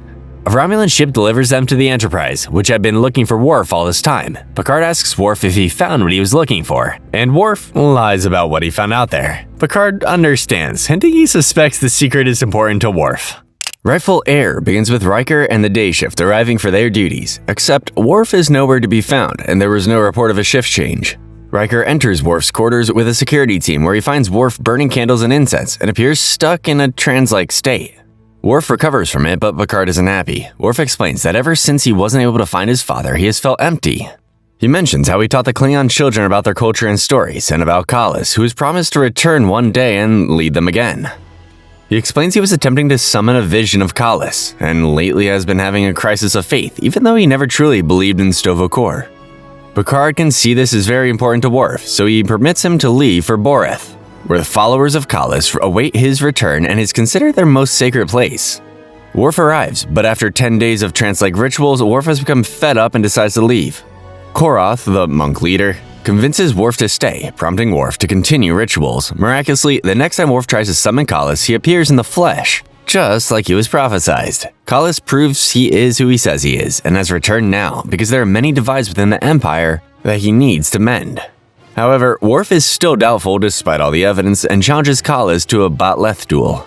Their skills matched until Kallus realizes he can't keep fighting Worf if he is to unite his people, inspiring hope to be proud they're Klingons. Worf brings Kallus aboard the Enterprise so they can escort him to Kronos. But even they are skeptical this man is the real Kallus. Gowron is then beamed aboard to test whether he is the real Kallus, especially since if he is proven to be, then he will challenge his right to be the Chancellor.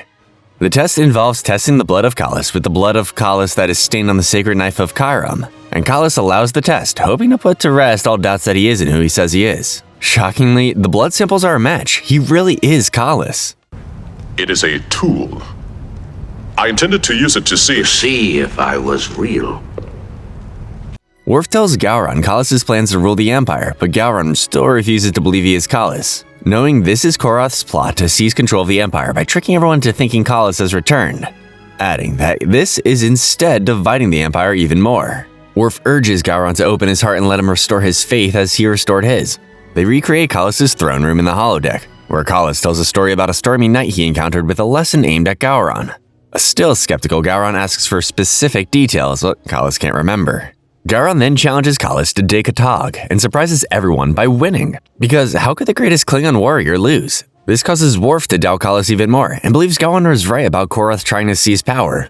Koroth then reveals that he isn't the real Kallus, but a clone, imprinted with certain information only Kallus would know. Worf threatens to tell Gowron everything, but Koroth urges him not to, because if he does, then it will destroy everything that has united their people. Worf considers this, but still tells Gowron the truth. He then encourages Gowron to use this clone as something for their people to believe in, so he proposes Kallus become Emperor. But the political power will still remain with Gowron and the High Council. Kallus will be a figurehead, but enough to rally the people and lead by example. They will tell the truth that he is a clone, but by then it won't matter, as even knowing the truth, Gowron's men still believe he is the real Kallus. Acting on a leap of faith, Gowron and Kallus agree to this proposal, and Gowron kneels before his messiah. While Worf sees Kallus off, he admits he still doesn't believe the real Kallus will return. Kallus says that regardless of whether or not he will return, what matters is the teachings and lessons he left behind, as the words are more important than the man. In Second Chances, the Enterprise returns to an old Federation research site that was abandoned 8 years ago due to some disruption that prevented transport use. Riker was here when that happened, as he served on the ship that led the rescue operation, almost resulting in Riker's death when he was the last person transported off the planet. Riker leads an away team down to the base to retrieve certain data, where they find remnants of someone still living there after all these years. It turns out to be another Riker. When Riker was transported back up 8 years ago, the disruption beam split Riker into 2 people, leaving one down on the planet and the other safely aboard the ship. This would also imply that both Rikers aren't the original, but duplicates. To avoid confusion, they call the new Riker by his middle name, Thomas. Deanna visits Thomas's quarters, hoping he can help them retrieve the data on the surface, and he tries to pick things right off where he and Deanna left them. She stops him, as she and Riker are now friends, therefore technically she and Thomas are now friends. Thomas explains the one thing that kept them alive down there all alone was the hope that he would see Deanna again one day. Deanna tries to help him move on, but he is still disappointed. Later, Thomas creates a romantic scavenger hunt for Deanna all around the ship. Using clues only she would know, her search brings her to 10 Forward for a romantic evening, where Thomas presents a carving he made of Janaran Falls, their favorite place to spend time together on Beta Z. They slowly rekindle their past relationship, as Thomas shares there were nights where he fantasized that if he tried really hard and stared at the night sky, he could make Deanna sense that he was still alive light years away. I even thought we'd meet on Risa like we planned. Days went by and nobody came. This prompts Deanna to reveal a secret, that after Riker was reassigned to another ship, they grew further apart. She did a similar thing, trying to bring him back to her if she sensed hard enough. She realizes now that maybe she was sensing Thomas instead. In their efforts to retrieve the data, both Rikers have been conflicting with each other, as Thomas isn't used to flying orders after so many years. They plan to make another attempt to retrieve the data, with Riker having no choice but to follow Picard's orders that came from something Thomas suggested. Afterwards, Thomas finds Deanna practicing a Klingon style of Tai Chi and joins her. Things get intimate and they passionately kiss. Riker finds out they are happy, but isn't mad at her as he just wants her to be happy. He tells her to be careful, reminding her that he has the same potential to break her heart as she did. Thomas then tells Deanna that Picard pulled some strings and offered him a position on another ship. He leaves in a week. Deanna is skeptical of this because Riker told her the exact same thing a long time ago. She feels it's best if they wait in their relationship. During their third attempt to retrieve the data, Thomas leads Riker down to the main core. When the bridge they are walking on breaks, Riker saves Thomas despite Thomas trying to get Riker to let him go. Whatever conflict they had against each other has been resolved. Before Thomas leaves, Deanna tells him that she is staying on the Enterprise. Thomas understands. Riker also stops by to say goodbye, giving him his trombone that he always loves to play. He is grateful and kisses Deanna goodbye, telling Riker to take care of her. The Season 6 finale, Descent, begins with Data having a poker game with Isaac Newton, Albert Einstein, and the Stephen Hawking when the ship goes on red alert. The Enterprise responds to a distress call from a Federation outpost that has no strategic value by an unknown planet. Riker beams down with Worf and Data, where they find everyone dead. Data opens a locked door, revealing a Borg drone inside. The drone opens fire on them as more drones come out of their hiding spot. Riker kills one of the drones, prompting one of the drones to feel remorse for his fallen comrade and say to Riker, "I will make you suffer for this," speaking in singular pronouns. One drone attacks Data, and Data suddenly feels anger, violently killing the drone.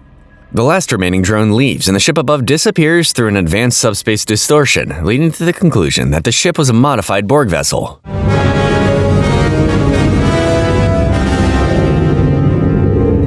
Captain, the alien ship is breaking orbit. Because of this unknown violent outburst, Data has relieved himself of duty, excusing himself from the investigation of what just happened. Deanna suggests the Borg, Hugh, is responsible for this new strange behavior amongst the Borg, especially since they never once cared about assimilating them. If this is true, then that means the Borg now have a new objective. The question is, what? Geordi runs a diagnostic of Data but can't find anything wrong. Unable to come to a conclusion that would explain why Data suddenly felt angry, Data speculates that he has evolved to a point where emotions are within his grasp. Nikayev returns to the Enterprise along with a fleet of starships to prepare for a potential Borg invasion. She reads the report of what they did with Hugh and wonders why they felt pity for it and sent it back to the collective. Picard argues it was a matter of principle and conscience, to which Nakayev reminds Picard that his duty to the Federation is more important than that. She adds that if he has another opportunity to kill the Borg, he must take it. Meanwhile, Data tells Deanna that he's been trying to simulate more emotions out of him through various positive ways, but refuses to try to replicate anger because it is a negative emotion and he's afraid that will make him a bad person. He also explains that he felt another emotion after he killed the Borg, pleasure. This scares Deanna. When exactly did you feel this other emotion? It was just after I had killed the Borg.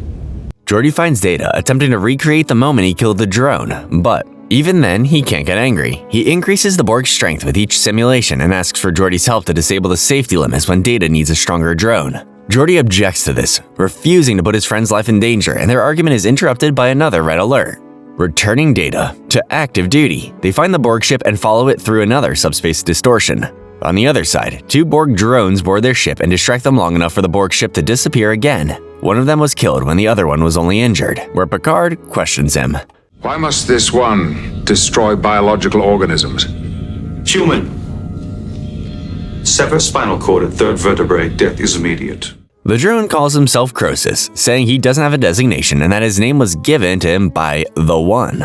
Picard asks who the One is, even referring to himself as Locutus, but they get no answer. In private, Data does an analysis of Croesus, where Croesus figures out Data is experiencing emotions, offering Data a chance to meet the One and unlock his potential like he did for him. Despite being programmed with the android equivalent of a conscience, Data suddenly admits feeling anger was a very potent experience, even admitting if he had the chance to experience it by killing his best friend Geordi, he would gladly. Data then leaves the Enterprise with Croesus via shuttlecraft, and the Enterprise follows them, traveling 65 light years from the previous location. They find where the shuttle landed, and Riker and Worf beam down with an away team. The shuttle is empty, but there are signs that they couldn't have gotten far, so they begin setting up a command post down there. Picard leaves the Enterprise in command of Crusher with his skeleton crew, and beams down with the other senior officers and several other away teams. Picard, Geordi, and Deanna find a building nearby, and find themselves in a chamber.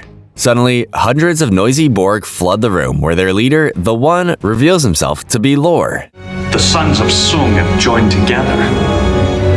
And together, we will destroy the Federation. Data then appears by his side, proudly declaring the Sons of Sung will destroy the Federation. Part 2 begins with Lore explaining that Hugh returned to his ship where he interfaced with the Borg, and as expected, the new sense of individuality nearly killed them had Lore not intervened, giving them purpose and emotions. They followed Lore and now Data because the Borg are attracted to perfection, and they argue that they are the perfect life forms. The time for organic life forms is over. Back on the Enterprise, Crusher detects the same new Borg ship closing on their location, so she beams everyone back to the Enterprise, except for Riker and Worf, who volunteered to stay and look for the others. However, the Borg ship forced them to raise shields before they got everyone on board, leaving 47 people behind. Data locks Picard and the others up, but not before taking Geordi's visor away. Lore's orders. Geordi suspects that the reason for this was because he could detect a carrier wave radiating from Lore to Data, which may be a similar device Croesus used on Data in the cell. He has an idea on how to disable the wave, but then Data comes and takes Geordi away as Lore has something special planned for him. Riker and Worf are eventually captured by the Borg, where they take them to their leader, Hugh. Hugh has formed some kind of resistance against Lore and the others, and is angry at them for being responsible for all this. Under a shared mind, there was order, but individuality divided them. As differing ideas had different ways on how to proceed, they couldn't function, leading to civil wars or some simply starve themselves. They trusted Lore because he promised control, which was what they wanted. Over time, Lore began to go back on his promise of dominance and started trying to perfect them in his image, so Hugh and a handful of others rebelled. Riker tells Hugh that Geordi is inside the compound, and he helps them prepare to stage a rescue. Geordi is returned to the cell with a bunch of implants directed into his brain, but is still able to talk Picard through constructing the device to free Data. Shortly after, Data begins feeling guilt for what he is doing, so Lore increases the wave, giving him more negative emotions. He leaves, and Lore confides with Croesus, believing his brother isn't ready for their glorious future. We're getting out of here. Come on, hurry. Data was just here. I think he went to get something. Too late. Meanwhile, Crusher's been trying to get more and more people out, but the Borg ship is persistent. They've resorted to hiding in the nearby sun by increasing their shield strength, but it won't last long. One of the new ensigns comes up with an idea on destroying the ship by creating an eruption in the sun near the ship. It works, and the Borg ship is destroyed.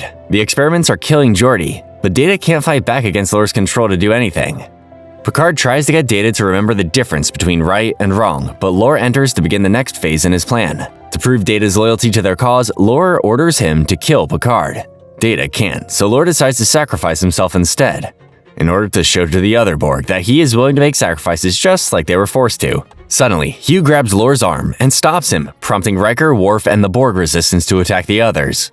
Lore tries to escape, but Data finds him armed with a phaser. He tries to bribe Data with more emotions, but Data fights back and is forced to kill his brother. Lore is disassembled, so he will no longer be a threat, and they bid farewell to Hugh, who vows to help the Borg one day learn to function as individuals.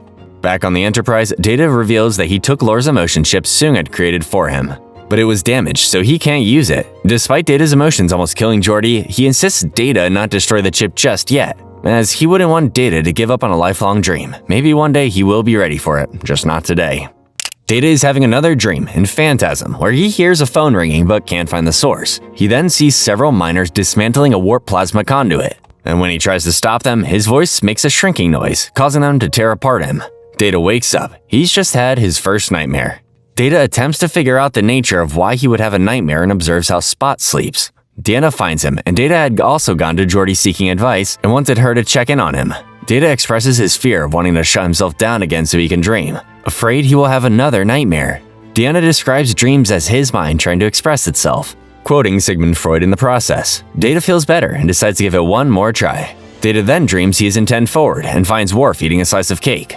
He hears the ringing again and follows it to where he finds Crusher sucking out Riker's brains. Riker tells Data to answer it, and then sees the miners again, this time hovering around the cake Worf was eating. But upon closer inspection, he discovers that it is Deanna. He cuts himself a piece near her shoulder as she screams, immediately waking up to find Deanna, Worf, and Geordi at the foot of his bed. Data overslept and is late for his shift, which is impossible because he is programmed to wake up at a certain time no matter what.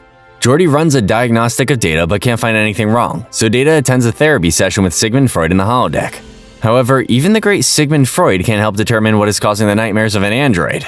While working on engine repairs, Geordi hands Data a brace coil to scan, and Data freezes, as it looks just like the knife he used to cut Deanna in his dream. Suddenly, he begins dreaming while still awake, seeing a small mouth on Geordi's neck and hearing the ringing inside. Thanks to Riker, he finally finds a phone inside his body and answers it.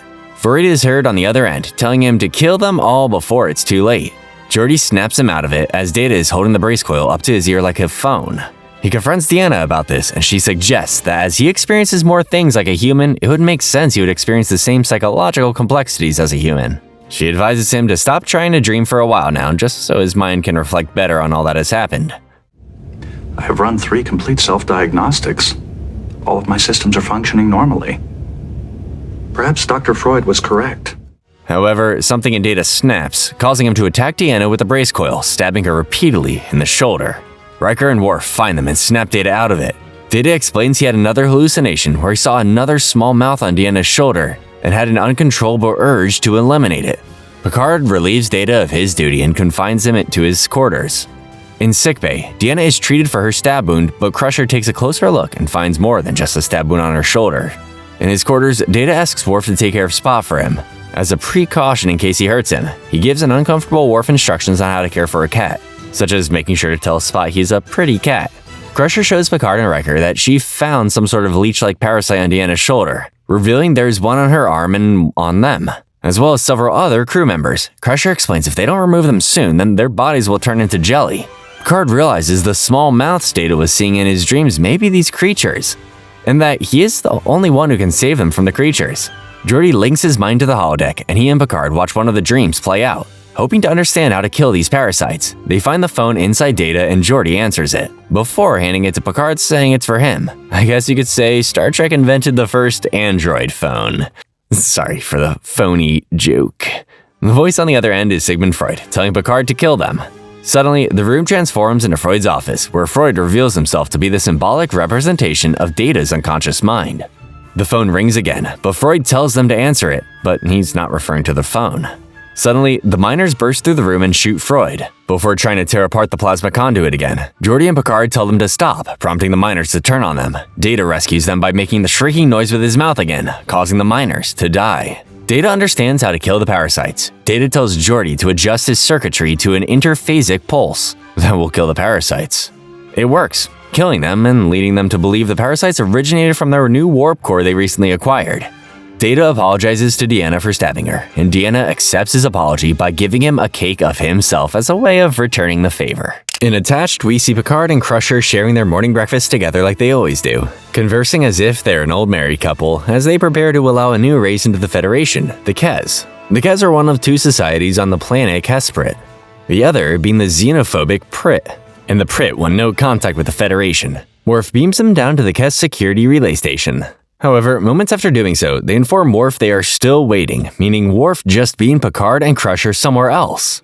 They awaken in a cell, with some sort of brain implant embedded into the back of their necks. A Prit named Lauren enters with two others, informing them that they are now prisoners of the Prit people, as they believe the Federation wishes to establish a military alliance with the Kez against them. Picard tries to make them understand that this is not why they are here, but the brain implants will confirm the truth.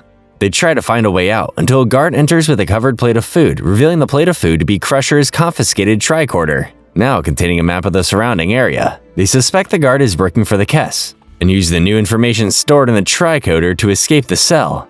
Riker meets with the Kess ambassador Morik, who informs them of the situation, suggesting they act aggressively against the Prit for what they've done. Riker advises against this, but allows Morik to establish a base here in the Enterprise for the time being. As he does so, it's clear the Kess are just as xenophobic as the Prit. Picard and Crusher come across a dead end and try to retrace their steps, during which Crusher is able to read some of Picard's thoughts, thinking he said them out loud. They realize the implants in their necks are linked together, allowing them to know what the other person is thinking. However, they don't understand how to do so on command and keep moving. They emerge out of the cave system and follow the map to a rendezvous point. The whole time, they continue to read each other's thoughts. They try to put some distance between them, but they realize the farther apart they become, the weaker they get. Forced to be closer together, they literally grow closer together as they subconsciously share more thoughts and a few secrets with each other. That night, Picard accidentally slips that he hates having breakfast with her every morning, having to explain that it's not her company he hates, it's the elaborate meal she prepares. He's a simple man. She reveals she's the same way but thought he preferred a more elaborate breakfast. Watching the fire makes Crusher recall a memory she shared with Wesley and Jack. But as soon as she mentions Jack, Crusher feels Picard's attraction towards her. He admits he had always felt something for her, even when he was with Jack, his best friend, but it didn't feel right to act on those feelings. Crusher realizes this was the reason why he didn't want her on the Enterprise 7 years ago.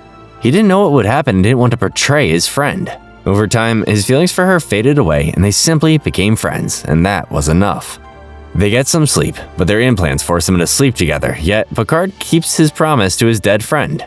By now, Riker has had enough of both species' xenophobia and tricks Lauren and Morik into being in the same room, forcing them to settle their differences. However, diplomacy is a no-go, as no matter what Riker tries, they will not trust each other. So Riker informs them that he will make sure neither one of them ever gets admitted to the Federation, adding that more and more strange Federation people will be coming to their planet if they don't give him back Picard and Crusher. Meanwhile, Picard and Crusher reach the rendezvous point in front of a giant force field separating the Kess and Prit. Crusher is able to open a small hole, but only Picard is able to get through as Prit's soldiers capture her. Luckily, Riker's talk worked and Lauren allows both of them to be beamed to the Enterprise. The implants are removed, and they share a dinner celebrating their freedom from each other. However, Picard wonders if they should explore their feelings for each other now knowing what the other thinks of them, prompting Crusher to kiss his cheek that turns into a quick kiss on the lips. They say goodnight, and immediately they both feel a great emptiness the second they are apart. Perhaps in another life, it would have worked between them. While the children on the Enterprise celebrate Captain Picard Day, Picard gets a transmission that they are going to be receiving a special guest who will be briefing them on their next mission. Their special guest turns out to be Admiral Eric Pressman, Riker's first captain on the first ship he served on, the Pegasus. Presumed to be destroyed, Eric informs Riker that the ship is still out there, and the Romulans have found her. The Pegasus was the most advanced starship at the time, and a lot of its technology was the building blocks for the Enterprise. And if the Romulans get their hands on it, then it will give them a huge advantage against the Federation. Their mission is to find what's left of it and destroy it before the Romulans get their hands on it. You command the Enterprise while I remain in command of the overall mission. We'll need metallurgical and chromographic specs on the Pegasus in order to set up the proper search parameters. They reach the last known location of the Pegasus, where they immediately encounter a decloaking Romulan ship. They inform the Enterprise their presence here is purely scientific, and Picard warmly informs the captain that their goals are similar. So there's nothing for the other to worry about. The transmission ends, and Picard orders Worf to track their movements as they search for the Pegasus. In private, Riker and Eric catch up and reflect on their good times aboard the Pegasus, when Riker speculates the true nature for why the Pegasus is so important, referring to something called the experiment. Eric instructs Riker to not reveal anything to anyone, not even Picard, until their mission is completed. It's worth noting that Eric, Riker, and 7 others were the only ones to escape the ship's destruction. So, what really happened? Picard and Eric get to know each other a bit more, and Picard explains how and why he chose Riker as his first officer despite never meeting him beforehand. There was an incident on his posting right before he joined the Enterprise, long after his time on the Pegasus, where he refused to let his captain beam down during a crisis despite his captain's orders. Picard was impressed that Riker risked a court-martial because he thought he was right. Eric can't agree with Picard's decision-making as he believes officers should follow orders no matter what. You wanted someone with a history of disobedience. I wanted someone who would stand up to me. Someone who was more concerned with the safety of the ship and accomplishing the mission. Geordi finds the Pegasus inside a chasm in a nearby asteroid, and Romulans in another area of the asteroid belt notice they may have found something and move to intercept them. Riker suggests they destroy the asteroid as it will destroy the Pegasus. But Eric argues against it as salvaging the ship is more priority than destroying it. They quickly disguise their discovery and move on, pretending they found nothing interesting as the Romulan ship arrives. The deception works, but they need to keep selling it so they plan to leave and come back to it. Eric confronts Riker in Picard's ready room, scolding him for suggesting they destroy the Pegasus. Whatever is on that ship has the potential to shift the balance of power in this quadrant, and Eric is determined to retrieve it. The question is, what? Regardless, Eric is impressed at how much Riker has changed, and is confident he can still count on him no matter what. Later, Riker gives Picard a report of their scanning, when Picard reveals he learned that on the last day aboard the Pegasus, there was a mutiny, and wonders why Riker never mentioned it or why Starfleet intelligence tried to bury it. Riker explains that when the warp core exploded, several officers took up arms against Eric, believing he was leading them all to their deaths. Riker was still fresh out of the academy and saw the mutineers as disloyal savages, so he naturally defended his captain along with a handful of others. A firefight broke out as they made it to the escape pod, and 5 minutes later, the ship exploded, killing everyone else but them.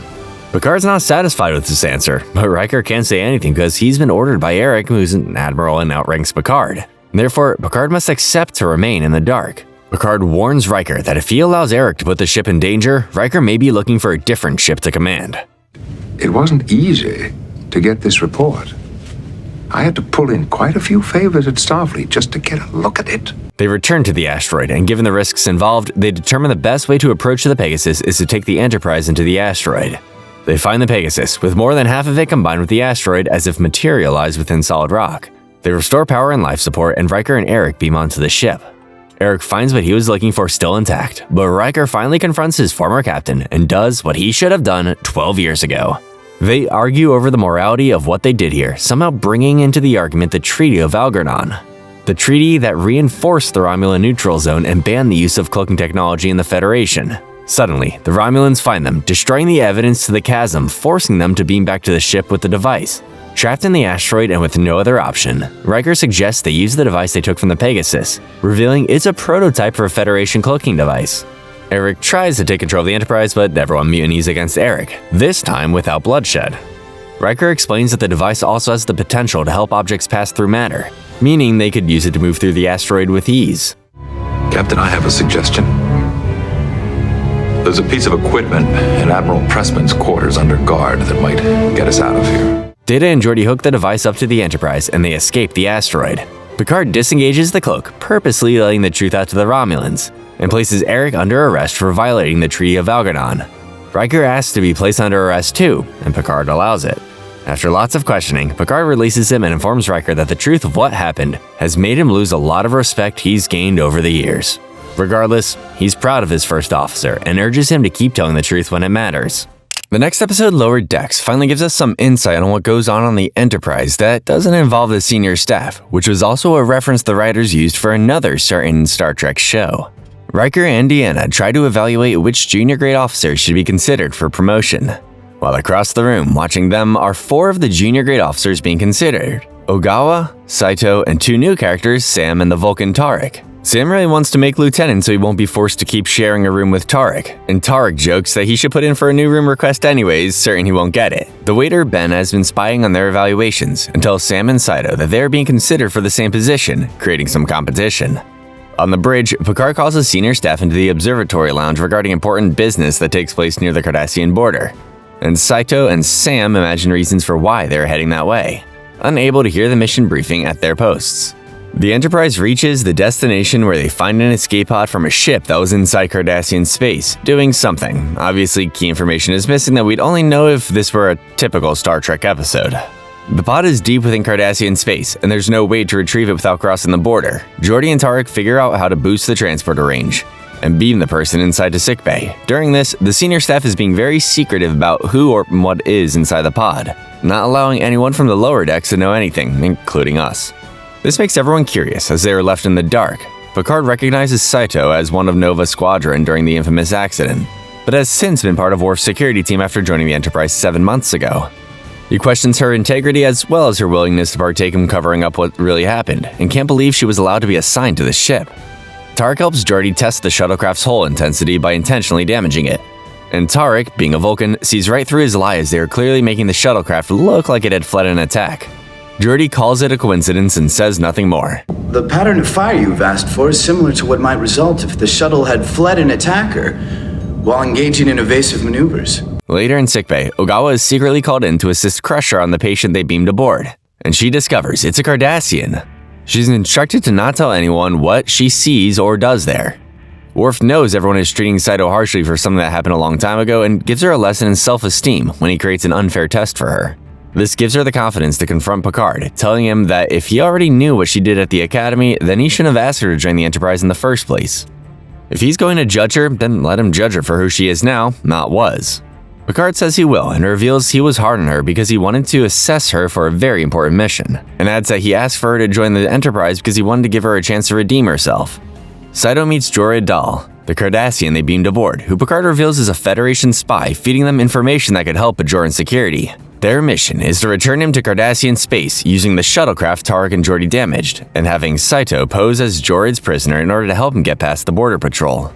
Once safely across, Saito will use the escape pod and return to the Enterprise. Despite the tension between the two species, Saito accepts this dangerous mission. Meanwhile, the other junior officers wonder what happened to Saito and what her mission involved, and Sam is the only one who hasn't been included in the secret mission in some way. Sam is hurt, and they won't tell him anything, but Tarek reminds him that they are Starfleet officers, and it is their duty to withhold certain information, even from their friends. Sometime later, the Enterprise reaches the rendezvous point, but there's no sign of Saito. After launching a probe, they discover the debris of Saito's escape pod, meaning she didn't make it. Picard addresses the entire crew, giving them and her friends the unfortunate news of their comrade's death, and honors her memory. Sam gets the promotion, but he can't feel happy knowing Saito was going to get it. Regardless, they are proud of him, and Worf joins them in honoring their friend's death. Wesley returns to the Enterprise and journeys end while on vacation from Starfleet, although he seems more depressed than happy that he's there, as if something's missing from his life. Meanwhile, the Federation has just completed a long series of negotiations with the Cardassians regarding the new border between them, including the construction of a demilitarized zone known as a Cardassian Federation Demilitarized Zone. Each side lost colonies to the other, as not everyone was able to get what they wanted. Nakaya visits the Enterprise to inform Picard of the new boundaries, and that he is tasked with evacuating one of their colonies now under Cardassian rule that is currently occupied by several North American Native Americans. And if they can't be evacuated, then Picard must force them off their home. I swear, I'm only recapping this episode to cover Wesley's story arc, so let's just skip to that and try not to get this channel cancelled.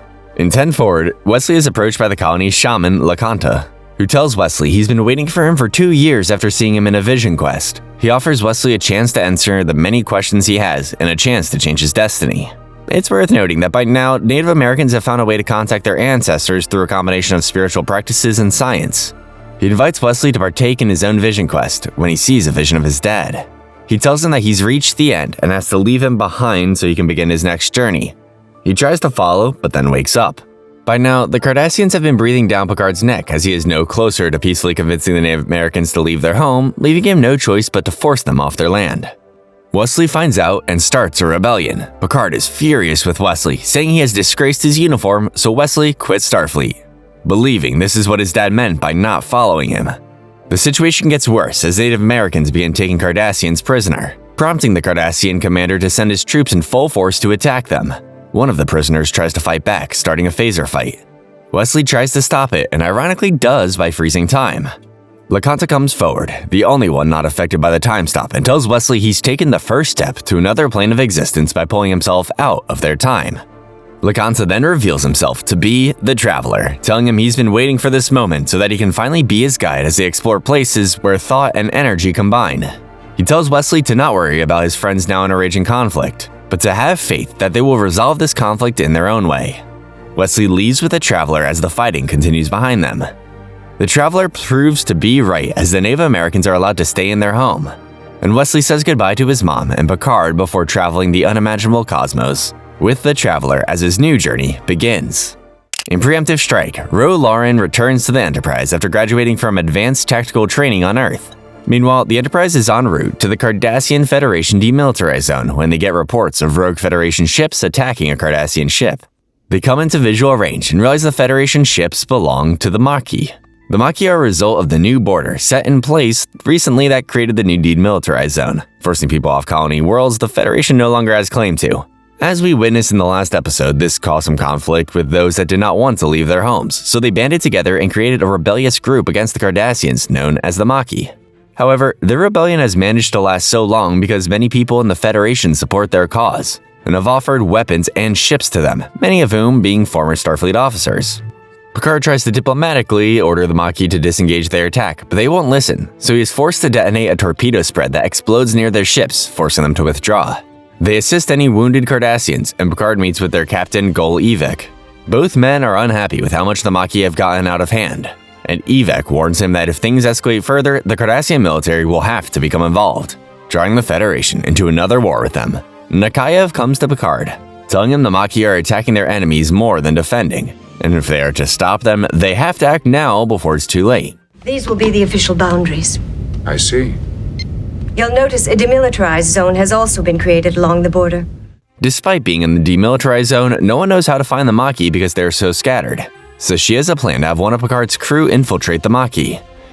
That lucky person is Ro, who accepts, hoping to validate Picard's faith in her.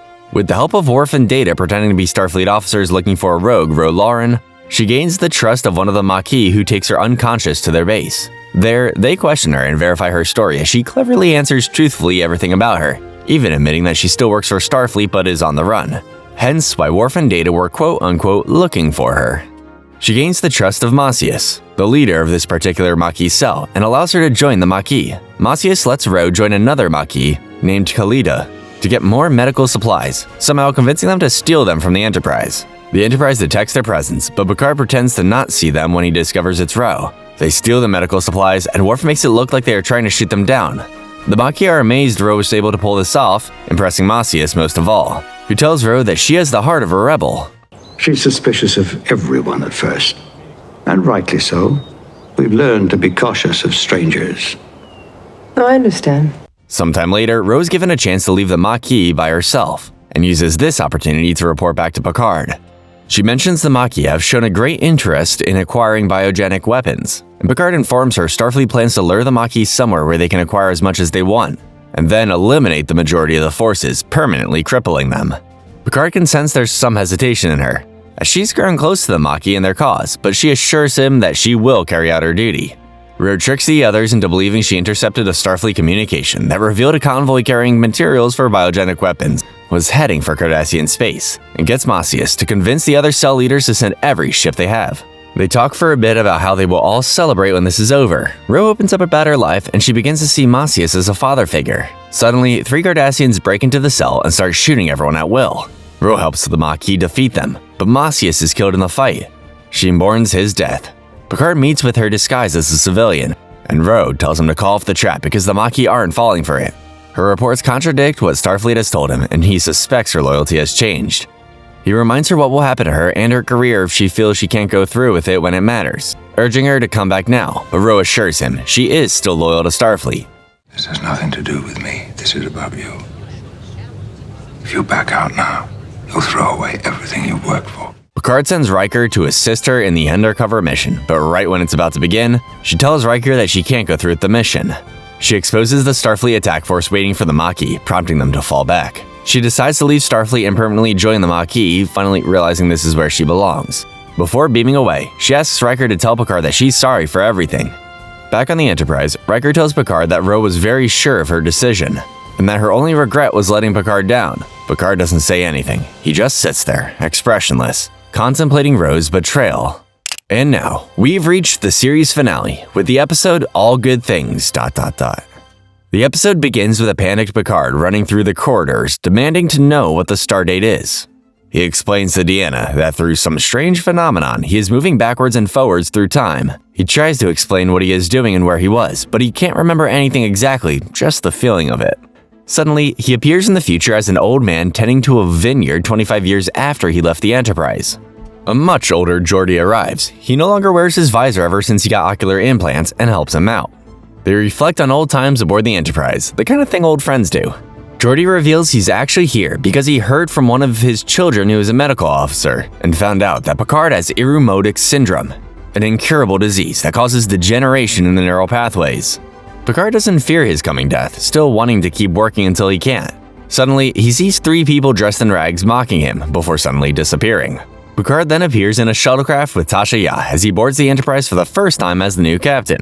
He's transported back to the present, where he tells Deanna he remembers he saw Tasha before breaking down in tears.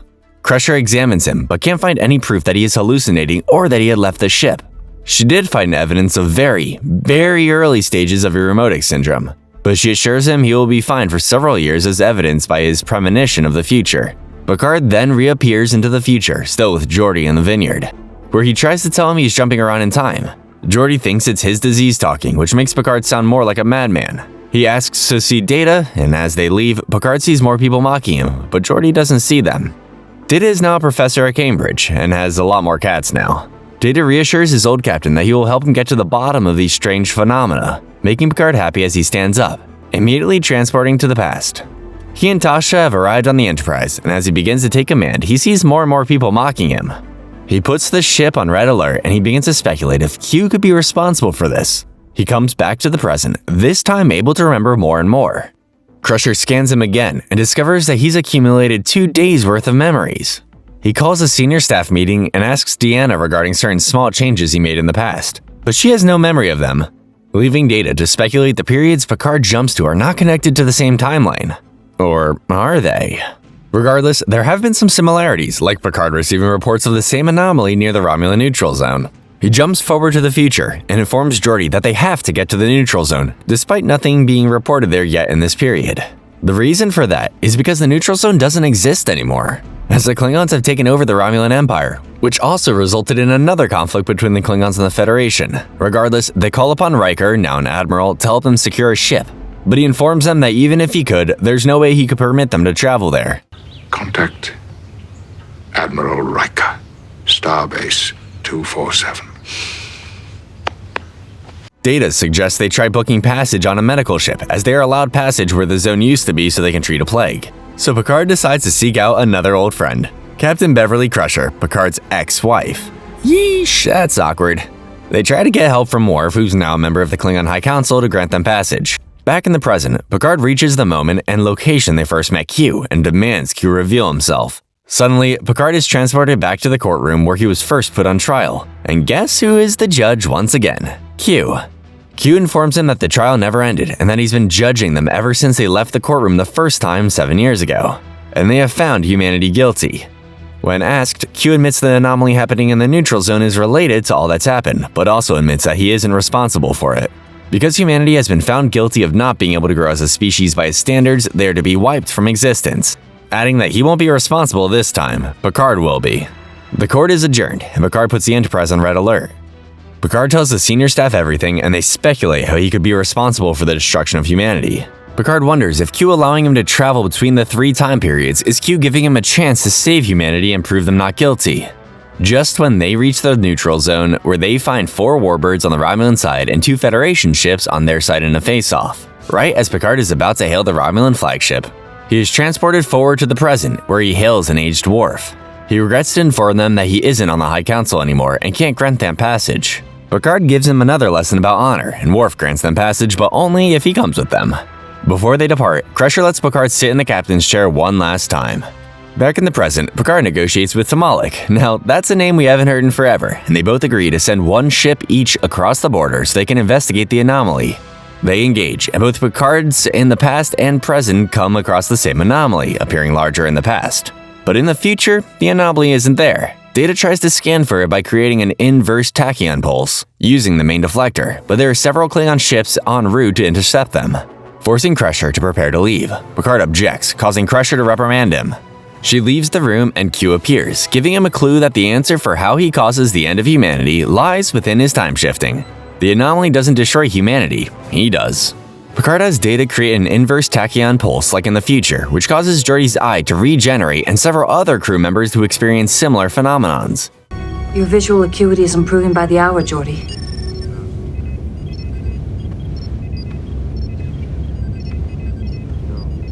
Data theorizes the anomaly to be an eruption of anti-time, and explains that if it and time were to collide, they would cause a rupture in space. Picard has Data create a similar pulse in the past, where the Klingons find Crusher's ship in the future. They are rescued by the Enterprise commanded by Riker, now with Rena Celis. They beam everyone onto the Enterprise as the ship explodes and fly away. Picard begs Riker to let them stay and find the anomaly, but Crusher sedates him. Q suddenly transports Picard to Earth, where it was still sulfur and volcanic ash, revealing the anomaly to be here too. He shows them the spot where a group of amino acids are about to form the first protein, which after several eons will result in humanity. But because of what Picard did in the future to cause life to regenerate, he caused the amino acids to never form. Thus, Picard has destroyed all of humanity. Back in the present, Data discovers that all three tachyon pulses are converging together inside the anomaly, which would mean future Picard is responsible for starting the anomaly. Old Picard tries to explain this to everyone, but only Data believes him, realizing he's just described a paradox, adding that if they go back to where the anomaly is supposed to be, they should begin to see signs of it forming. Riker indulges this delusion and sets course back towards the neutral zone. Sure enough, there it is. Future Data comes up with an idea on how to reverse it, and the other Picards do the same in their time periods. However, nothing is happening, so Data and Geordi realize they need to take all three ships into the anomaly, which will make things difficult for the past because it's so much bigger. Tasha objects to this, finally having had enough of all these erratic orders Picard has made that put the ship and crew at risk. Picard convinces them to take a leap of faith with him, and they enter the anomaly. All three ships reach the center and create a static warp shell, but all the disruption causes the past and present Enterprise to explode. The anomaly collapses as the future Enterprise explodes, and Picard awakens to find himself back in the courtroom. Q informs Picard that he saved humanity once again, and Picard thanks Q for helping him accomplish his mission.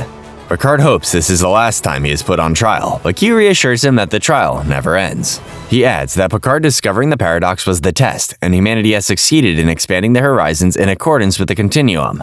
And that is the exploration that awaits humanity, not mapping stars or studying nebulas. He's about to whisper something more into Picard's ear, but then stops, saying he'll find out. Picard returns back to his time, and everything as if nothing happened. That night, while everyone is playing poker, Picard decides to join them for the first time ever, and sitting around the poker table, surrounded by his staff that has now become his family, he tells them he wishes he'd done this a long time ago. Moving on to the first of 4 films, Star Trek Generations, where we travel back in time to the time of the original series for a brief moment. Starfleet has just commissioned the new Enterprise-B, and as a ceremonious treat, they've invited 3 crew members from the Enterprise-A to attend the maiden voyage, including Scotty, Chekhov, and the man, the myth, the legend, Captain James Tiberius Kirk. The new captain of the Enterprise, John Harriman, welcomes them to the bridge as reporters swarm all around trying to capture every moment. But all Kirk cares about is taking in the moment of being back on the bridge of the Enterprise. Chekhov introduces Kirk to the Enterprise's new helmsman, Demora, who turns out to be Sulu's daughter. It wouldn't be the Enterprise without a Sulu at the helm. They take their seats, and Harriman has Kirk do the honors of giving the order to get underway, and away they go on their maiden voyage. As they travel past the asteroid belt, they get a distress call from 2 Lakol ships carrying El-Arian refugees, caught in some sort of energy ribbon. Harriman tries to see if another nearby ship can take care of the matter, because they don't have a full crew on board or any weapons or even medical staff. Unfortunately, they're the only ones in the area, so a reluctant Harriman has no choice but to take the incomplete Enterprise composed of a skeleton crew and reporters to deal with a life-threatening situation. They arrive and get their first look at the ribbon, and it's unlike anything they've seen before. They find the Lakol ships seconds away from tearing themselves apart, and the inexperienced Harriman tries to save both ships with his limited resources when one of them explodes. Not knowing what to do, he turns to Kirk for help. Kirk, who has been waiting to take over, tells him to move within transporter range, despite the risk of being pulled into the energy ribbon. But as they move within transporter range, the tactical lieutenant has a hard time trying to locate the refugees inside the Lakul ship. Scotty examines it and sees what looks like other life signs phasing in and out of a space-time continuum from inside the ribbon. Suddenly, the last Lakul ship begins to explode and Scotty quickly beams whoever he could find, only getting 47 out of 150. The Enterprise then gets caught in the ribbon and it begins tearing the ship apart. Meanwhile, Chekhov and a few reporters have created a makeshift medical staff and attend to the refugees they beamed aboard, where one of them, Tolian Soren, keeps rambling about wanting to go back to something, to the point where he becomes violent, forcing Chekhov to sedate him.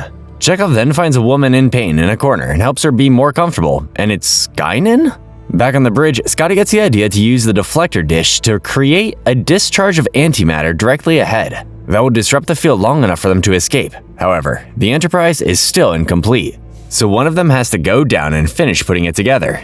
Harriman volunteers, giving Kirk the bridge, and despite it being wonderful to be back in the captain's chair again, Kirk goes instead, as Harriman's place on the Enterprise is where he's sitting.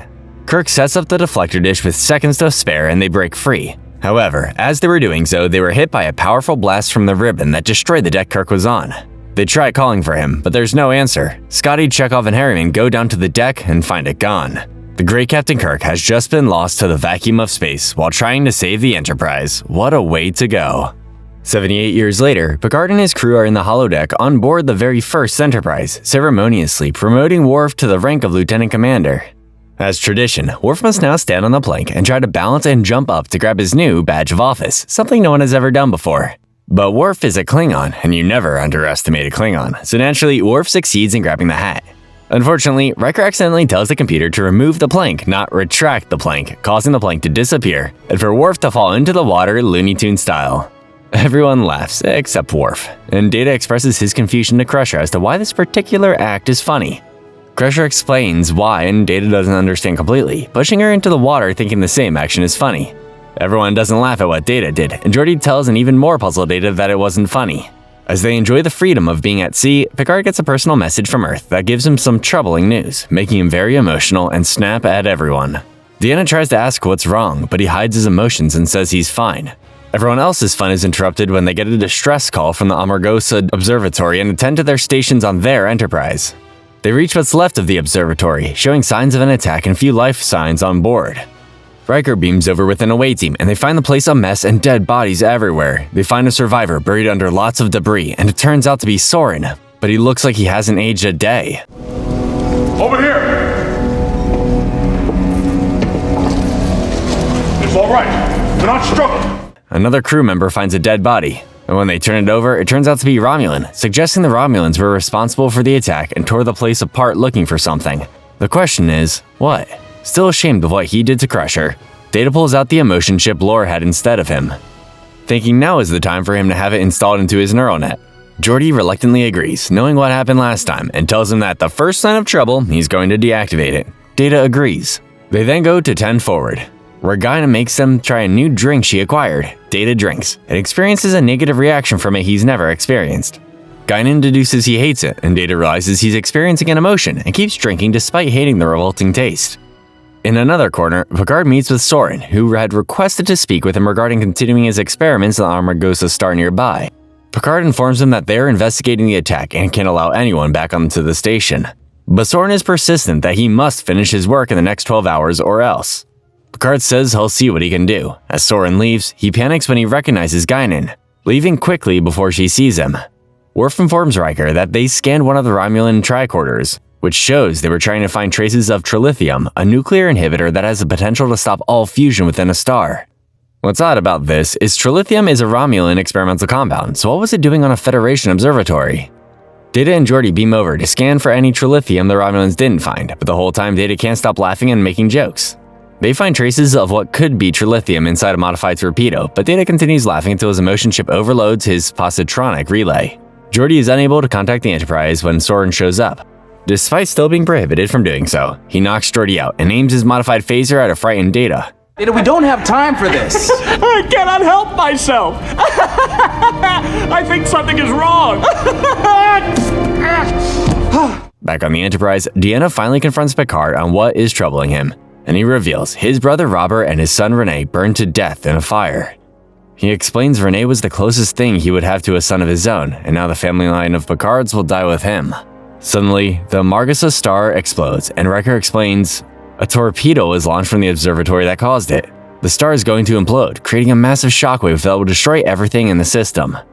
Geordi and Data are still in the observatory, so Riker and Worf beam over to rescue them with 4 minutes till impact. They confront Soren, who opens fire on them as they try to rescue Geordi and Data. Riker tells Data to get to Geordi, but Data is so overcome by fear that he can't move. Suddenly, a Klingon bird of prey decloaks nearby. Beaming Soren and Geordi on board, the ship cloaks and leaves, allowing Riker, Worf, and Data to beam back. They warp out of there just as the shockwave destroys the observatory. It turns out, the Klingon ship is contained by the Duras sisters, who have been aiding him in acquiring the Trilithium so they can finally take over the Klingon Empire. He orders them to set course for the Viridian system. Meanwhile, Crusher digs up everything she can about Soren, bringing up the mission that got Kirk killed, and she reveals Guinan was also there that day. Picard confronts Guinan on what Soren is planning, and she reveals he's trying to get back to the Nexus, the energy ribbon the Enterprise-B encountered. She explains that inside the Nexus is the doorway to paradise, where the ability to experience unimaginable joy is possible. She explains that she and Soren, along with the others from the ship, were ripped from the Nexus when they were beamed aboard the Enterprise. And all Soren cares about is getting back to the Nexus, no matter how many lives or star systems he has to destroy to get there. Picard and Data attempt to answer what destroying a star has to do with getting back to the Nexus. But the whole time Data can't focus as he's overcome with guilt for abandoning Geordi when he needed him. The emotion chip has fused itself with his neural net, so they can't remove it. So he begs Picard to remove it. Picard refuses, giving him another emotion to try right now: courage. Data resumes his post and discovers that when the star was destroyed, it altered the course of the ribbon. He did this because every time a ship flies into the ribbon, it's destroyed. So the only way to get into the Nexus is to make the ribbon come to him. They figure out where Soren plans to make the ribbon come to him, but it would result in the destruction of another star, creating another shockwave that would destroy everything in the system, including a planet that supports a pre-industrial society of 237,000 innocent people. It should be noted, sir, that the collapse of the Viridian star would produce a shockwave similar to the one we observed at Amagosa. They set a course for the Viridian system maximum warp. Soren reaches Viridian 3, but the Enterprise is right behind them. Soren beams down to the surface, but not before making sure that Duras' sisters have an edge against destroying the Enterprise that involves Geordi's visor. Picard volunteers to beam down to the surface in exchange for Geordi, and they agree. On the surface, Picard tries to confront Soren, but a force field blocks Picard from reaching him, let alone try and disable the giant missile he plans to launch into the sun. Picard then tries to reason with Soren to not do this, prompting Soren to explain that he was a kind soul until the Borg came and killed his wife and children. Meanwhile, Geordi is stabilized and Data tries to apologize for what he did, but Geordi forgives him, saying he was only being human. It makes him very happy. The Duras sisters have been able to see everything Geordi sees after Soren modified his visor, and they discover the Enterprise's shield frequency, allowing their weapons to penetrate their shields with ease. They fire at will on the Enterprise, tearing apart it. Worf's knowledge of the old bird of prey gives Riker an idea to send out a pulse that will force the ship to cloak, which automatically lowers their shields. Data engages the pulse, and all it took was one torpedo to destroy the ship and kill the Duras' sisters. Unfortunately, the warp core was heavily damaged in the attack, and Geordi is unable to contain it, and they have 5 minutes before it destroys the entire ship. Everyone scrambles to move everyone, including all the families, into the saucer section to begin separation. The saucer separates with everyone on board, trying to move as far away from the drive section before it explodes. But it doesn't get far enough, and the blast knocks the saucer section into the gravity of Viridian 3. Meanwhile, Picard found a hole in the rocks that the force field missed, and he tries to go through it without Soren watching. But the hole collapses and Soren fires at him, but there's no indication he got Picard as the dust settles. The saucer brutally crashes onto the surface, causing massive destruction on the surface and what's left of the Enterprise-D. She was a good ship. Picard surprises Soren with still being alive and tries to stop him from launching the missile, but he's not a good fighter, so he fails in stopping him.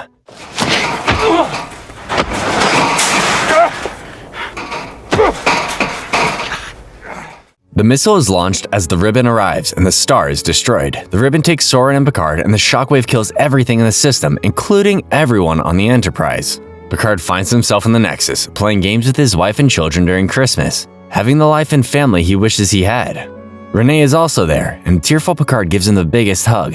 Everything is so wonderful, it's everything Picard wanted.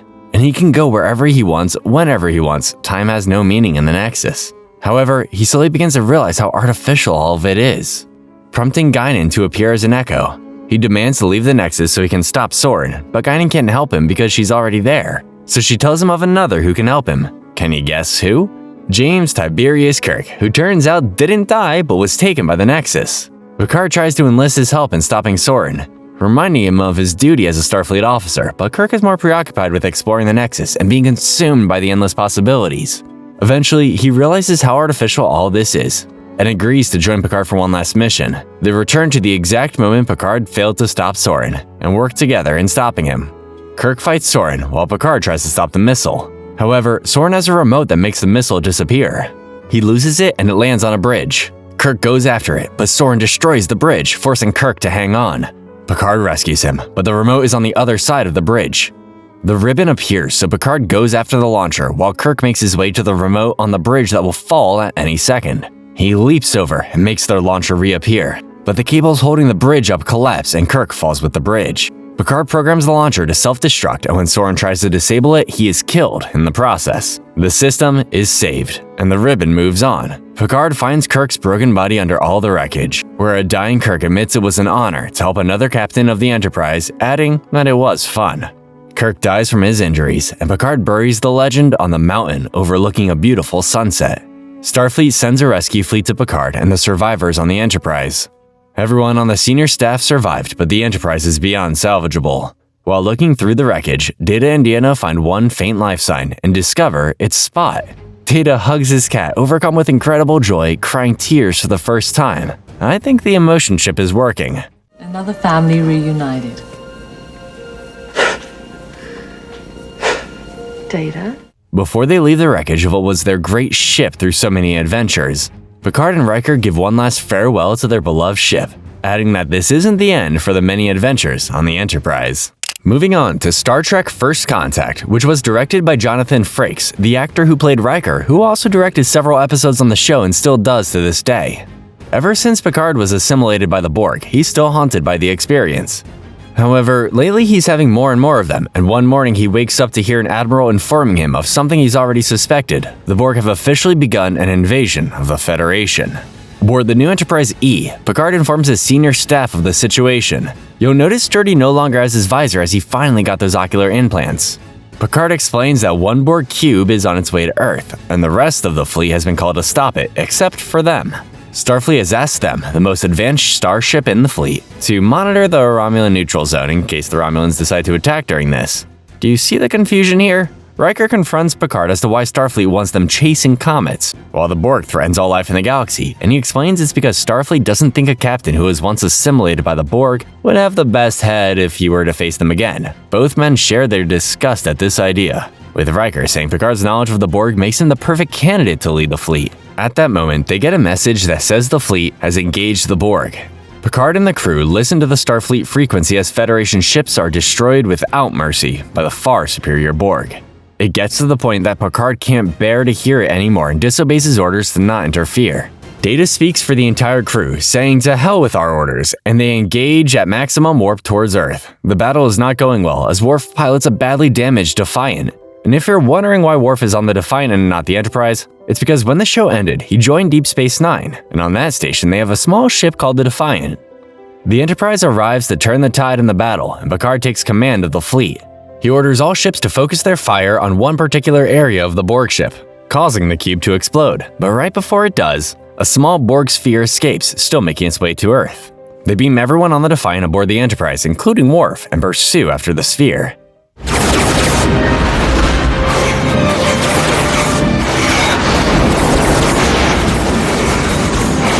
The sphere then creates a temporal vortex, allowing them to travel back in time, catching the Enterprise in a temporal wave. Down below, they see Earth, looking a lot different and with a population of 9 billion Borg. Picard realizes the Borg changed history somehow, and they follow them to repair the damage they've done. They emerge through the vortex with their shields drained and find out they've traveled to April 4th, 2063, the day before first contact.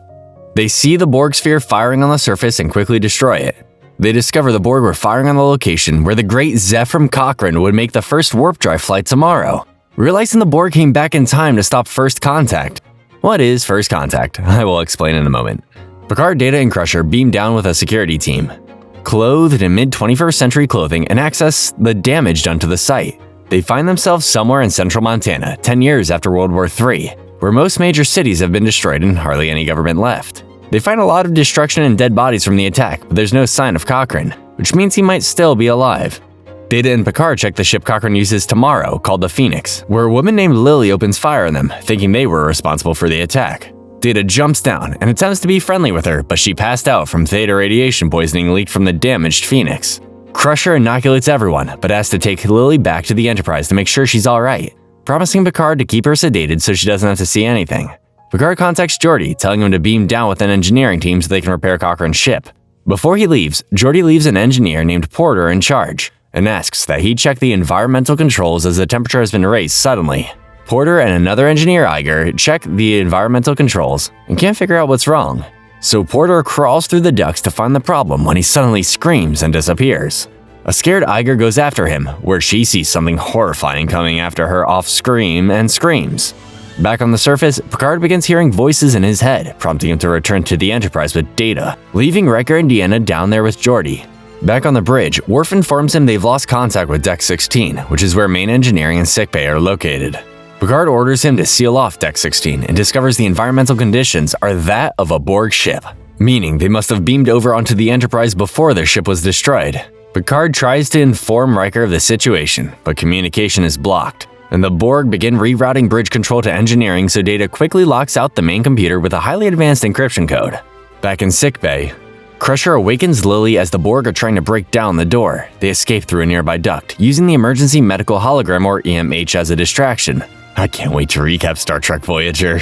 As they crawl through the ducts, Lily gets separated from the group, not understanding what's going on. Realizing the Borg won't stay on Deck 16, Picard, Worf, and Data prepare to lead a team to regain control of main engineering. By now, the Borg have already set up a collective there, and their weapons won't last long against them as they adapt quickly, so their best chance at defeating the Borg is to punch a hole in the plasma coolant tanks, liquefying the Borg's organic material, which, despite not being primarily organic, can't survive without certain organic components. Before they leave, Picard orders them to kill any of their crew that's been assimilated, adding that they will be doing them a favor. Back on the surface, life is returning to the complex. Ironically, Riker finds Deanna completely wasted at the bar as she was attempting to befriend a drunk who doesn't take kindly to people turning off his music. The drunk turns out to be the great Zephram Cochrane. Well, at least he's alive. Sorta. Worf leads one team down to engineering, while Picard and Data lead the other. Along the way, Worf's team finds Crusher and the others still alive, and Crusher warns Worf that they lost Lily and to keep a lookout for her. They finally come across the Borg, and the drones ignore them for now. They reach main engineering and try to force the door open manually, but they accidentally alert the Borg to their presence and an epic fight ensues. The Borg adapt quickly, forcing them to fight hand-to-hand, making it easier for the Borg to assimilate them.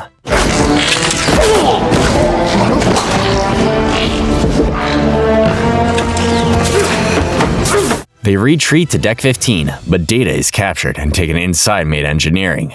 As Picard escapes, he sees a crewman already being assimilated calling out for help, and Picard helps him by mercilessly killing him. In the ducts, Picard then gets attacked by Lily, who steals his phaser, holding him at gunpoint. She demands he get her out of here, and Picard has no choice but to follow orders, crawling through the ducts. Riker and the others tell Cochrane who they are and what is happening, as well as the importance of his flight tomorrow. So here's what First Contact is. When Cochrane does his historic flight on April 5th, 2063, a Vulcan science ship just happens to be passing by on a survey mission they sometimes do around Earth every now and then. But this time, when they see that humans have learned to travel faster than time, they alter their course and make first contact with Earth, right where they are standing. Over the decades, the Vulcans help them expand Cochrane's ideas on warp drive, allowing fleets of starships to be built, and over time, the Federation is born. In 50 years' time, poverty, war, and disease will all be gone, as humanity becomes united in a way not thought possible when they realize they aren't alone in the universe. All of Star Trek happens because of this wasted, drunken man you see before you. It's a lot for Cochrane to take in, but he agrees to let them help him follow his destiny. Meanwhile, the Borg are moving through the Enterprise, assimilating deck after deck with ease. However, when they reach Deck 11, they just stop. Which doesn't make any sense because there's nothing of vital importance on that deck. Picard continues to try and explain what is happening to Lily, finally showing her that she is on a starship from the future. He gains her trust, and she gives him back the phaser. In main engineering, the Borg have been trying to crack the encryption code Data used to lock out the main computer, even trying to access his mind, during which a female voice has been talking to him, as if knowing everything about him. Finally, she descends from above, possessing only a head and a spine as she enters her shell of a body. Meet the Borg Queen. the leader of the hive mind. When one queen dies, another takes its place. As they are the embodiment of what the Borg are, she knows that his quest is to become more human, and she gives him the opportunity to experience the emotional pleasure of having human skin. The experience is very stimulating for Data, and he wants more. Was that good for you?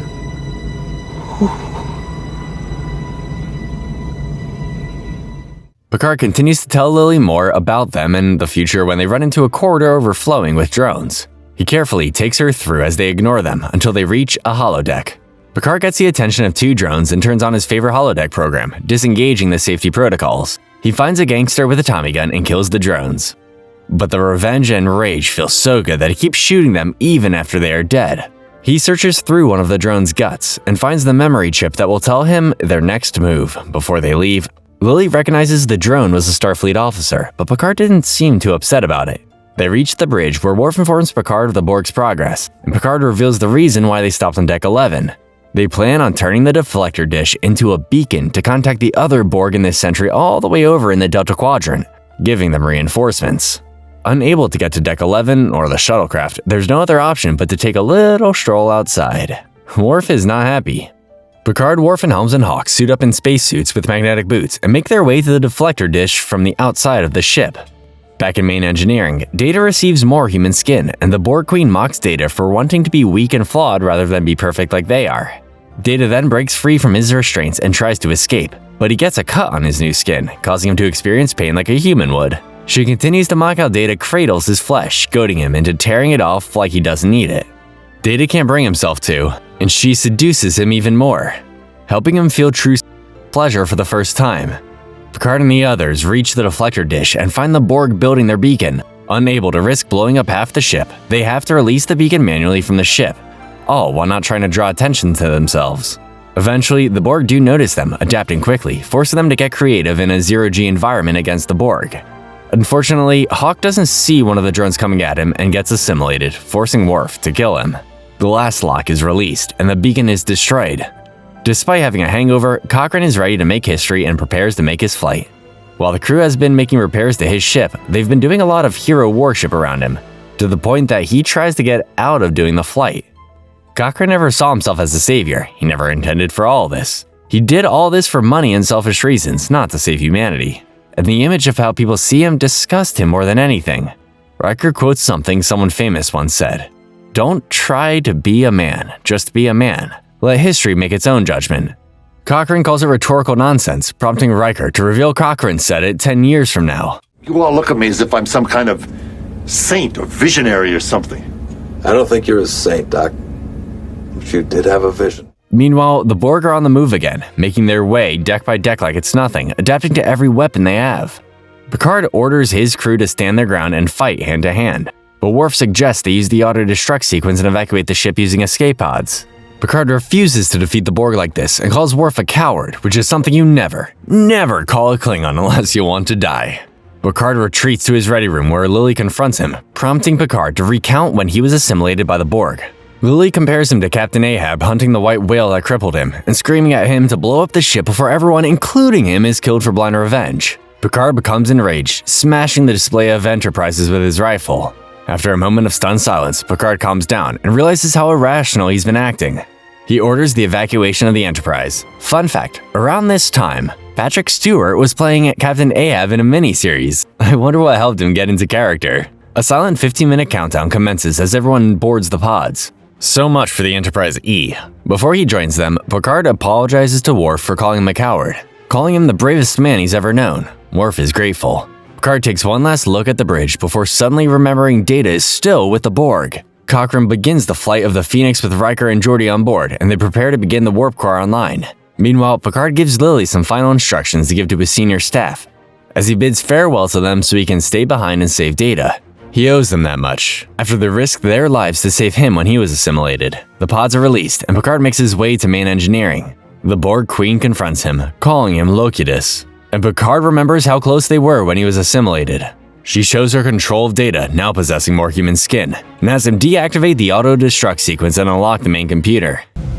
Let Data go, and I will take my place at your side, willingly without any resistance.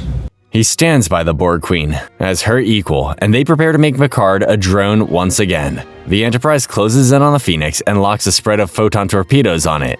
Data fires, and Picard watches as his future ends. But the torpedoes miss. Data had been playing her all along and punches a hole in the plasma coolant. Picard climbs up, trying to get away from the coolant, and the Borg Queen grabs onto him. Meanwhile, Cochrane engages to Warp 1 and enjoys the ride. Data comes up from the plasma and pulls the Queen into it, liquefying her organic material, killing every Borg on the ship.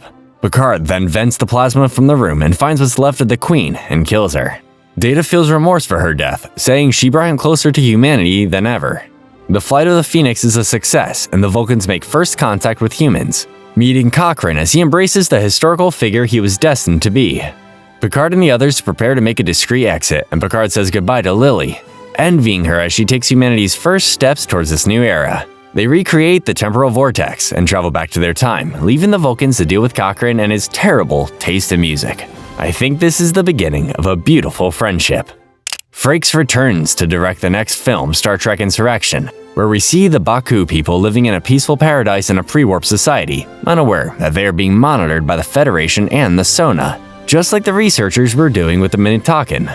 Suddenly, one of their people wearing the cloaked isolation suits begin firing on the researchers for an unknown reason. It's revealed to be Data, as his software appears to be rewritten by the second. Data was temporarily transferred here as the Federation needed his expertise, but it seems it's not working out in their favor. The Baku people flee, not knowing what is going on, and witness a floating Data head as he removes his headpiece. He then reveals the cloaked research base, exposing themselves to the Baku. Vice Admiral Doherty contacts Picard regarding what's happened, saying Data has gone rogue and they can't find him. Picard offers his assistance, but Doherty assures him they have the situation under control. Regardless, Picard decides to go there anyways, bringing the Enterprise with him. They arrive at an area of space known as the Briar Patch and scan for Data. During which, Riker and Deanna research everything they can about the Sona, and Deanna begins flirting with Riker again, just like they used to. A Sona ship captained by Ruafo and containing Doherty track them, and Doherty is surprised to see them here. Data had recently attacked their ship with a Federation scout ship, and Ruafo deems it necessary to send an assault team to destroy him. Picard convinces them to give he and Worf 12 hours to capture him, but if they don't succeed, then Ruafo will have no choice. Picard and Worf take a shuttlecraft and lure Data out of his hiding hole. He tries talking to Data, but he keeps firing upon them. Picard then makes a more musical approach at trying to neutralize Data, as just before Data left, he was rehearsing a production of HMS Pinafore. Picard then tries to jog Data's memory by singing a British tar to Data. Pretty soon, all three of them are singing happily along to Gilbert and Sullivan. With Data distracted, Picard comes up beneath Data's ship and Worf engages the docking clamps, latching onto Data's ship. Data tries to break free, causing both ships to downward spiral towards the planet.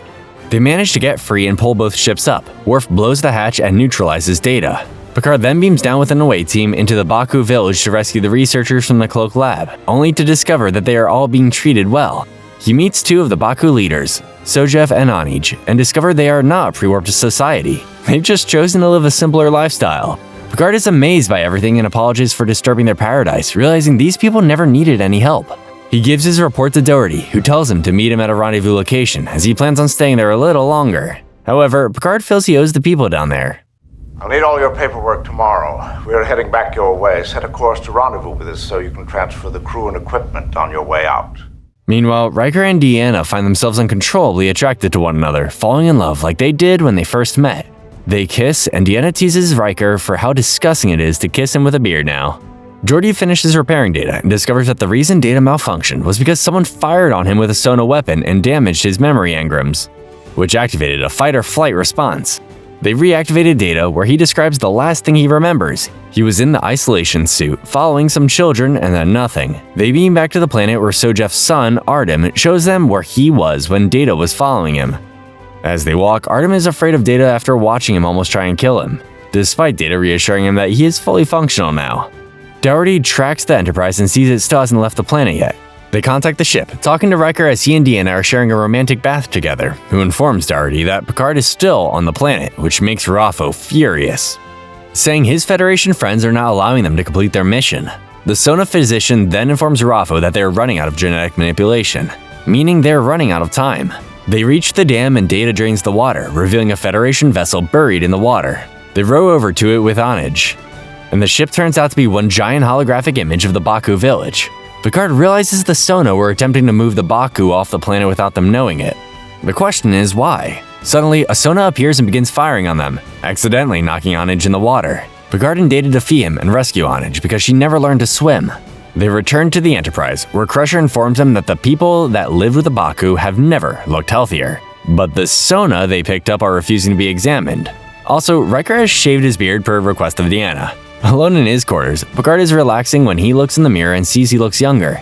He confronts Onage and the others, who reveals they are over 300 years old, as the planet has some sort of rejuvenating power that keeps them young and healthy. Picard realizes that this is what the Sona are after, as their bodies are deteriorating despite their attempts to prolong their lives, hence their mummified appearance. Picard promises to do everything in his power to make sure they don't leave their home. He sees Onage home and goes for a walk, finding Geordi by himself with perfect healthy eyes. He watches the sunrise, and for the first time in his life, he's able to see clearly. Raffo and Dougherty board the Enterprise, where Raffo demands the release of his men. Picard informs them that they found the holoship.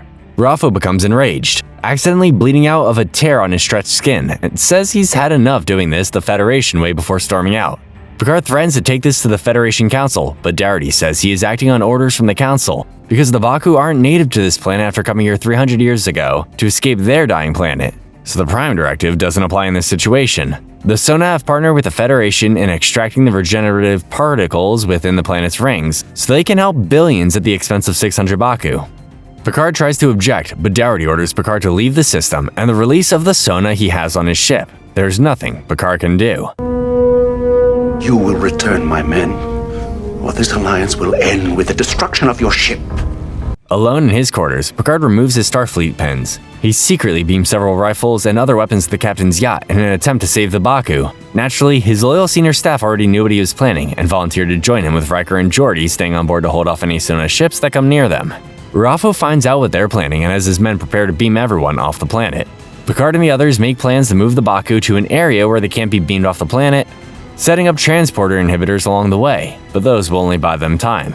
Suddenly, two Sona shuttles appear and destroy several inhibitors, creating a gap in the field. Several Baku are beamed up to the ship, including Sojef, leaving Data to help Artem. They make their way close to the mountains where they will be safe when Sona shuttles begin launching robotic probes that beam the Baku one person at a time. Picard and the others defend the Baku as they reach the nearby caves. Meanwhile, the Enterprise comes under attack from two Sona ships in the Briar Patch, forcing Riker to take the ship through an unstable nebula. The Sona erupt the nebula, creating a subspace tear, forcing Geordi to eject the warp core and detonate it. It works, but now they have no way of outrunning the Sona ships. Once safely inside the caves, the Sona ships begin firing on the mountain, creating cave-ins and trying to draw them out.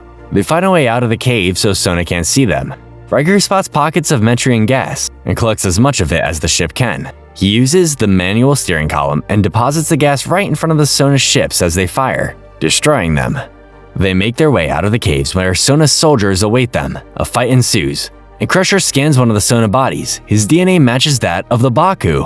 Artem gets lost in the caves looking for his pet when Onage finds him. Picard goes after them and rescues Artem, but he and Onage get trapped where there is a cave-in.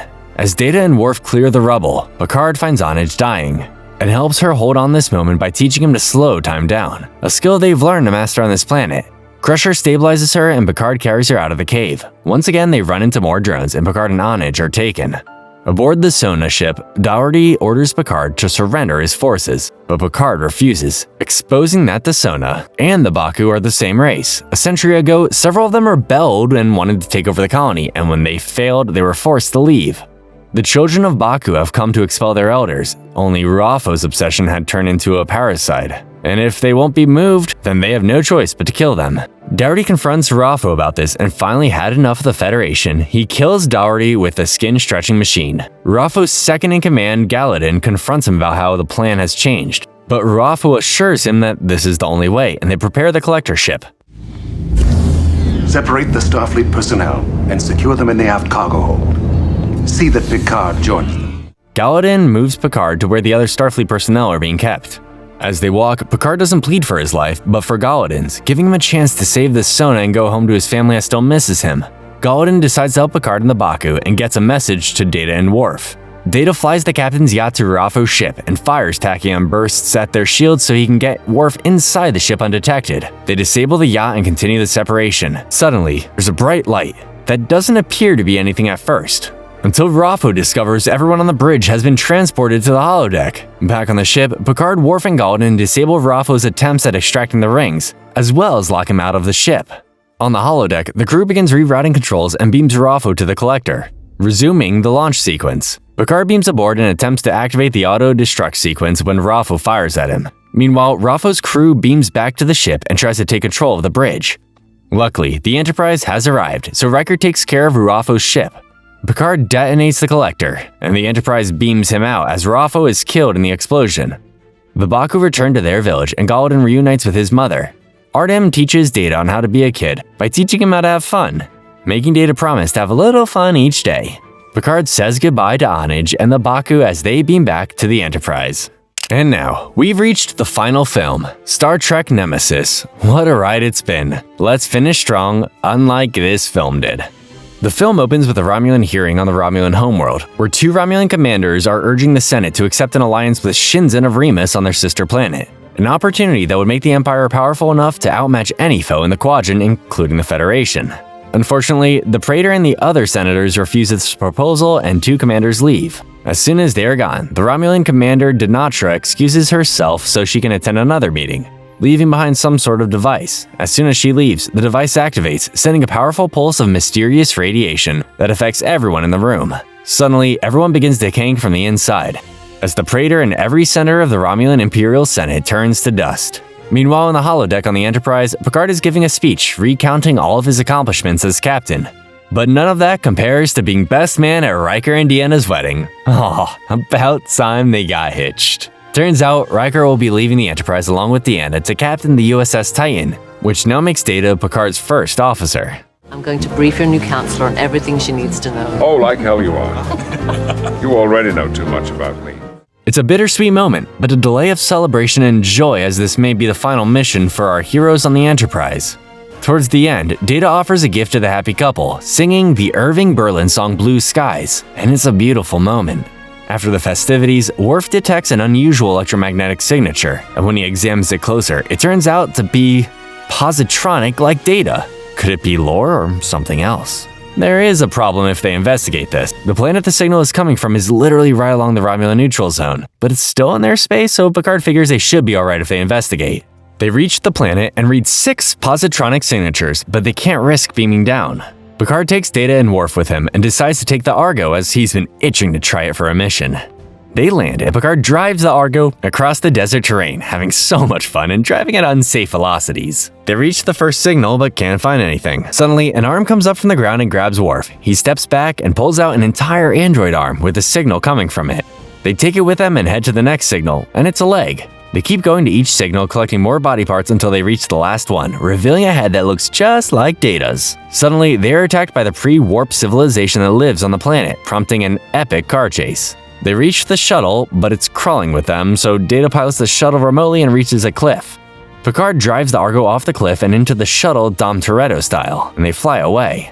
Back on the Enterprise, they examine the android and Geordi discovers his mind to be not as developed as Data's, hinting he was created before Data as a prototype. His name is B4, but has no recollection of why he was on the planet. In his ready room, Picard gets a transmission from the legendary Admiral Catherine Janeway, where she tells him about a new Praetor named Shinzin rising to power after the political shakeup we just witnessed.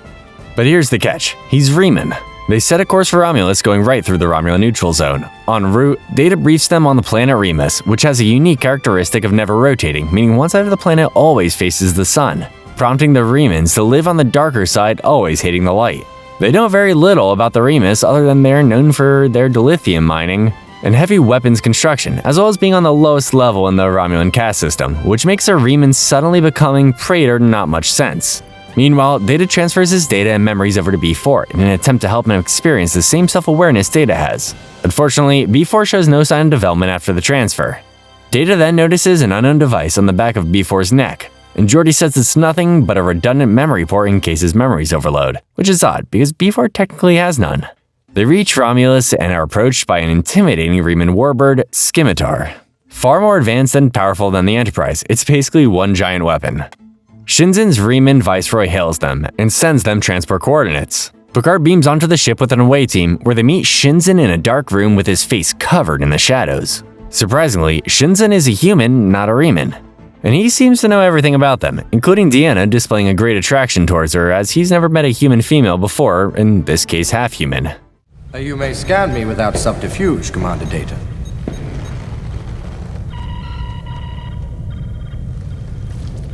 Picard reminds Shinzen of why they are here, and Shinzen says he wants peace.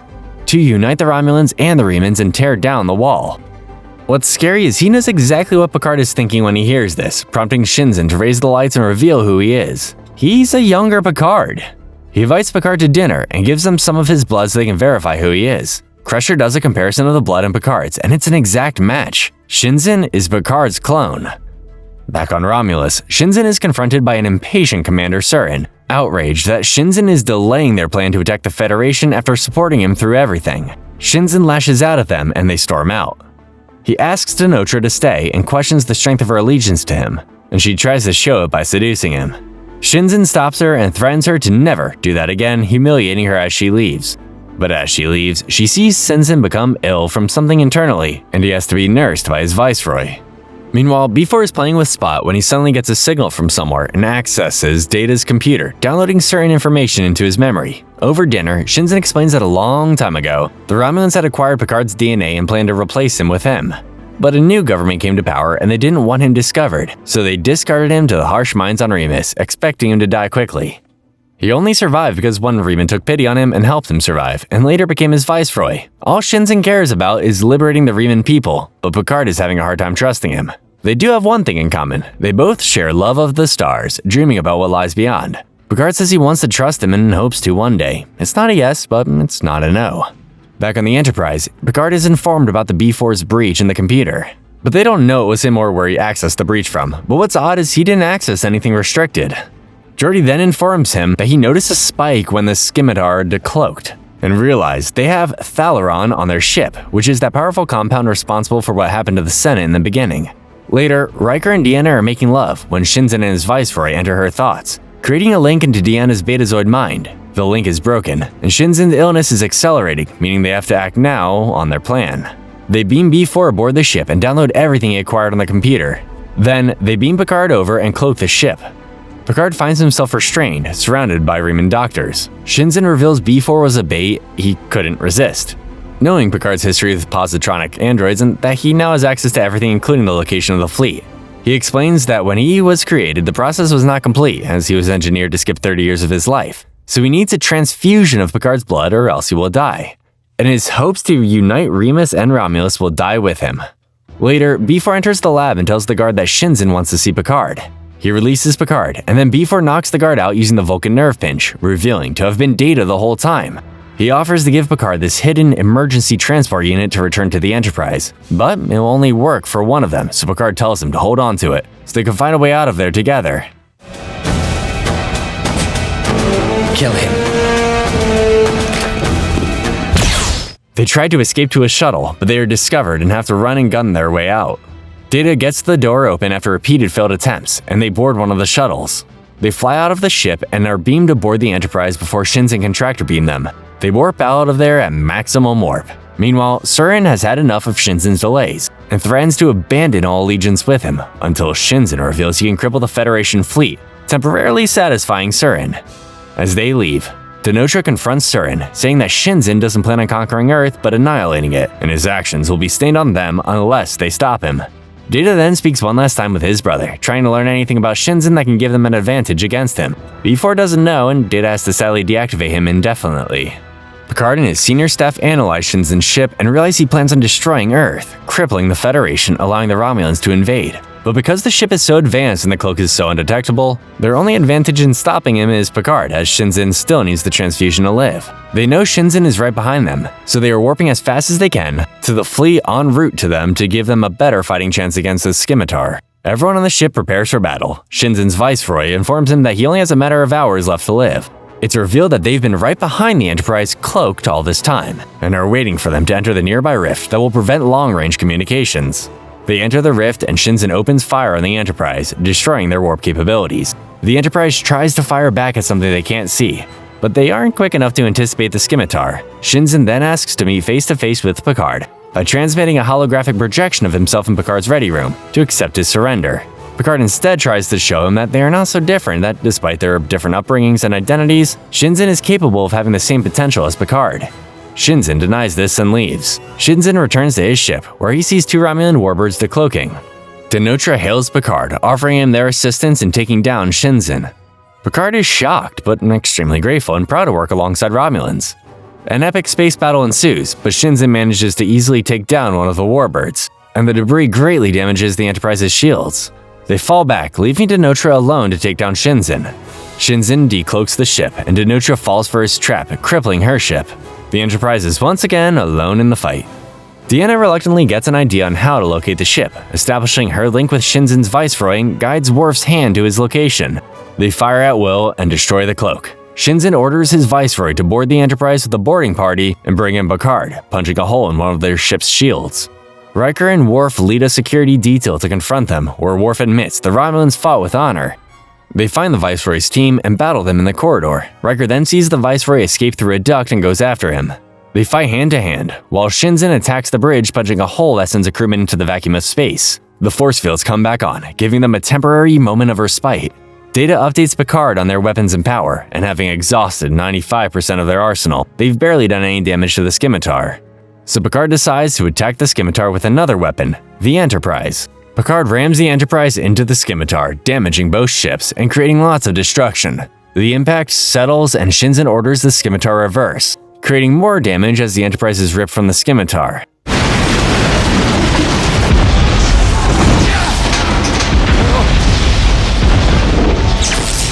During which, Riker finally defeats his Viceroy by throwing him off a bridge down a long drop. Picard then tries to auto-destruct the ship, but all the damage has turned it offline. With minutes to live, Shinzen has had enough of all this, and decides to activate the Thalaran weapon against the Enterprise, even if he and Picard die. Picard beams over with the rifle and makes his way to the bridge. But the transporters go offline as soon as Picard goes over, meaning he's stuck there now. Data gets an idea, and with Geordi's help, he flies over to the scimitar into the vacuum of space. Picard reaches the bridge and kills the other officers before fighting Shinzen. They fight hand to hand, until Picard stabs Shinzen with a pipe on the wall. Shinzen dies, content that they can be together at the end like this. Data then reaches Picard and gives him the emergency transporter unit, not giving Picard a chance to say goodbye to his friend. With seconds left, Data fires his phaser at the Thalaran generator, destroying the scimitar and himself to save the Enterprise. You don't get more human than that.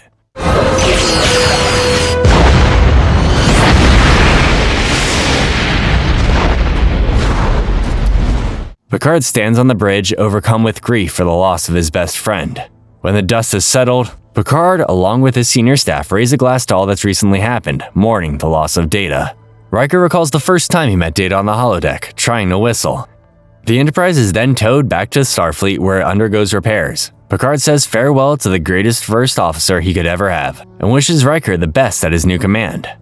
Riker informs him that his first mission is to participate in talks with the Romulans. It seems peace with them may soon become a reality. Picard then speaks with a reactivated B4, telling him all that's happened and what kind of person Data was. But it's all too unfamiliar for him, so it's hard to process. As Picard leaves, B4 begins singing Blue Skies, trying to remember the tune. Picard helps him out, and he keeps singing. Data's memories still live on in B4, meaning he's not truly dead. Picard exits the room with the biggest smile on his face. And that, my fellow explorers, is the legendary tale of the next generation aboard the Enterprise. Props to you for making it this far. I had a blast reliving all the iconic moments from the greatest Star Trek show, and I think I might be becoming a Trekkie. Comment down below your favorite moments, or if we missed an Easter egg or two. Thanks for watching, and I'll see you guys on the next Star Trek recap. Engage.